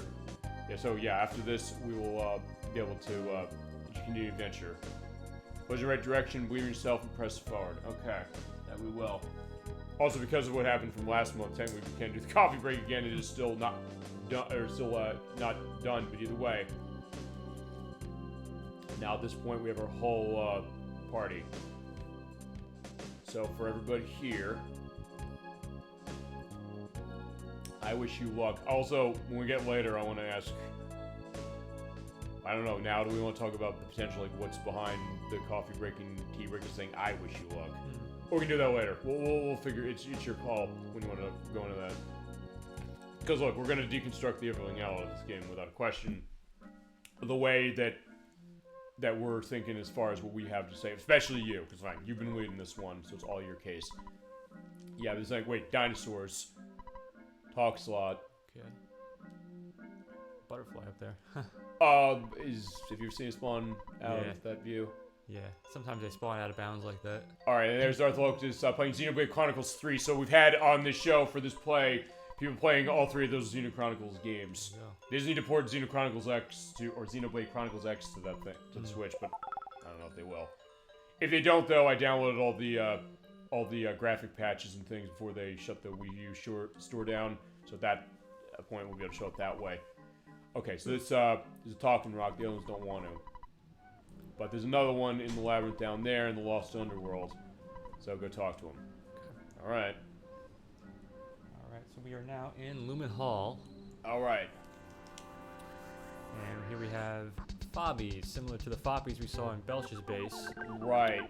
These guys will go down pretty fast. And they also give great experience just like they did.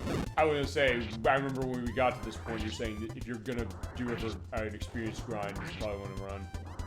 Or one place to go. Yeah, 18,300, or 348 or 300 or 384 or something. It was on screen. I'll have the number down as it is, just to reenact what it is or indicate what it is. But yeah, that's a good amount. If easily, I'd assume if you're going to be going to try to get to level 99, you probably come here, wherever there's somewhere near the end of the game.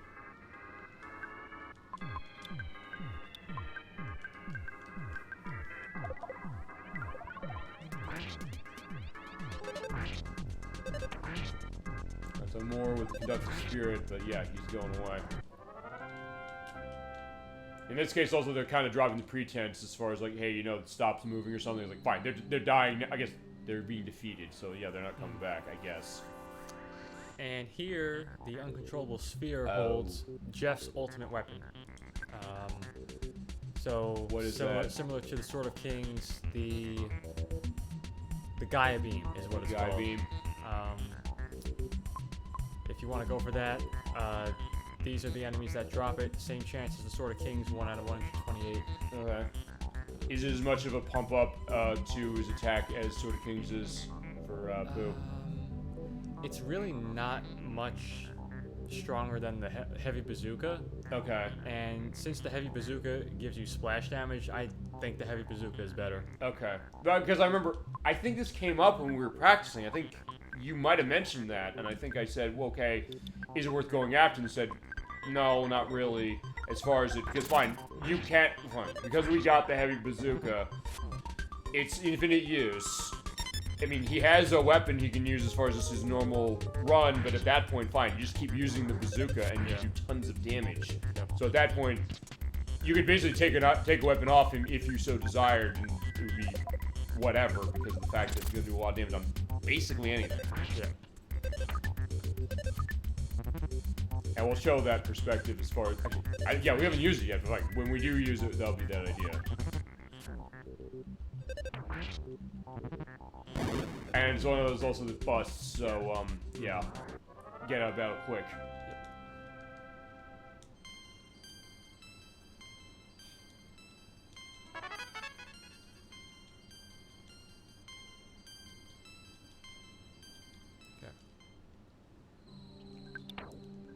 I'm trying to remember, does every character have a rare weapon that's dropped that way? I know Paul and, you said Jeff and Pooh do, but yes. do Paul and, Ness? Yeah, there's, for Paula, it's the magic fry pan. Okay. Which will, the enemy that drops that is coming up pretty soon in the next area, actually. Okay. So we'll see that. And then for Ness, there is an enemy in the final area that drops the gutsy bat. Oh, right. Okay. And that's the super bomb.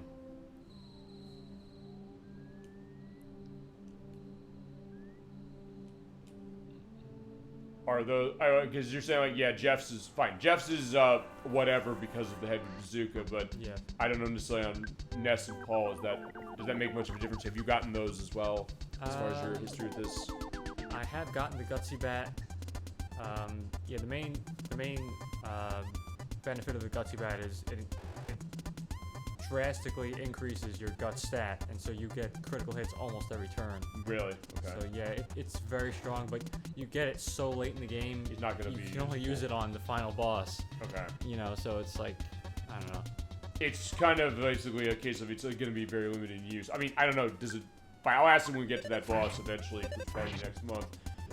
How much of a decimating case that can be? Does it like totally make it a cakewalk?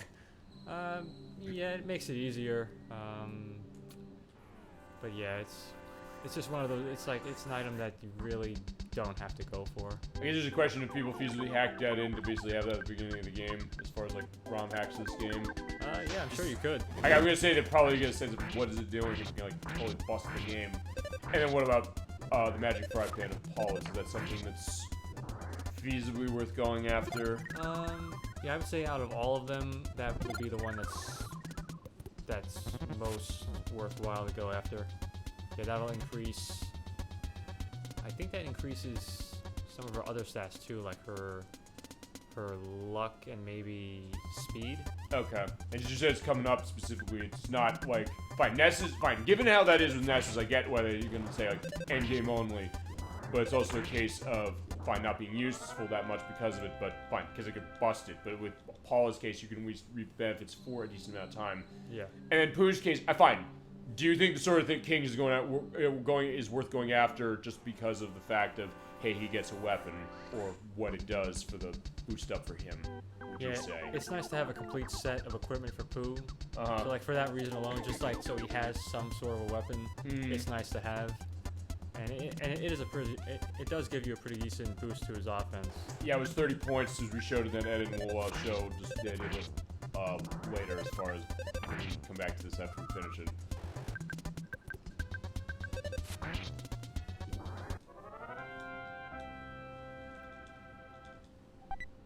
Alright, just psych here, Mel.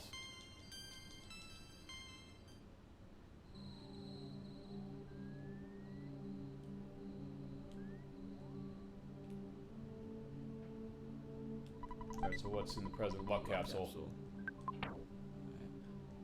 Yeah, we probably want to pull something off for that, or get something to use.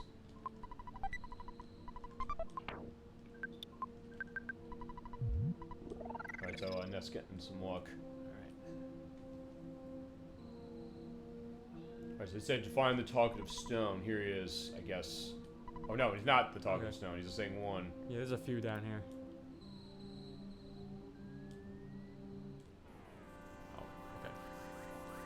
Yeah, just put my best foot forward. I don't know, right into his face or something. but oh, and I guess we have the Franklin badge, so no, it's not gonna do anything.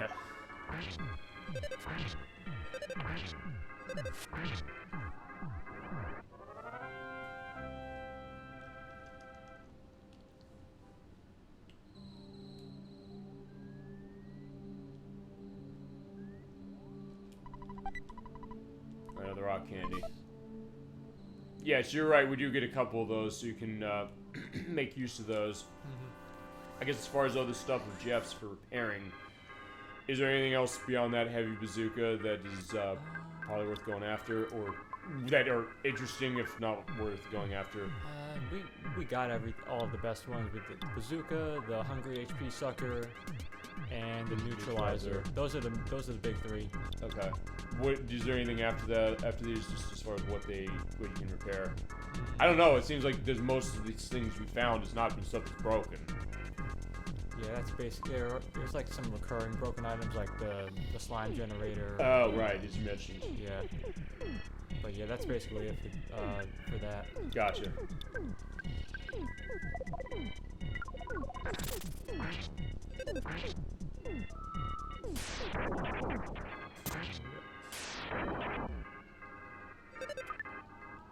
Right, so use the bazooka.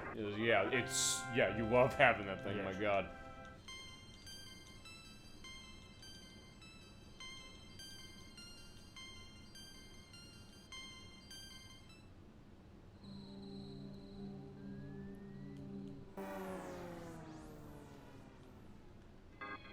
Alright, the hyper spinning robot. Oh, wait. I think I have like a Vietnam flashback on this thing. There's something this did to me. I'm trying to remember that scares me to death looking at this. I'm trying to remember, what can this thing do that's really bad? He can make you cry so that you can't hit him with physical attacks. There was something that happened. I remember there's something that happened to me when I was fighting one of those. What was it? Or maybe it was... Maybe I was missing on it? I don't know. There was something. I thought we had something going on when we practiced this. That made me like, oh no, I don't want to see those. Or maybe I'm thinking something else. Fine, there's the uncontrolled sphere again.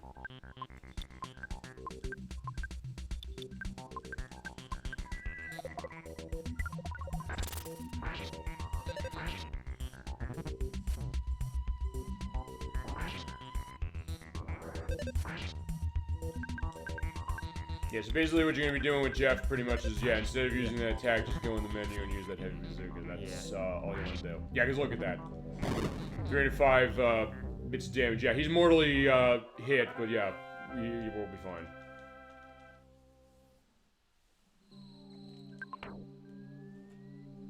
Okay, let's heal up.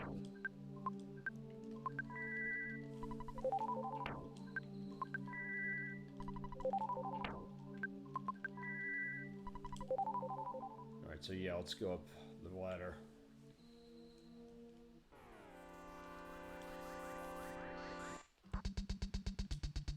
Alright, so yeah, at least some more experience.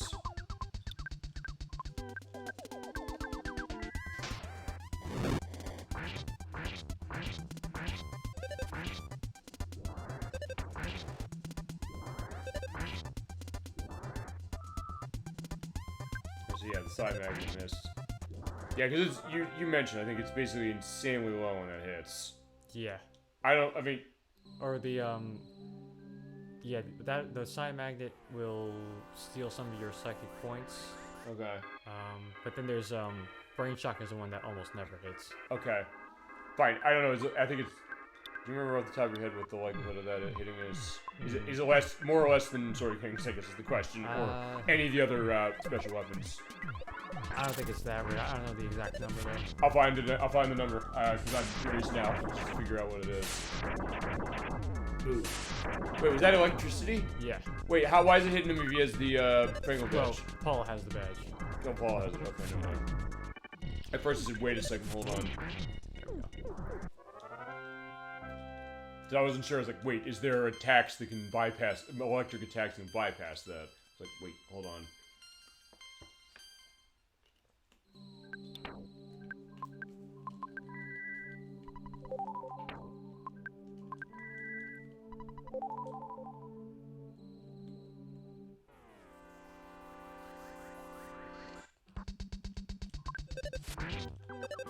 Okay, good. Good. Yeah. Okay. Yeah. Just to say, like, where what I'm doing now coming from, as far as kind of tripping over my words. I had that reconnect and disconnect thing going. Fine. The reconnecting thing with OBS again. At first, is wait.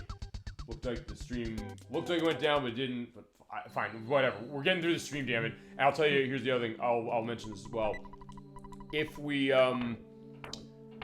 we got to a case where for some reason I could not get that set, if we were in that deep already, I basically would have said, fine, we're going to record the rest of this stuff locally and I'll edit in the rest and it'll be YouTube exclusive. If I had to do it that way, but fine, it's whatever. We're fine. As you get the rabbit's foot. Yes. So the rabbit's foot is a great item. As you can see here, it will lower Jeff's defense. Yeah. But the thing about the rabbit's foot is it increases your speed by 40. Uh-huh. And the reason why that is beneficial for Jeff is the damage he does with bottle rockets is based on his speed. Uh-huh. So by increasing his speed by such a large amount, we can do upwards of 2,000 damage with these multi-bottle rockets. Yeah. So what I'm going to do now is beat this boss in 2 turns. Okay. Alright, so yeah, 7th your sanctuary location, so we have only 2 more to go, including this one. Right. So yeah, the Electro Spinner? The Electro Spectre. Spectre, okay. So we'll use a multi-bottle rocket. Let's go. 24, yeah. 65. Dang.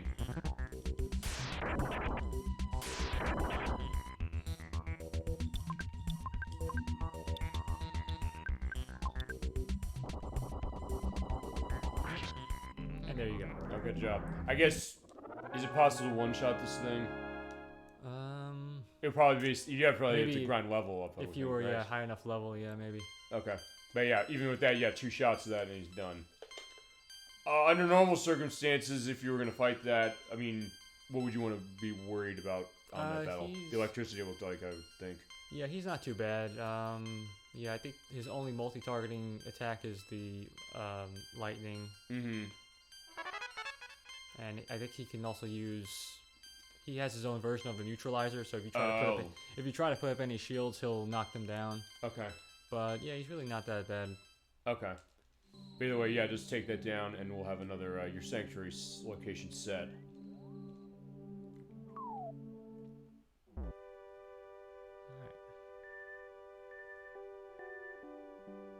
I do like how this looks. Actually, yeah, this is going to all right, this is the part that I think I remember this one. This is the one we'll see this in a second. Yeah, right here. Yeah, this is a cool one. Yeah, is the one you mentioned. Like, yeah, there's that part at the end of Res that kind of, I guess, was homaging this maybe, or find similar. Yeah, it's a long road getting here.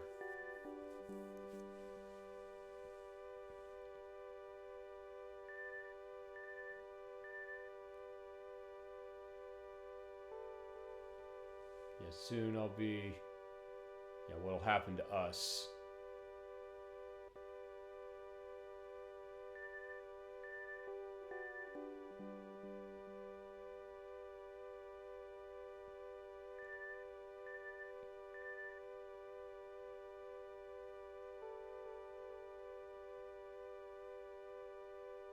Alright, so yeah, my thoughts will be written on the wall. There's a video on YouTube of this couple playing through this part. Okay. And the guy modded the game to change the text on the wall, and he proposed to his girlfriend with that text. It's really cool. You know what it's called? I'll send you the link. Yeah, because it's going on the link list. You bet I'll put that on the link list, no question. Thank you. Yeah, imagine his father holding him. I can imagine that being something for that. I guess, did she know the game in particular? Was that the thought? Yeah. They both knew it? Yeah. Okay. Yeah, I can imagine that being something unique for it.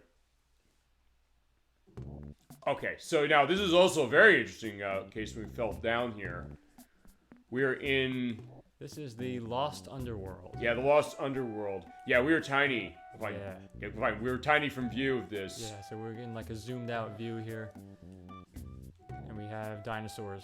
Yeah, remember, Mr. Earthquakes. Yeah, feel free to talk on that. Yeah, so every time an earthquake happens, these geysers will activate. And if you're standing over one at that time, they will heal you. Okay. So you can use those. They happen on an interval? It's random. Okay. Yeah, I was gonna say, was it Mr. Spoon who was in Forside? Yeah. Okay, yeah, because remember, Mr. Spoon did say he wanted to see dinosaurs, but fine, we're seeing them. But yeah, the whole view is out that way specifically. So yeah, is the consciousness that we're tiny because of the fact that we're in this underworld where the dinosaurs are, roaming and they're huge compared to us? Yeah, I think, so it's just like zooming out to show that perspective. Which is a great effect, honestly. I mean, I remember when I first saw this, and you were witness to when I first saw this, I was like, it's like, whoa, it kind of took me back to the point where it's like, sometimes in games like this, when you're small, that's where it zooms out, you're going to town and it goes normal. Like, no, not this game, but I kind of liked that it did. Like, yeah, because there's the bird there. So yeah, if you want to do saving and stuff like that, you can do that over there.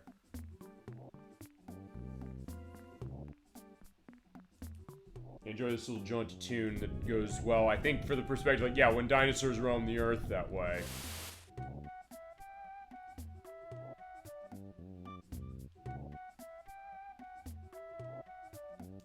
Yeah, generally, I think... Yeah, fortunately, you can, you just use the trees to block these guys. Because I'm going to assume getting in battle with them is probably pretty dangerous. Yeah, they're pretty strong. Okay. But I will show you the one that drops Paul's weapon. Okay. That's capital. Okay. Okay, so Ness is getting his guts perspective. You basically have to look for the dinosaurs in order to get that weapon, is that the thought? Yeah. Okay. So fine, a bit of a risk, but also definitely a good reward as far as it...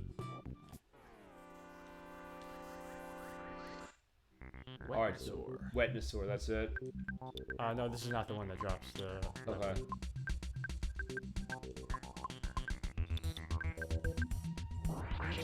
Yeah, so Jeff is even going before Paula. Mm-hmm. Is it by default, what's the thought? Is that Paula's the fastest character by default? Yeah. Take into account. Yeah. Okay.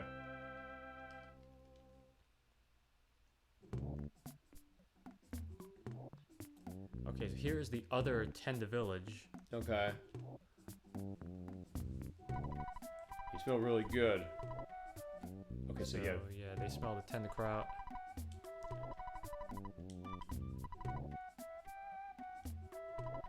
Yeah, thank you.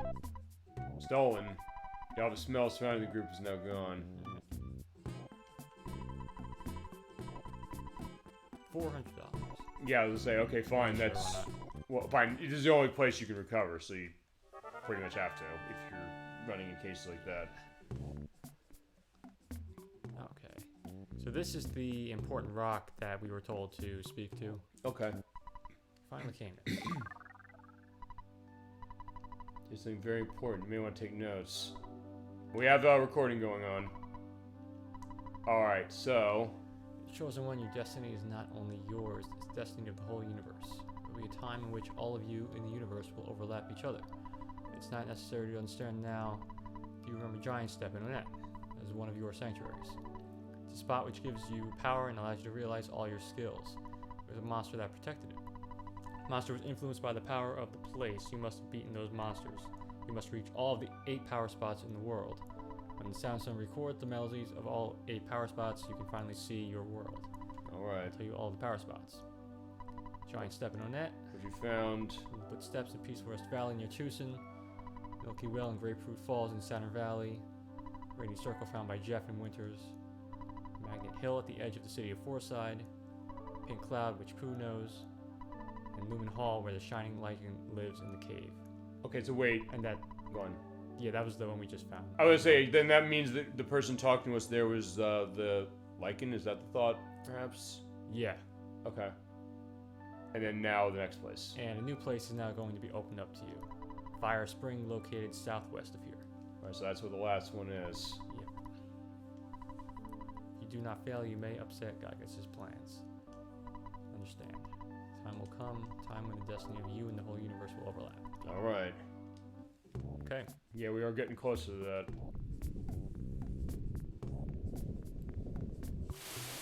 Be the same Tenda as those above ground. Yeah, the town they're shy don't like to talk, but we do. Well, fine, not anymore. You meet them eventually. You need to tend up there some particularly beautiful women. Still shy, though. Yeah, I don't know. Do they indicate what difference between the Tenda are as far as how they look? As far as the genders, no. Okay. You're foreign, aren't you? Yeah, worldwide Tenda. Exchange student travel to country is known as economic superpower. Ego stick. Oh, he gives out bank loans. Oh yeah, so this guy, yeah, so he'll... Yeah, so it's pretty much a big scam. So like if you take out $5,000, he'll charge you an additional $5,000. So it's basically like when you go... Fine, okay, I don't know if ATM machines did this back when this game was around. You know, nowadays, like, if you go to the ATMs that are not your bank and they're not Wawa because they say, like, fine, we won't surcharge you. Like, fine, we'll charge you $2 if you're going to be taking out money. Like, I don't know. Either they predicted that or it was there all along. I'll see if maybe there's some indication when did that first happen to give a sense of... Because, look, we're starting Metal Gear Solid 2 next month. There's a lot that Metal Gear Solid 2, for various reasons, was very omnipotent about or omniscient in regards to. So maybe EarthBound was the same way. Okay, fine. I can also say this is the piece of music I know. You want to talk about what's going on here first? Yeah, so this area here, we can't do much here now. This is just a glimpse of an area that we will be visiting later. Right, this is the clip that Time Forgot, actually. And that, fine, the music indicated me because I knew this right away. Because have you ever heard the intro of either La Marseillaise by Claude Joseph Rouget de Lisle, or the opening of All You Need Is Love by the Beatles? I like it's like Oh, fine. It's not the same, but you're hearing like the same kind of horn perspective. Yeah. And I'll have the links to both of those in link list. I knew there's something we're gonna touch tonight that's gonna have music reference going on specifically. So it's kind of the nod as it's been thought specifically. So there you go. This is the Cliff the Time Forgot. We will be here later. This is our preview to it for now.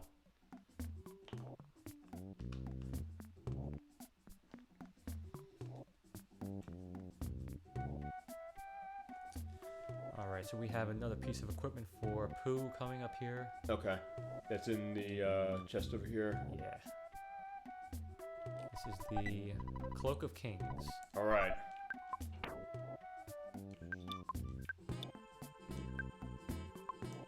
Alright, so this is his armor, is it? Yes.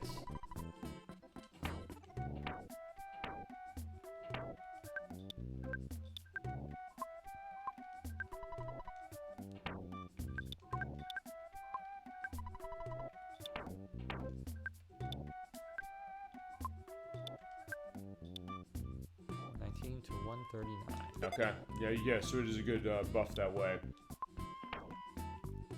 Although, since he only gets one of each item, I mean, how bad is it if you miss any of these things as far as running him?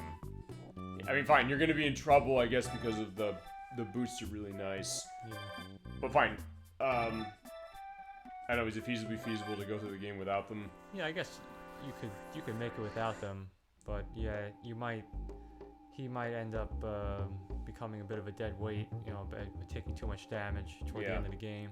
Makes sense. And fine, since everything with the Sword of Kings you can find as it is, yeah, may as well pick it up. Choppa's sword, by the way, is this... Yes, and this is the enemy that can drop Paula's strongest weapon. Okay.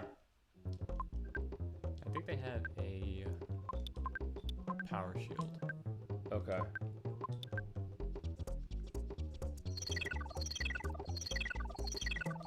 Yeah, it's basically erase that off. It's gonna try and burn you.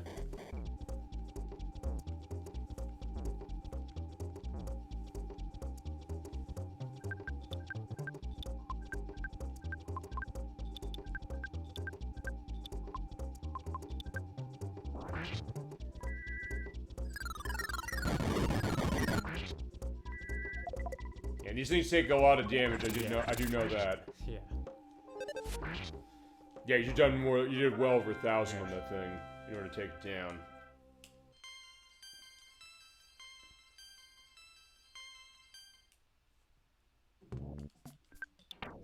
Yeah, so if you do find that thing, it is 128 on the magic fry pan, was it? Yes. Yeah, so, yeah, if you want to get that, do that specifically as far as how it is. Same deal, well, I don't know, is it the same... It's the same thing you probably want to do with the strategy for Sword of Kings to try and get that. If you equip the case bat, I'm not sure if you would be strong enough to get an instant win on them. So basically, especially since there's really no good opportunity to get a green swirl. So basically, you're pretty much gonna have to spy the thing. Yeah, it'd be better to just spy and then just run. Okay, so fine. That if nothing else, also goes into perspective. Hey, you know, when it comes to the enemies you need to know to get for these things. What can you do? Fine. The other thing. Fine. Major Psychic Psycho and Psychic Psycho. So, fine. I said this to you off screen with Earthworm Jim, because remember, there's the what the heck level in that game where you're in hell and it's lawyers there. That's not what this is supposed to be, is it? I don't think so. Is there anything that the translation goes into in regards to this that you know? Fine, they're gonna hit you with fire, no surprise as far as where we are, but the Paul's in trouble. Yeah, unfortunately she ain't getting out of this alive.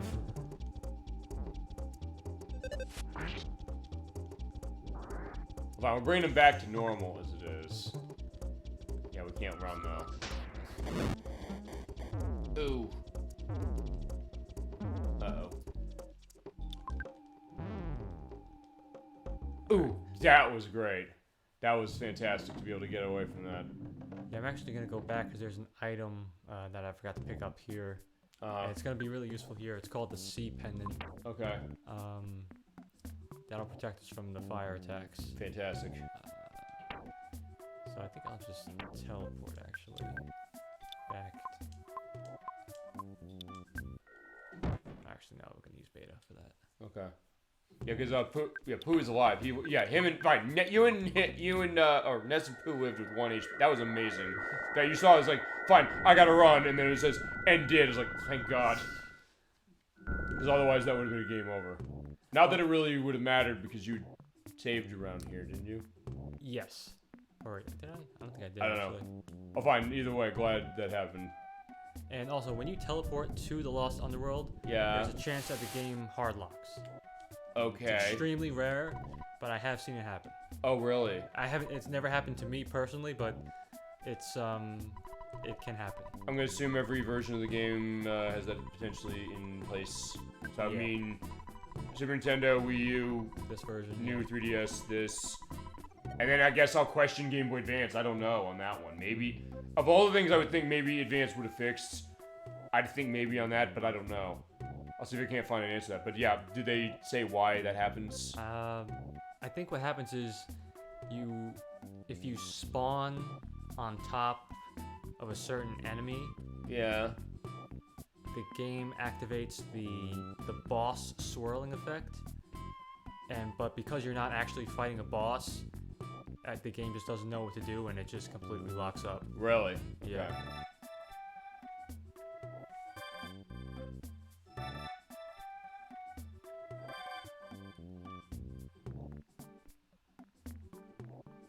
Wait, did I pick it up? I don't know. I know you got a bunch of the boxes, but I don't remember seeing you get that. At least I don't think you did. Was it one of the other boxes around? It wasn't in that. It was supposed to be in that one at the top. Yeah. Pretty sure it was that one. Let me Did you see. equip it on somebody already? No. Okay.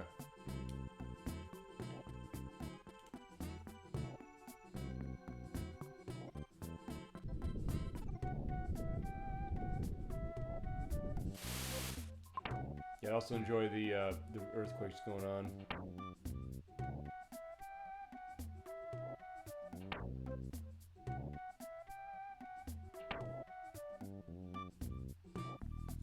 So wait, where to go? Yeah, I'm wondering maybe I dropped it by accident. I don't know. What was it called? The sea pendant? Sea pendant. Let me just make sure that was in there. Wait, I think it might be this one here. Oh, it's that one. Okay, Yeah, never mind. There you yeah, go. yeah. I just had threatened looking it up that way, and then I get it. So good Alright. job. Okay, so we are going to give that to Paula. Okay.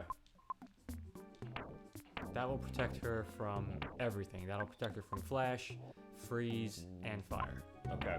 Awesome.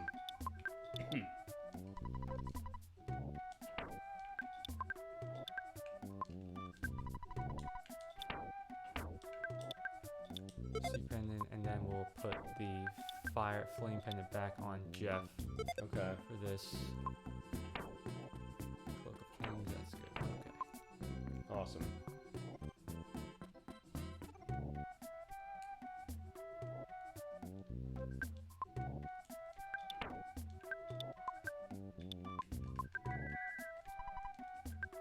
Yeah, so Healing Gamma works the same way that the Secret Herb does. Uh-huh. It has a 75% chance of reviving someone. Okay. In that case, it worked. Hey, here's a question. If it doesn't work, it still spends the psychic points? Yes. Okay. But is it still a 75% chance of it working? Yes. Okay, so it's high enough that it's like, okay, fine, it might be worth the risk. I think you're coming back, yeah. Yeah, fine. Like, they know we have to stay here. We don't have any choice. So they know they can charge feasibly any price. I don't know, is that the most expensive hotel or sleeping area here in the game? It might be, yeah. I'm trying to remember. I don't think we've had one that's been that big. And there's the Ego Orb. Okay. Whoa. It's a pretty weird enemy. I'll show that here. Okay. Is it? How dangerous is this thing? It's not too bad. I don't remember if we even saw this as far as the. I don't think you showed me this on practice. I don't think we did. No, yeah. I don't even think I saw this running on the field, or maybe no. I think it was like it almost getting to an actual work time case. I said, fine, I gotta go through this sort of faster than I feasibly would have. All right, so what about the evil orb? Fine, it's dead, but what about it?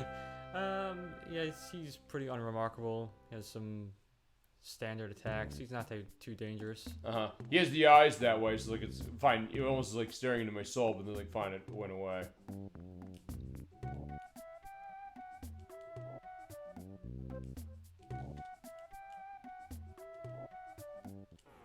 Oh, there's the dinosaur. So let's see what we got here. Yeah, Wetnosaur.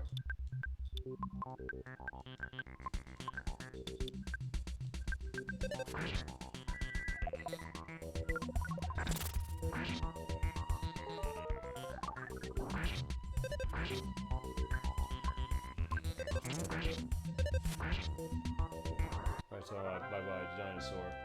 Actually, it looks like right before he's gonna do an attack, it almost looks like you can kind of see a skeleton, but I don't... Well, it seems like it was only that way for him. I mean, I know it's a little bit of just a flash on him. Yeah, if you end up running into another one, I'll just watch the playback. If I put a picture there for that if I see something of that. Okay, yeah, look how rich we are. Yeah, we'll be good as far as that.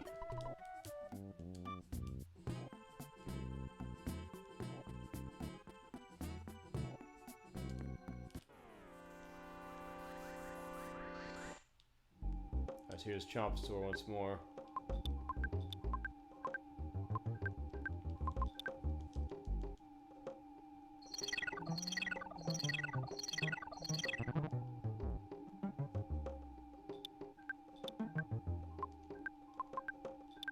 Yeah, same deals for basically just ice it and bazooka it.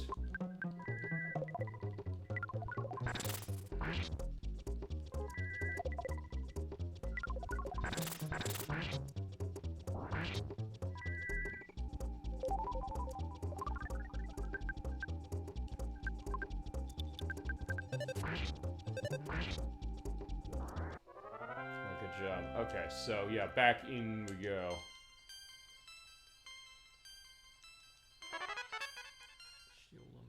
Awesome. Okay. Alright, so yeah, back in here. So you said it reflects the fire, so basically, fine, it reflects the fire as far as Paul is concerned. Yeah, so yeah, Paul and Jeff have resistance to that now, so they'll take minimal damage. Okay. As we have the evil element, the soul-consuming flame. Yeah. And that's that splash damage. Okay. And the splash damage is based on the fact that they're on the same row, is that correct? Yes. Okay.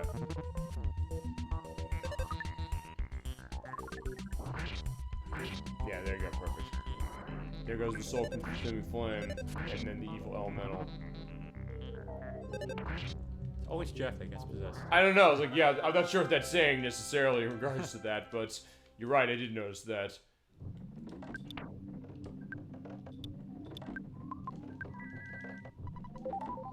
Yeah.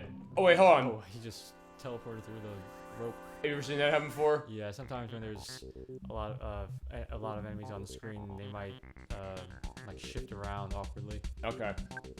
At first, it's like, wait, yeah, is he supposed to be there? I was like, no. Fine. Either way, he's dying anyway.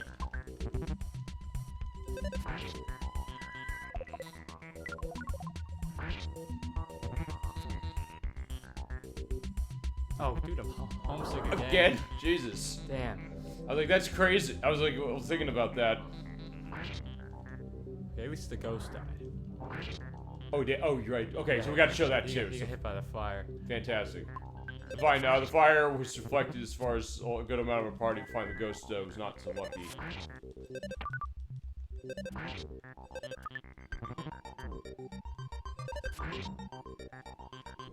Alright, so off it goes. Okay.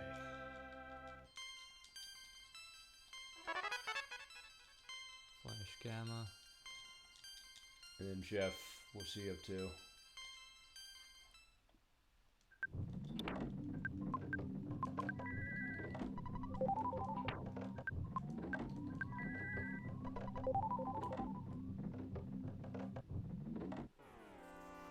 So yeah, what do you guys have? Fine, Major Psycho.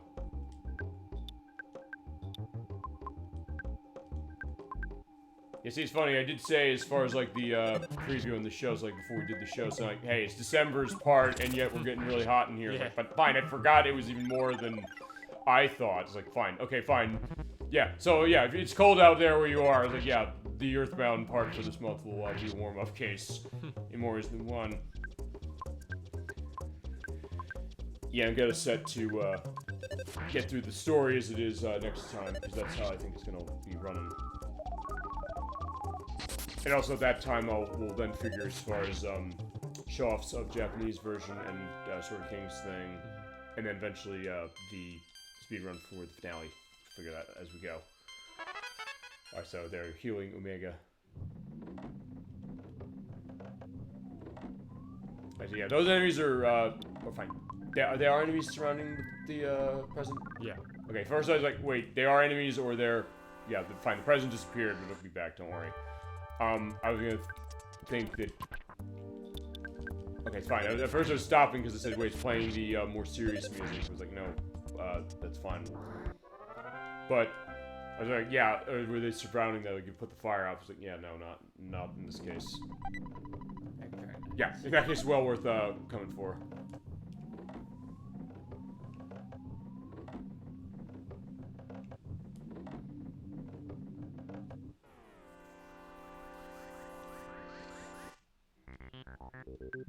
Yeah, I think we were just getting single enemies right now.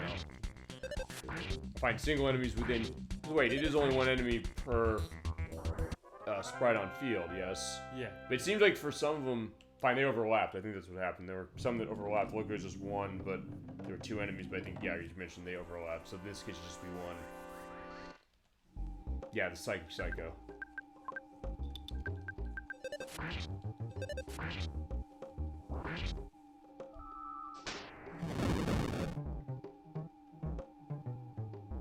Okay, yeah, in terms of Jeff and Paul, it's like pretty much nothing. Yeah. Alright, so we're close enough to the entrance. I'm actually gonna go back and call my mom. Yeah, fair enough. Yeah, it is such a small chance. Yeah, because it's right there as far as you can just make a phone call in the toucan or the parrot. Sounds so sad. You're homesick and you have days like this.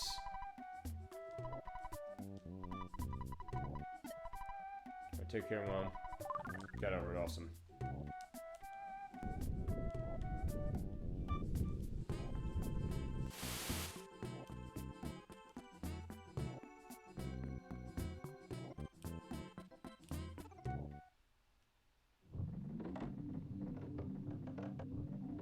Yeah, it seems like I'm roasting that happening. You're saying like, hey, where the enemies are kind of spawning weird. It seems like it's happening mostly in here. I don't think I necessarily saw it happen anywhere else. Well, fine, fine. When we've been playing, I haven't seen it happen anywhere else. But maybe it does, just in general.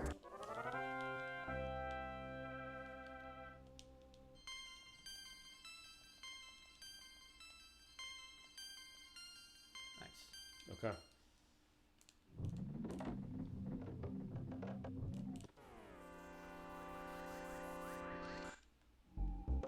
So there's the Major Psychic Psycho again. Well, both of them this way. So yeah, it's not gonna be repeat when we first came in here. It's like, yeah, they're gonna go.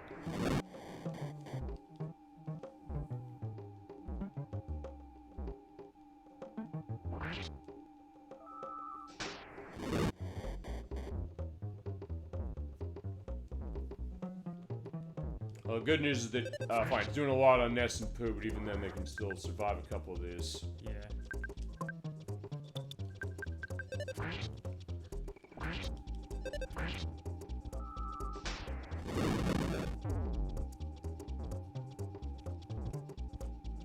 Yeah, unfortunately, yeah.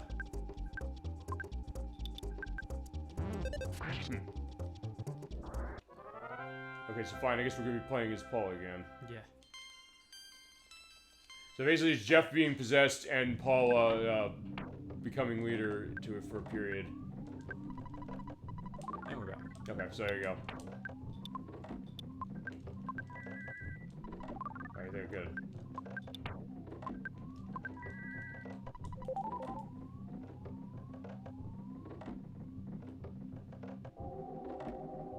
It said in here is the last of your sanctuary location. So yeah, we were getting close to the end of the game.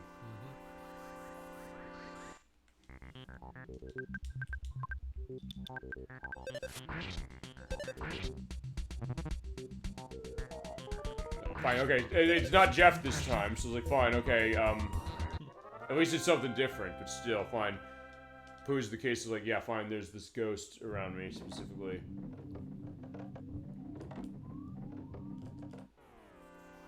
Yeah, hopefully they can get rid. Well, they probably fine. If they run fire to it, they'll get rid of them. Yeah. Yes, we'll see. Because the fire hits every target, basically. Yes. Okay. There it is. All right, so bye ghosts. Yeah, Terry Time is melted in thin air. Okay, bye ghosts.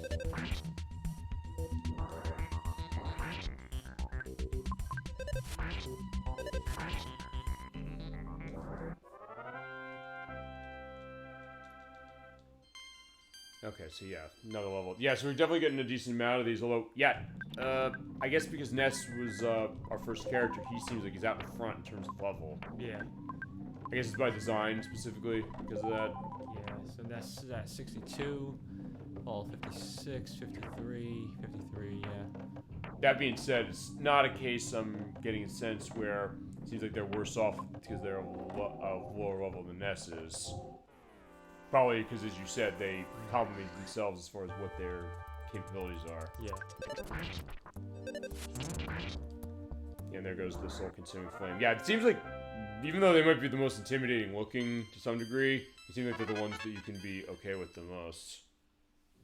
Yeah, and strangely, that's the only enemy of the game where they play the boss music. Yeah, that was weird. I said, wait, why are they playing the boss music for that thing? I guess maybe just because of the look. Yeah. Also, I got a question. Here's the thing. You're saying that where it plays the boss music, does it always... Because we're saying as far as how the item drops work, does the game do anything unique in regards to determining what music it plays when there's an enemy where, fine, the Major Psychic Psycho plays one piece of music and the Soul-Consuming Flame plays another one? It might be based on the one that you touch first in the field. Okay. I can look back, because we've had enough of this going on, as far as some of these things, I can see that maybe there's a case that would determine that. Or if it hasn't been every time there's been a soul-consuming flame, this is just played. So if nothing else, we can try and get an answer out for that, because I don't know if... Fine, it's the case, I don't know if necessarily it's been documented. Fine, for this game, you think maybe it probably has by now, but who knows? Alright, so up there is where we need to go, but yeah, first... We have a Moonbeam gun. That's the second best weapon for Jeff. Okay. So we could just equip that just for the sake of having it. And also, the other thing is, since sometimes we'll run auto battle for it. Yeah, it's because on auto battle it does not go in and use the heavy bazooka, so in that case, at least maximize his attack when you do that. Okay, you're right. Okay, so fine, we got the answer right now. I don't need to look that. So I guess, I think you're right. I guess it is either the first enemy you hit, or the enemy in that first position. So yeah. How's it handle positioning of enemy? Does it handle positioning of that based on that too? So I think that's what it is. It could be, because in the last battle they were reversed. Okay. So yeah, it might be the case where it's the first enemy that's appearing.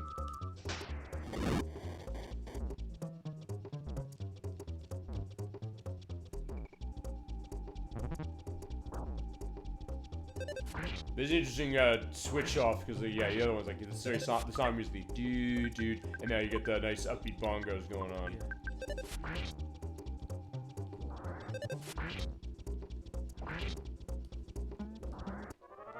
Actually, fine. To go back to the question of like why do they play the boss music there? I don't know. Maybe because it's soul consuming. But then again, there's any other enemies they have that say that they're maybe, I don't know, despairing perhaps because of their name. And they don't, so...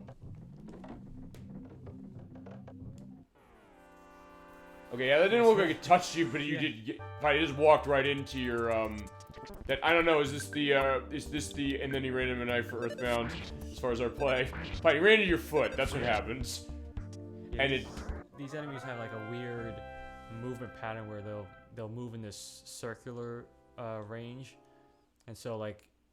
He touched me, but when he touched me, he was moving away from me. Right.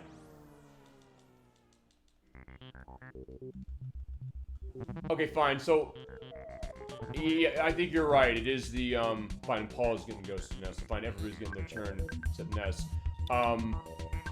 Fine, so I guess it's determining it based on your right, because of where the enemy is positioned, to go back to that. So fine, we found the answer just by happenstance. Which is fine, because it took the evil elemental. I guess you hit it first, even though it's over on the right. That happened as far as, yeah. Your critical, your smash attack does nothing to Pooh. He laughs in the face of it. But yeah, so basically, as you mentioned, it pulls that, and I guess it pulls higher the music is when there's enemies with give different kinds of it. Okay. Good, we were able to figure that, specifically. Sometimes that happens, I don't necessarily even need to do it now. It just sounds like, okay, here's an answer. Okay, so, final, one of the, your sanctuary locations. Let's see, what do we have for this?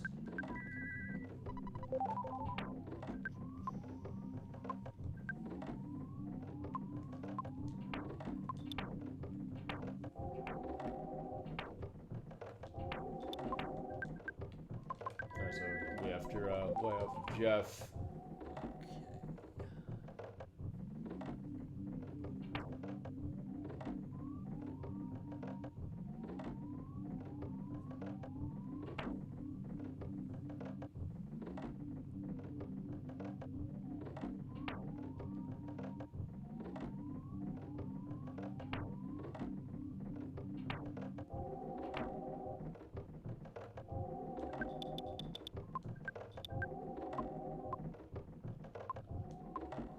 Yeah, this fight's pretty tough, so I just want to reorganize some of my items. Okay.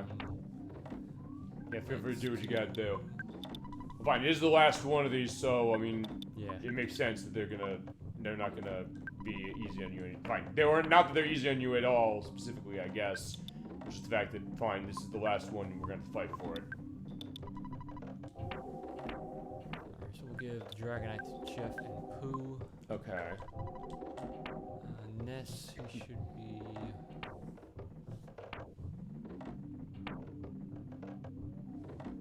Yeah, we'll use some Pure Psych Caramels on him.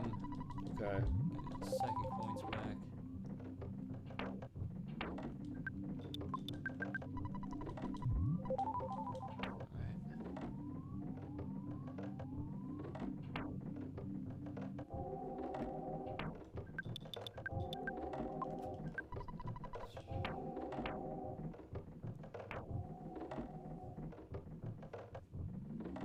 Okay, that should be good.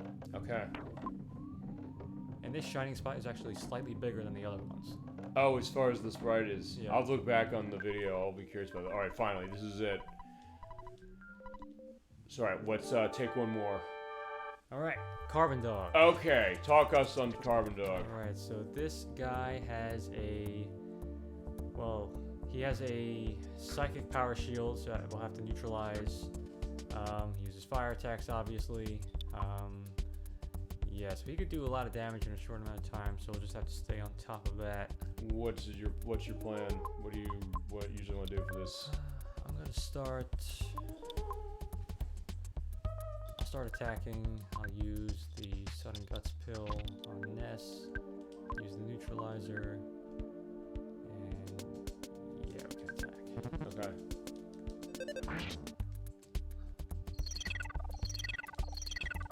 I also like the idea of this becoming a perspective, saying that, okay, what do we need to do? So you're basically kind of thinking through Jesus Christ. Yeah, you're showing that specifically, so yeah, Paul's in trouble.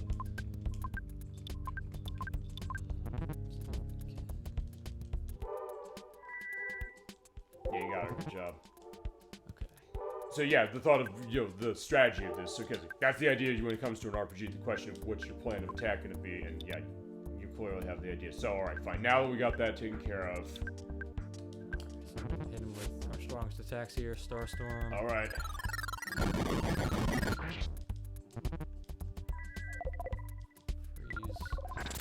Freeze. Yeah, that'd be good. So you're going to be doing a ton of damage as it is with those things.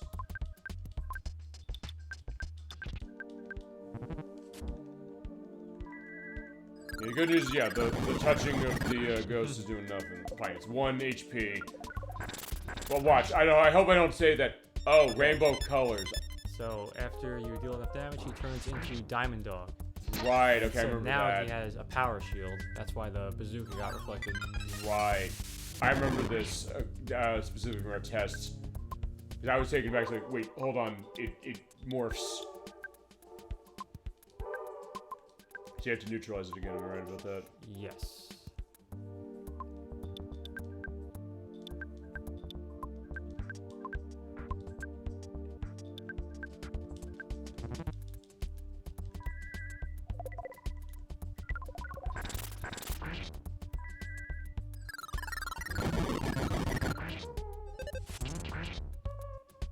Ooh.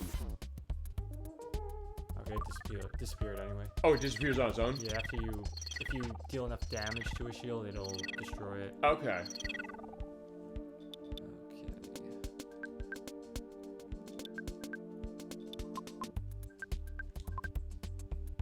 We'll use a multi-ball rocket.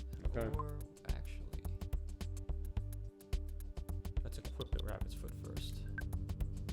Wait, you can equip it in battle? Yes. Okay.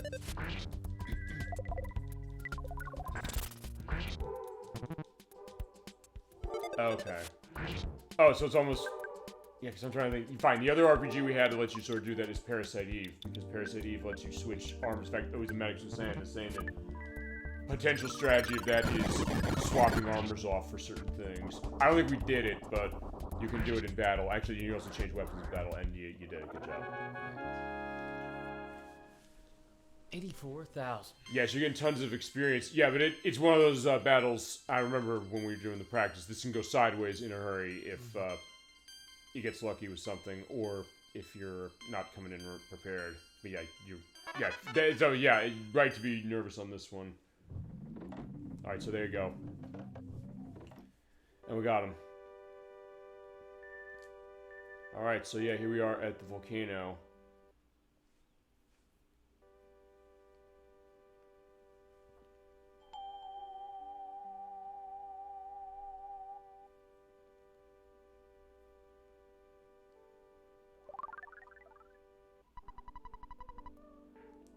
You know, he watched himself as a baby. Alright, so now that we have unlocked every melody, Here we go. time has come. Mm-hmm.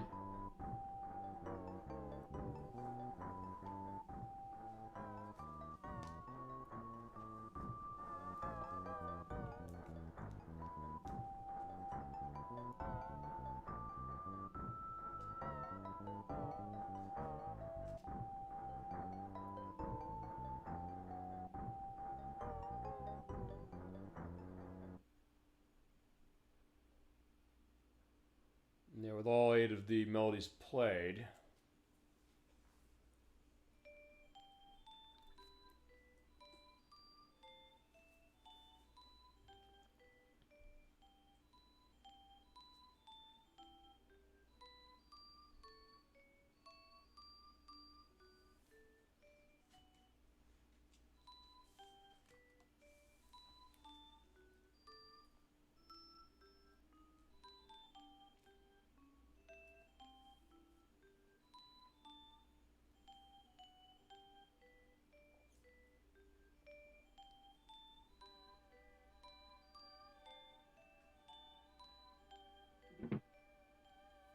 Yeah, looks like we're at Ness's house, but this looks a little different than what we saw.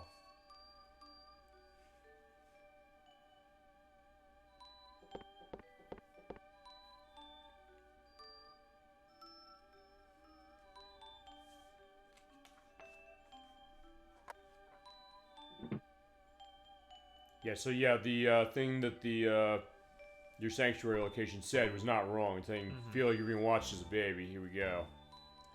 And in this version of the game, so this is Ness's parents talking here, but we don't really know which parent is talking. Mm-hmm. In Mother 2, though, it's obvious because of the gender cues in the language. Okay. And so I can tell you here which parent is speaking. So here it's the father starting off, Okay. saying Ness. I think Ness is the right name for him.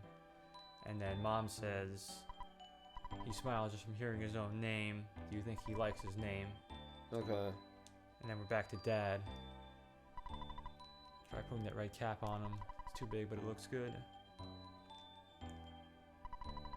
Yeah, King won't be too jealous of the baby, the dog. So there you go.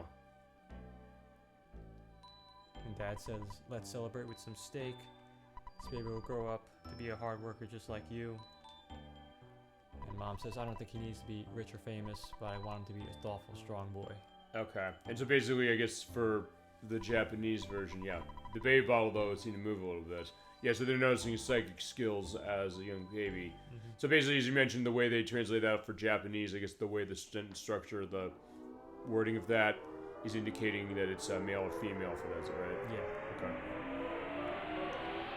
I mean, yeah, I guess you kind of have to sort of read between the lines. And yeah, you're getting into the sequence that I think sold the Crescendo 64 on this game. Specifically, yeah, the dream sequence. Which, by the way, on the Japanese version, I know this.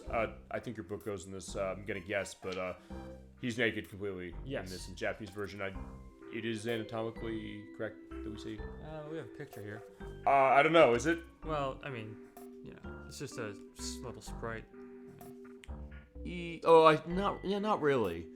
Not really specifically, because I was like, I don't know. Do you want to show that for the purpose of the Japanese version? I was like, well, it looks the same. Fine.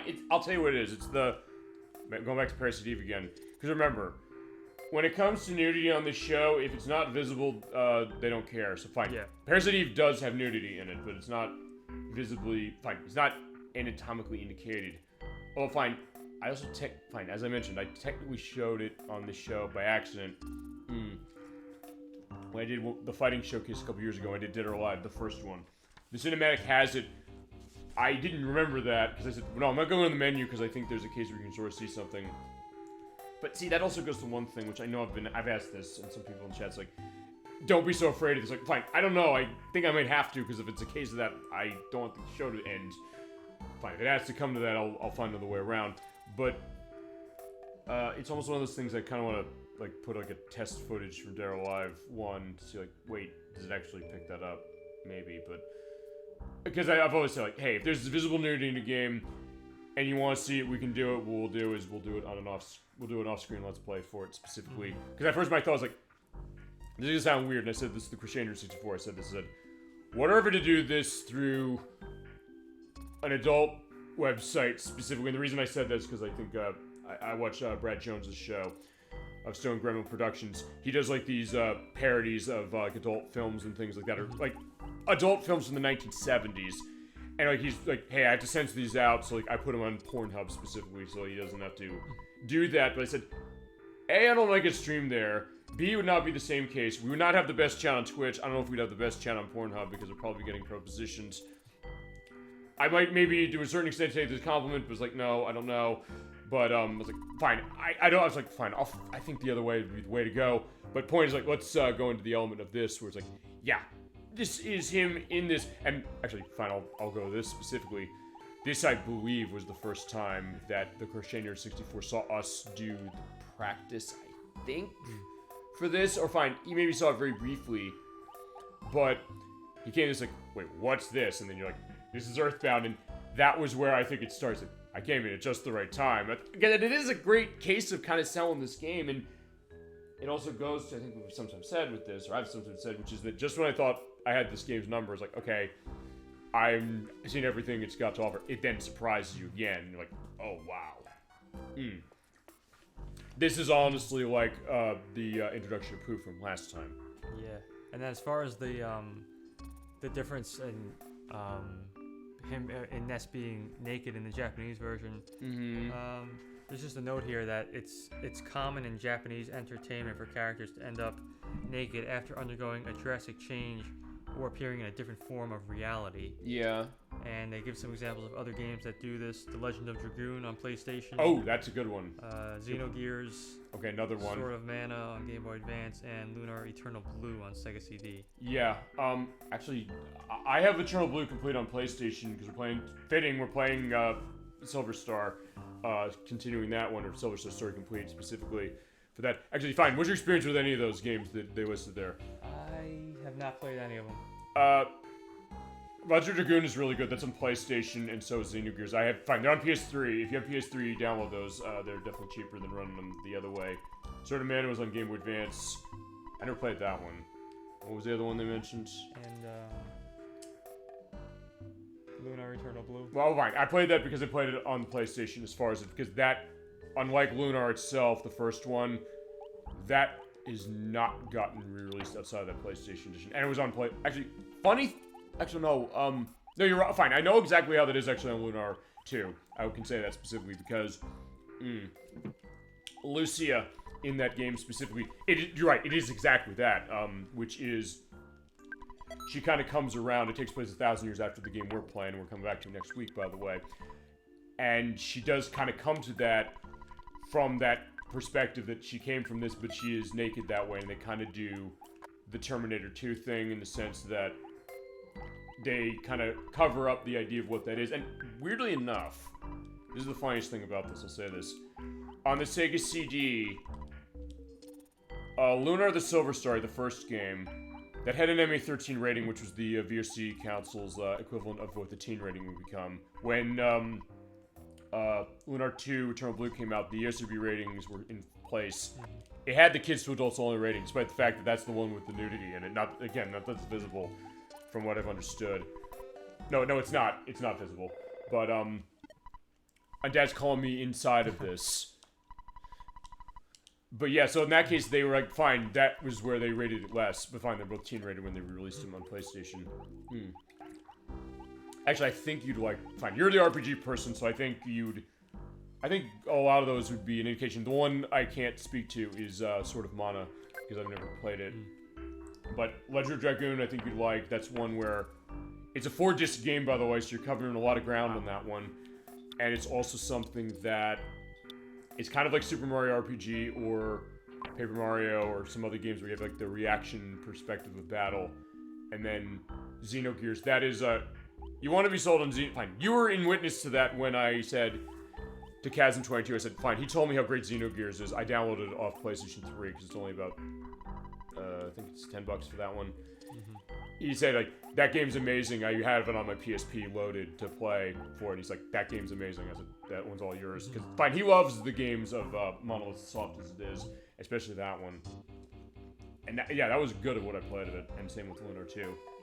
Fine, feasibly gets used the thought. Actually, no, I'll tell you this. The Legend of Dragoon does have a modern version. I was wrong about that, because it is on PlayStation... I think it is on PlayStation 4 and 5 as part of... Either you can download it as it is, or you can get it on PlayStation Plus Premium. But initially it had a problem with its, I think, actually, something either with its button lag. It was something really bad, actually, it had that they had to fix for that. So, I think they've since fixed it, but still, that's the only other way. And it's not the most expensive thing necessarily on the PlayStation, but it's gone up. And Xenogears is... Actually, it used to be more than it was, but alright, feel free to take us on this one, as far as what we're seeing here. Yeah, these flowers here remind me of the flower in Undertale. Yeah, a little bit. Did they... Fine, since it was Toby Fox who made Undertale, I probably should mention that we talked about that a couple hours ago. Did he say that he took specific inspirations for something like that for Undertale? I know he said he's inspired by EarthBound, yeah, for sure. And rightly so. I'm not sure if he mentioned anything specific. Okay. But we're seeing a lot of the enemies that we ran into. And fine, destroyed the pride of Master Belch.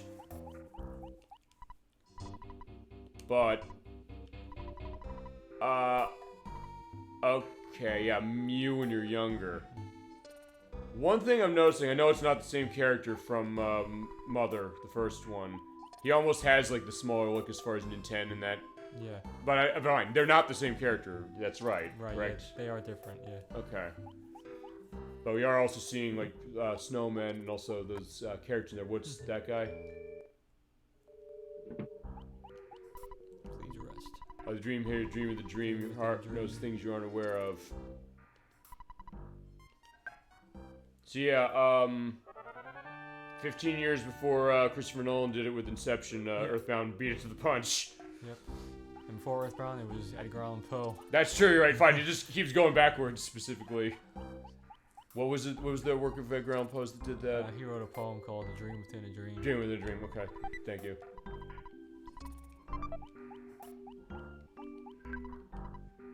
Alright, so yeah, I guess all of our childhood friends. I think this is a brilliant sequence, I'm gonna say that in particular. as Nico. Pokey took my snack. So fine, Pokey was being elements to that. She's saying you're fresh. You take your time, this country will disappear when you wake up. Yeah, that's the other thing that took me aback when I saw Magic Can't. We played together recently. Actually, Magic Can't, isn't that somewhere in world, or that's just where we are now?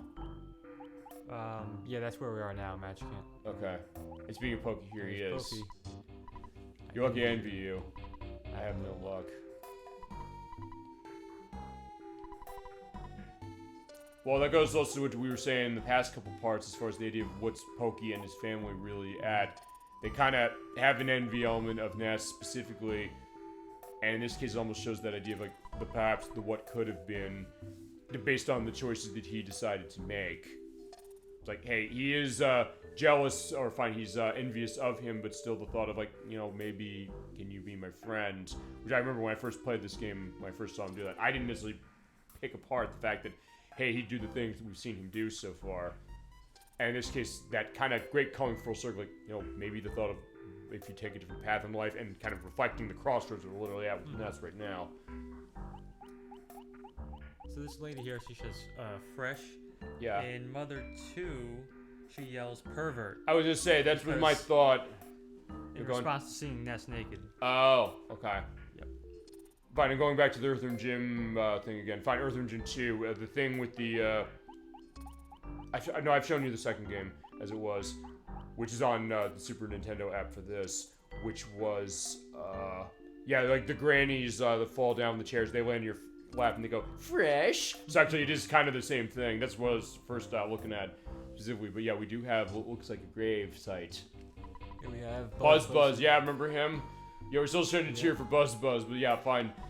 He appeared earlier in the game and gave up the ghost. No, he didn't. He was killed by Pokey's mother. Yes. Let's get the record correct on that one. But still, here he is. We do remember him. He was a great character.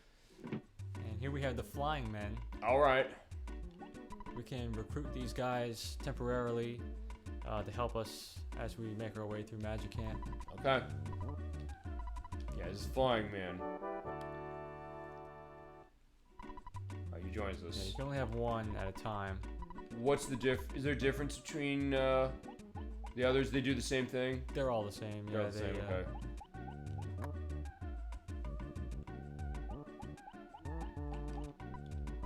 That's the pain when you wounded me. I kind of like also how existential this is in the sense of kind of the question, because you said early on when we started playing this that when you beat most enemies, they don't die or get defeated with a couple exceptions. But in the case saying like, yeah, fine, they come back and they're like, yeah, they're kind of holding on. So maybe putting you in perspective of questioning, I guess, what you've been doing as far as attacking them. Although fine, we've been doing it for a reason, because the question of, guy gets his influences everywhere, we got to help him. And we ended up helping them, but also they still remember that element of the scars that they have, and feasibly the scars we have, or the memories we have above anything else. All of intelligence, you can't go there if you're truly ready, or unless you are. They bring sorrow.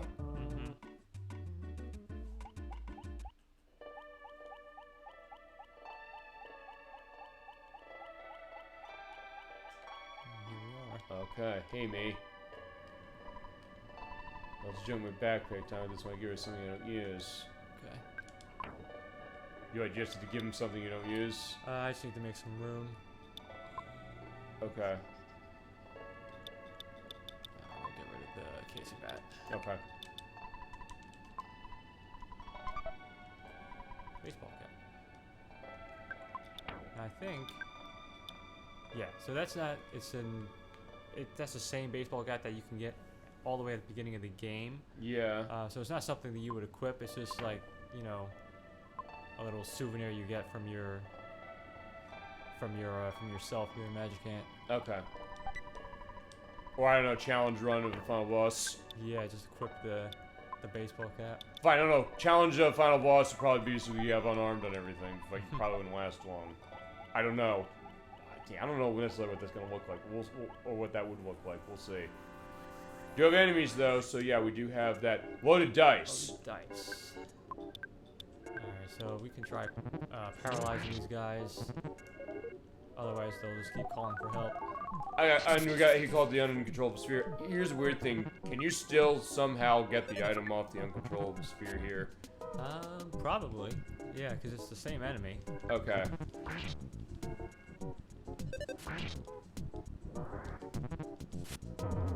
Ooh. And there goes Flying Man. Okay. But he did help.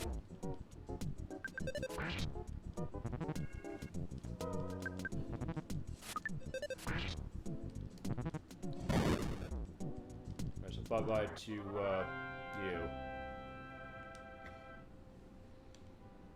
Fine, okay, this is also probably the other reason why Ness's levels are gonna get out in front, because, yeah, look at that.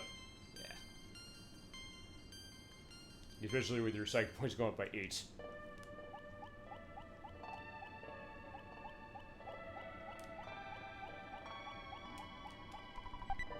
Godspeed.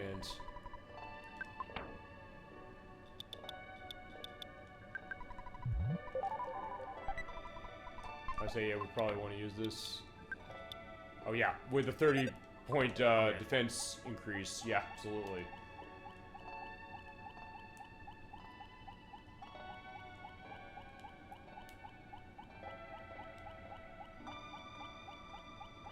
There's the big eyes, then the present.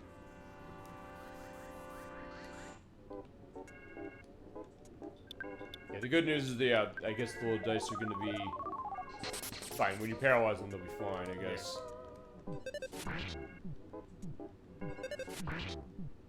Actually, it looks a little precursor. So it's like, what does this look like a precursor to? I'm also looking at that. It almost looks like, the devil dude from, Cuphead. Oh, yeah. A little bit. Yeah. I'll have a picture as far as what that is, specifically. There's the Magic Camp bat. Okay. 171, 197.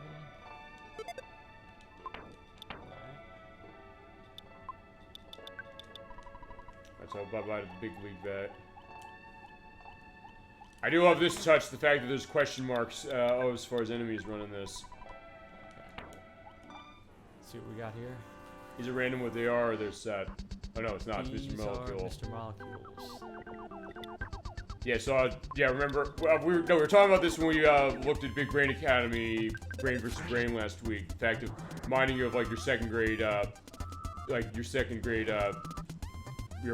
stuff as far as, learning stuff.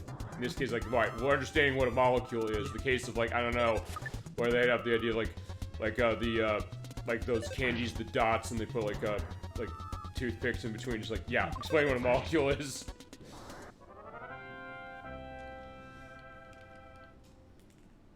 Or,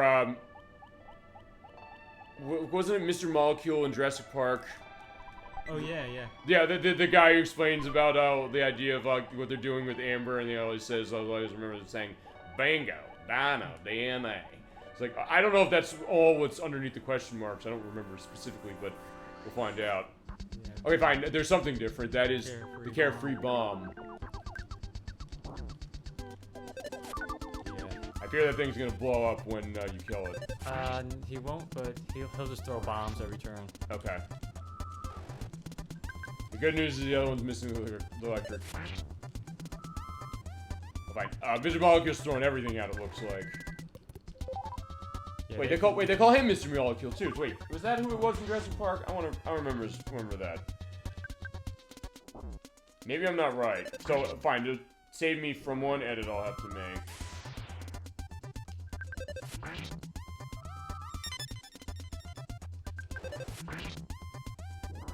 By Mr. DNA, sorry, fine, it was Mr. DNA. Fine, Mr. DNA, fine. It was Mr. DNA from Jurassic Park. This is Mr. Molecule, as it was. So fine, I was kind of in the same ballpark, but not completely.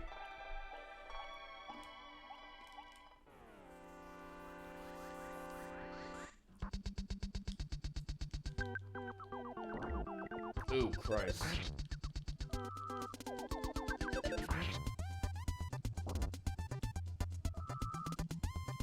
Yeah, the good news is that since it did so much damage, it's just ticking down slow enough that easily you can survive this. I'll heal just to be safe. Okay.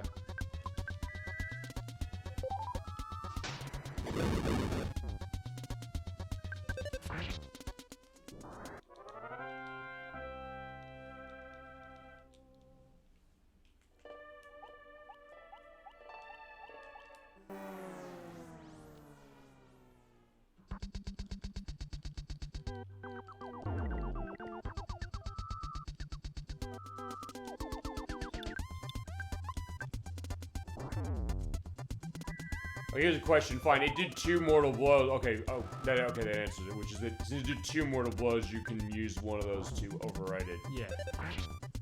It's not like you have to make up for the extra damage or anything. I would say that would be. I don't know. How would that work? How would that work feasibly? That would be tough. I would say the other games in the franchise don't do that, do they? No.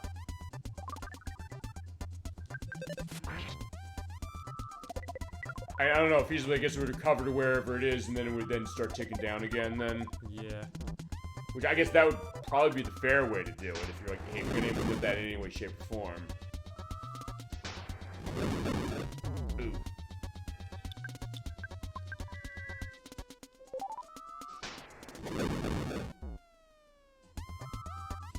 I think, fine, okay.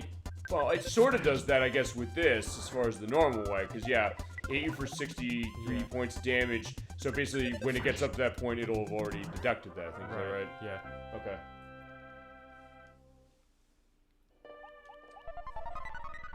Alright, so here is, Alright, so we are in the Sea of Eden. Oh, yeah. It's absolutely beautiful in here. But, oh, right, remember that thing? Yep. Fine, the Kraken is back. Although the question is, fine, I guess we have to fight it. But yeah, we have to fight it solo now. Same deal as killing it from before, except without party members and everything, yeah. Yeah. Oh, right, we didn't see that last time. The tornado? Fine, that we didn't see. Well, no, we did see the fire, but we lived through that.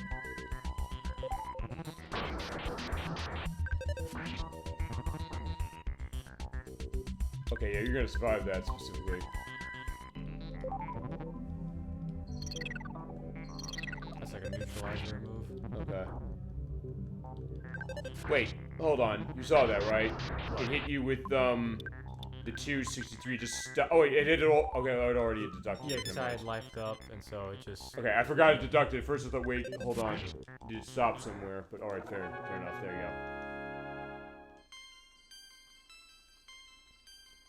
And then this is the enemy that the player's guide mistakenly says drops the Gutsy Bat. Oh. It's actually a different type of Kraken in a later area. Okay.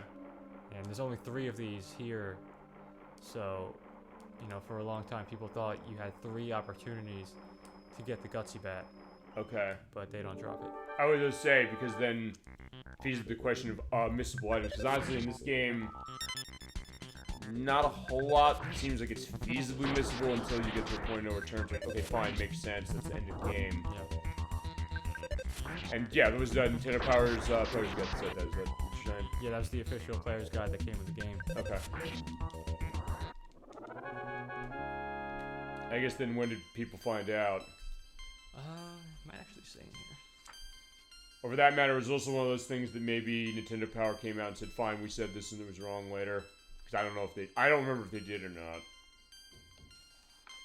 I would have thought, given how much they indicated that game as it was, and also, fine, Dan Alson, who was involved with it, and fine, a lot of people were involved as far as localizing and things, and other parts as far as the release over here, wrote for Nintendo Power, and I know they would indicate certain things as far as stuff like that. Although, honestly, some of the cases I think they've indicated really above anything else were mostly about other games, I think, to some degree. Like, hey, they put a code in of something wrong, it's like, wait, no, there's codes that I think they said, no, these didn't work, or they had to adjust them because there wasn't clarity or something. Mm-hmm. But I don't know necessarily something like that. But all right, fine. There's the magic pudding, and yeah, we have that over there. So we have the Dragon Knight, and yeah, we should be good. All right. Okay, so here's the Manny Manny statue that we have seen. We saw in first with Liar Exaggerate. And then we saw it with Carpenter and Happy Happy Village, and then Fourside, and here we see it again. Yeah, because, yeah, it's basically...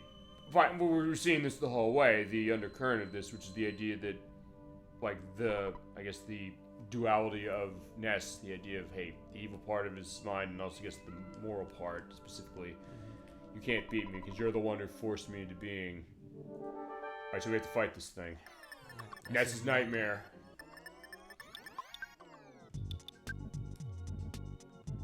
Yeah, so that right there, it can instantly kill you. That pale green light. It's essentially Flash Omega. But as long as you have the Night Pendant equipped, it can't do anything to you. Okay.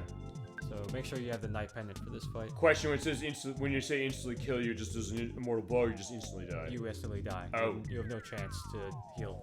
Okay. Will he always toss that? Can you feasibly get lucky and not have it happen? He usually uses it at least once or twice. Okay. Nice smash. Alpha. So yeah, he has some of your elements too. Yeah.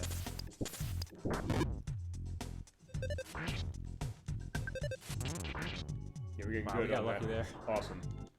Yeah, he could also use Rocket Omega, which we don't even have yet. Okay.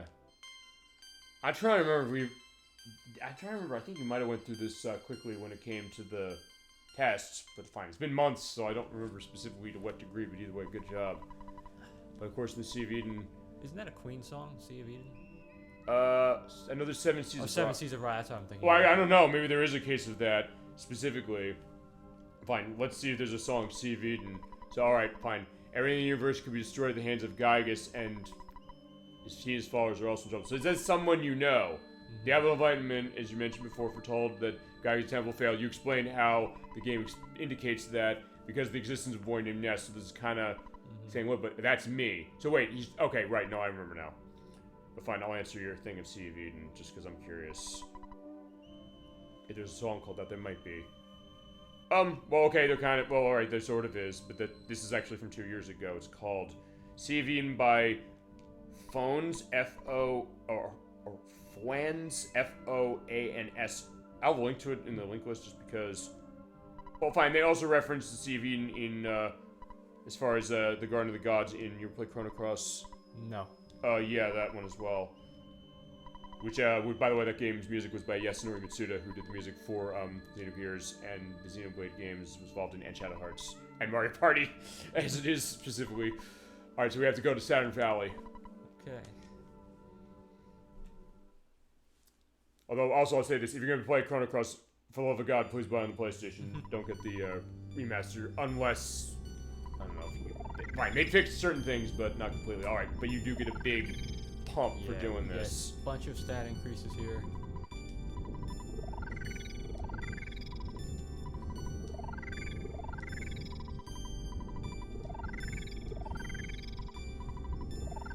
So there you go. Yeah, because you basically take the power of all of your sanctuary locations and put them into yourself that way. Yeah, because remember, they say you're the chosen one. Ness himself is specifically, our mind got cleared. And yeah, our psychic power's there. And you get 200,000 experience points on the back of that. Yeah. So, yeah, look at that. Psychic points by 340. HP by 163. Oh my god, look at that. Level 70. Fine, that was on one level up. Yeah. That's Finally realized the power. So I'm going? That's from all that vitality and IQ we got. Okay. Yeah, because we gained like 20 vitality and IQ. Damn. Okay. Alright, Magic Cam is no more as we absorbed the power of the land into his heart.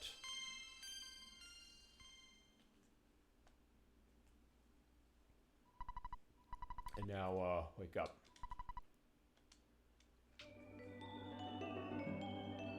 I do also have this flash of all of the places we went.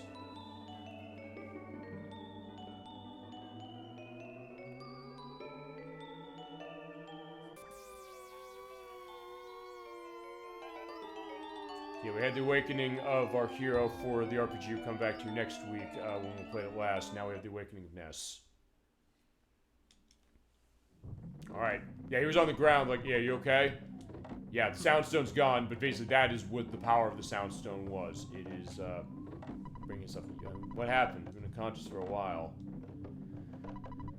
He kept saying something too. Saturn Valley. Alright, we'll need to teleport. Okay.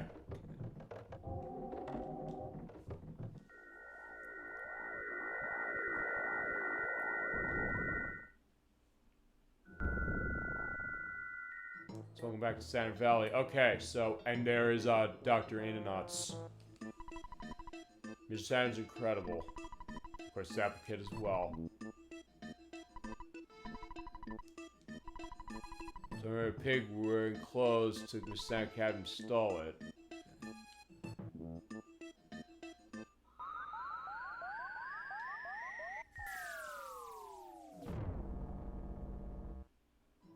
Yeah, but it's not working. Okay, so in order to take care of this... We need special material from a meteorite. And we saw one meteorite at the very beginning of the game. Uh-huh. Back in Onet, so that's where we're gonna have to go. Alright. And now it's in his hands. Let's go, though, so take every possible precaution. Just sounds there's just some of the new developments at the shop. Check them out before you leave. I wonder what Onet's like now, though. Alright, so yeah, we are entering endgame as it is. Yes.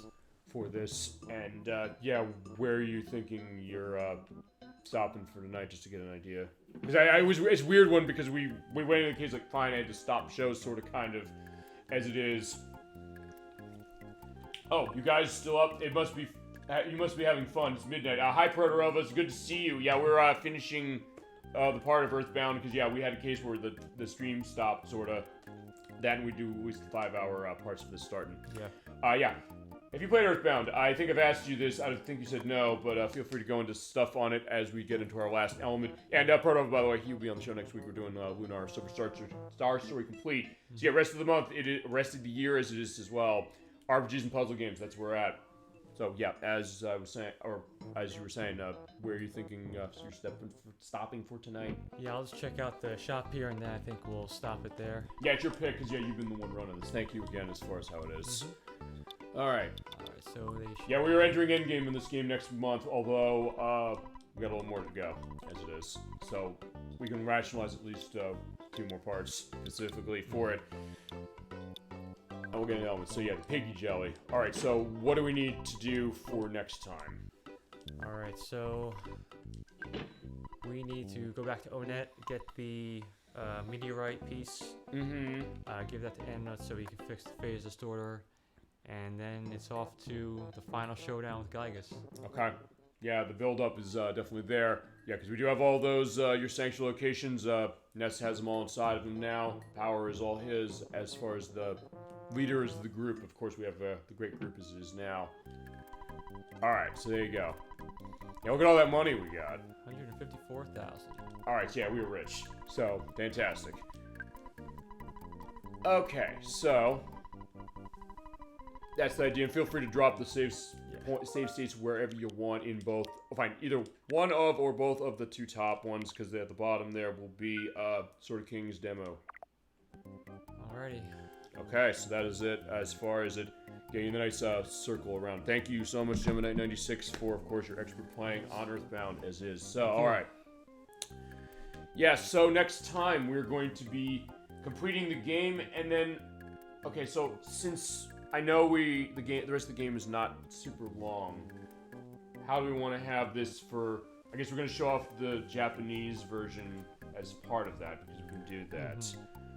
What do you want to have showcased? Because what I'm going to do is I'll play ahead in that a little more than I have been. I'll have to manage that, but I can do it. To show off that might be different that you want to show on show. I think the Runaway 5 show would be cool to show. Right. Actually, wait a second. Don't we have a ability to go back and see them? I think they're... let me see. Or they come into play later. Boys, we'll get into that next time, because I have, you're late for me to mention this. Fine, he knows it. He knows it from the first, from the beginning, welcome to the door. I have seen the Blues Brothers now, so I do have the context of what that is. Or we can feasibly end on the show, if we see that. So fine, I know you mentioned that. You mentioned the fact that the game's name is different as it is, which there's that element, but other stuff you want to show, because then, for finale... unless you think we can do the, unless you think this is something that goes into like full for next part, I don't know. I'm not 100% on this one. To do your speed run of the game, which you're saying you want to run as yes. I suppose we could start it. It's, well, as I said, it's your pick as far as how it is. Or the other thing we do is that, okay, because as I said, what we're gonna do next time is we're gonna finish the game as we have. We'll have show-offs of elements of the Japanese version, and I guess it's also, I'm trying to think about this. Or it could also be something that, I don't know, do we want to pull something else out? Fine, it's running Switch. Feasibly anything else on Switch is feasibly on table, as far as if you want to have like a little bit of a preview to something, or like toss something else out that you want to go over, or something. Because yeah, if you want to do like full dedicated show for that speedrun, go ahead, as it is. I guess we're gonna get their show. Oh no, is this I think this is just another Venus show. Okay, so fine, we can at least go through as far as the Venus show as well. So we had this plan as we close out. Fair enough to that. Okay. So, yeah, so next time we will get that stuff set up. We'll figure that. I'll play ahead as far as some of those things so we can get Runaway 5 going. Other stuff. There's Nocturne again with Xenoblade 2, as it was. A high Nocturne. She'll be on the show next week, along with Protorova. And Protorova, do you know on Blood Space Moon is she going to be on the show with us next week? Because she's part of the Lunar crew. And if we were able to get that case, her schedule sometimes be up near a little bit. But if that's the case, actually that'll be the first time we had the Lunar crew for that game since May. Shockingly. Because we had cases where, but yeah, schedule, we'll start that then. Next week is part 6 of Lunar Silver Star Story complete with Protorov and Chad. Nocturne's on screen playing Xenoblade Chronicles 2 and feasibly Blood Space Moon for it. We start those early at 3 p.m. Eastern Standard Time because Protorov runs the parts along for the purpose of that. And also for this, because we're almost at the end of the game. We had to put this on the shelf for a couple of months because of how scheduling was working and because we've had to shuffle that one around. It's been because... Yeah, as I mentioned, the reason it's been May, since we've had all 4 of us, has been because Blood Space Moon was not able to be on for part 3. I postponed part 4 because of the passing of my grandmother, and then actually Nocturne wouldn't have been able to make that as it was, even if we had to do that. And then also, Nocturne got COVID as it was, and then so at that point she was not on for parts 4 and 5. And then part 6 is the case for this now. We're going to have that, so I've not heard from her yet. Okay, well, if you hear from her in the week, let me know so I can put in an edit down here saying that, you know, she will or she won't. We'll figure it, but point is, putting our hopes as far as this, yeah, we can have the whole Lunar crew, and it's like, we'll have the case of the whole Lunar crew eventually for that, because we're not long for that game. We're getting close to endgame on that one, too. Next time, we're going to be going to the Grindery, which is where we are leaving off as far as where we need to go from last time. Because Alex is fine. Fitting we had this with this game. You saved Nocturne's joining us. Yeah, she's coming with me. Yeah, because her and I make the travel down as far as that, the travel out as far as Protorova is concerned. So yeah, Nocturne's on the program for next week. I know that for a fact. She knows that. I did indicate that when we played Mega Man Legends 2 and finished that off a couple of weeks ago. So she's in place as far as that. So that's going to be that, and we're going to continue our adventure as far as it, like in this game tonight, we had the awakening of Ness as our hero as far as our lead. We had that last time with Lunar, with Alex becoming the Dragon Master, so that's going to be the idea. We're going to continue our adventure. That's going to be at 3 p.m. Eastern Standard Time next week. Week after that, I am playing Tetrasphere for the Nintendo 64. I have it over there. I do need a little more practice, not much, but I just need to, as I mentioned with Tetrasphere Connected, our discussions about that earlier, and I thought, like, hey, we're going to do a show on that. I said, scoping on this, I had to question that. I wasn't sure. I think I know how I'm handling that. I just got to do some other prep for that. We'll show off all the modes. I'll show off the tutorials, because, yeah, this game deserves to have that. I'll go into stuff on game. We'll show off everything we can. I'm going to also play through some of the modes ahead of time. You said you'd never played Tetrasphere, right about that? Right, I have not. They've not re-released this either, so that's also part of the case. It's an interesting one. It's one that I had trouble wrapping my head around when it came to it as it was growing up, but it's one I came back to. I first wanted to see this, so I said, fine, we're going to do this. I'll take interview requests. I've always said that, and we do. This is another one I've had to kind of shuffle this one around, but yeah, 2 weeks we're doing it. That's 7 p.m. Eastern Standard Time for that. And then for the rest of the year, the last 2 shows are going to be on September 23rd at 7 p.m. Eastern Standard Time, and December 23rd at 7 p.m. Eastern Standard Time, and December 29th, so the Saturday and then the Friday, for both parts of Strange Horticulture, which we showed last week as far as the puzzle showcase to open it. We're going to play that game fully which I've been doing more practice on. He's been to indicate.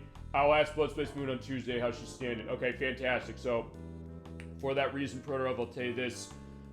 Yeah, just let me know to that, and I will have... Yeah, so I'll put that in the edit for this if you have an answer for the purpose of that. So in that case, you'll know, or fine, when this goes up in the news, because remember, we're going to have to edit this anyway, because the show, fine. The text sort of went down, but my internet sort of went down. It's bizarre how that happened. But either way, that'll be seamless as far as how it's going to go, the way the edit's concerned. But yeah, the last case of the year is going to be those for Strange Horticulture. Then we get to January. I was saying I might have to jump between this for 5th and 6th. I don't think I'm going to have to anymore. I think January 6th is how we're going to be able to run this one. We're going back to Sonic Heroes for Xbox, running the Super Hard Mode, which I've unlocked with the Xbox Magazine disc. That's the easiest way to get it across all the versions of the game, which is on the PC, the GameCube, and PlayStation 2. You ever play Sonic Heroes? No. After me going into my vulgar, angry ranting on Sonic last week as far as what Sega's doing to it, that was late in the show. And Dolly Finn just let me go and pretty much said, fine, let me take him down with Puyo Puyo Tetris 2, and she did. I'm kind of glad to go back to this specifically, even though this game's got some issues, but it is also something that there's some interesting stuff. It is 3D Sonic as far as how it is, but there's interesting stuff to it. We did play this game a couple years ago, but I said, well, I want to show that Super Hard Mode, and honestly, also when we recorded it a couple years ago, I was running my old tech. I had cases where it was stuttering. I was not hardwiring for every program, and just kind of had voices going in and out as far as myself, and I said, that always bugged me. But it was also a case that, fine, I was going to come back to this anyway to show this mode, because I think it's probably worth showing that. And we'll come back to Sonic for the first time as far as an actual case of it on that. And then the rest of the month, fine, this is what I'm going to put to you, Gemini 96. When do you want to have the next part of EarthBound? You have a choice of any week in January, and Protorov it to you too. You also have a choice of what weekend you want the finale of Lunar, at least your part of it. Because we're not going to technically have the finale of that game, because we're going to look over the PSP version in February. But yeah, for you, Gemini 96. What's your pick on weekend for that one? We can go, I guess, the 13th would be good. 13th, you want to run the 13th? Yeah. Okay, fantastic. And that means Protorov then for you, for the finale of Lunar Silver Star Story Complete on PlayStation, you have a choice of January 20th or January 27th. Please let me know which one you have a preference for. Or you can also think, I can announce it next week when we do the Lunar part. And whichever week he does not choose, that'll be at 3 p.m. for whichever one it is. And feasibly whole Lunar crew again, we'll figure that.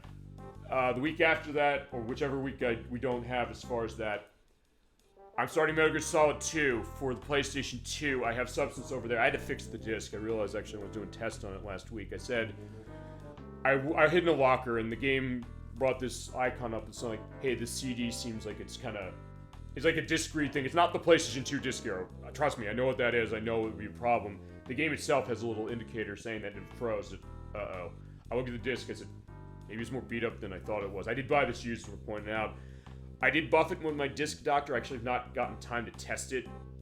I want to try and avoid that. I'll say this, if worst comes to worst on that, I will then, if I have to do this, I will pull out the Metal Gear Solid HD collection for the Xbox 360 running the Xbox Series X. I have no preference. Okay, he's like, keep in mind on that Protorova, because I'm going to need an answer from you in regards to that for the finale for that for next week. But I can also bring that up as far as Nocturne and Blood Spice Moon if she's going to be on the program to get an idea. We'll figure that, but fine. I'm going to be running, if I have to run Metal Gear Solid 2 through that 360 collection, I will run the Series X, which I mentioned, better option to play it that way than play the collection they made, although they are patching it, so getting better, kind of, sort of, but still, shouldn't have launched that way in the first place. And then in February, let's talk a little on February. This is another one where Gemini 96, you and I, we both have something feasibly that's going on a Saturday that month. It's kind of up in the air as far as what that's looking like. Yeah. We're going to figure that as far as what it is. Whichever weekend that is that's going to be going down, I will be doing a Friday night show for the next part of Metal Gear Solid 2.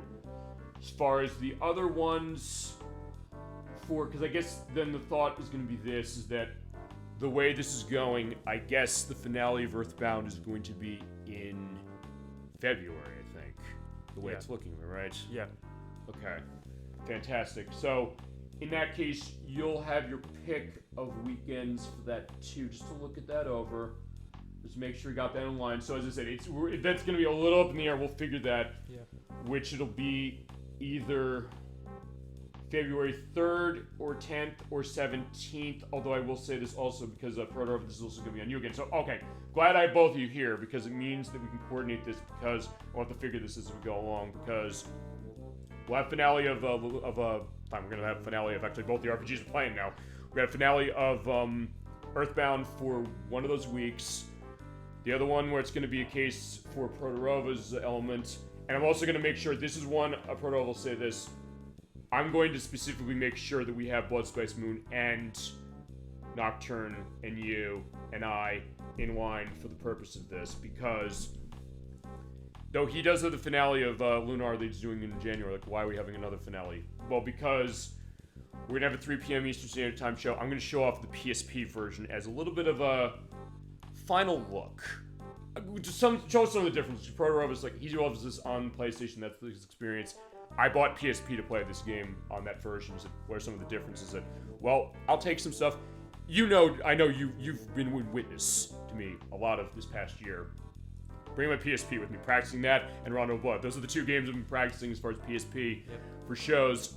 But I said, okay, fine, we're going to have a deliberately short show for this. We're going to show some of the differences as far as translation that happened because some of the voice performances are different. The songs have changed. I have a bunch of save files set up to show some of those things. It will be deliberately short, about 2 hours. So we can have our final perspective and go into final thoughts on everybody on Lunar as far as that's concerned. And give a sense of where other projects we have as far as our Lunar crew are going for each individual member. And then at the end of the month, Edwack and Nikki are coming back. They're coming back on a Friday specifically because they usually need Fridays. That is going to be February 23rd. Nikki's going to be coming back to play another Humongous Entertainment 2-fer. I prefer to have them both at the finale for the January show, and for the February show, I'm gonna demand that. I'm gonna say no, we're not having it. If I have to push that into, I'll say this, Proto-Rova, I have to push that into May to March to make that happen. I'm gonna do it. I'll make sure as far as we'll talk it over next week. So that stuff we'll get updates for next week, promise. The other week, as I mentioned, February 23rd is going to be for Nikki's Humongous 2-fer of Papa Goes to the Moon and Pajama Sam, No Need to Hide When It's Dark Outside. She's a resident expert as far as that company and also for those games. She'll be leading us as far as those two. Then in March, we're going to be starting Snowboard Kids 2 on March 2nd. That's going to be Nocturne myself doing that. And then because of us ending EarthBound earlier than I thought we would, I delineated 6 parts at least. I delineated at least 6 parts. We only need 5, as it turns out, which is fine. That's why I always set more if I needed. We'll have the continuing of Metal Gear Solid 2 for that month. I might try and pull out the stuff we have hanging, because the games we have hanging are Game Dev Tycoon, which Proto-Rova is involved in. If we can make that go, that's going to be a question. Agreed. As far as getting them on, as far as that, for sure. And also Pokemon Gen 9, which I have to continue on. I also get a sense of when am I getting close to the end, so Edwack and Nikki can be on for the finale of that. Or I might just pull something else off the master list, specifically. I'll figure that. And then also the 30th of March, we have Justice League Task Force for Super Nintendo. That's going to be our April Fool's Day game. The fighting game from Blizzard, developed by them, with DC characters. And then the only other stuff I'll know is... For May, we have Title Legends on Xbox for our compilation program. And we'll have Metal Gear Solid 2 going. I think Metal Gear Solid 2, the more I'm thinking about that, just to give a brief thing, and we can shut the show down. I think that's gonna be... I think that'll be 5 parts, because for that one, what I'm gonna do is... There's 3 parts of that game. There's the tanker, there's the plant, and there's the part after that. And then since I have Substance, I'll show off the Snake Tales mode, which basically rewrites the plant chapter in ways that we'll get into when we play that game. I will also show off the skateboarding. I bought Substance on PlayStation 2 for the purpose of that. If nothing else, I'm showing that off of it. And I'll show stuff on VR missions. In that case, I will use the Metal Gear Solid HD collection to show them, because I have tons of them unlocked. There's an achievement in that you gotta beat all of them. It's called Virtually Impossible. It is 80 points. It's not an easy one to get. I have not gotten it.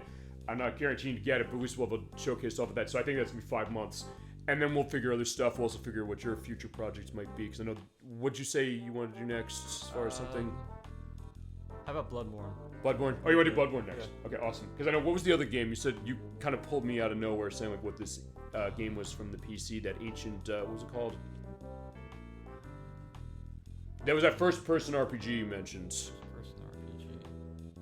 Oh, Dungeons of Daggerith. Dungeons of Daggerith, yes. Thank you. Yeah, well, that would be a PC case, so what we'll do on that one is, just to give you an idea, since this is what Nikki's does as far as PC, we'll hook a laptop in, we'll hook a laptop in as far as my tech, and we can run like a console and put it on the television, as far as that. But yeah, Bloodborne, you want to do Bloodborne next for PlayStation 4? Yes. Yeah, we'll definitely figure that for sure for that. That's a good choice. And yeah, we'll figure this stuff as it goes along as far as how the schedule's going to work, and we'll go through that. I said, yeah, feel free. Also remember one other thing, and then we can stop for the night.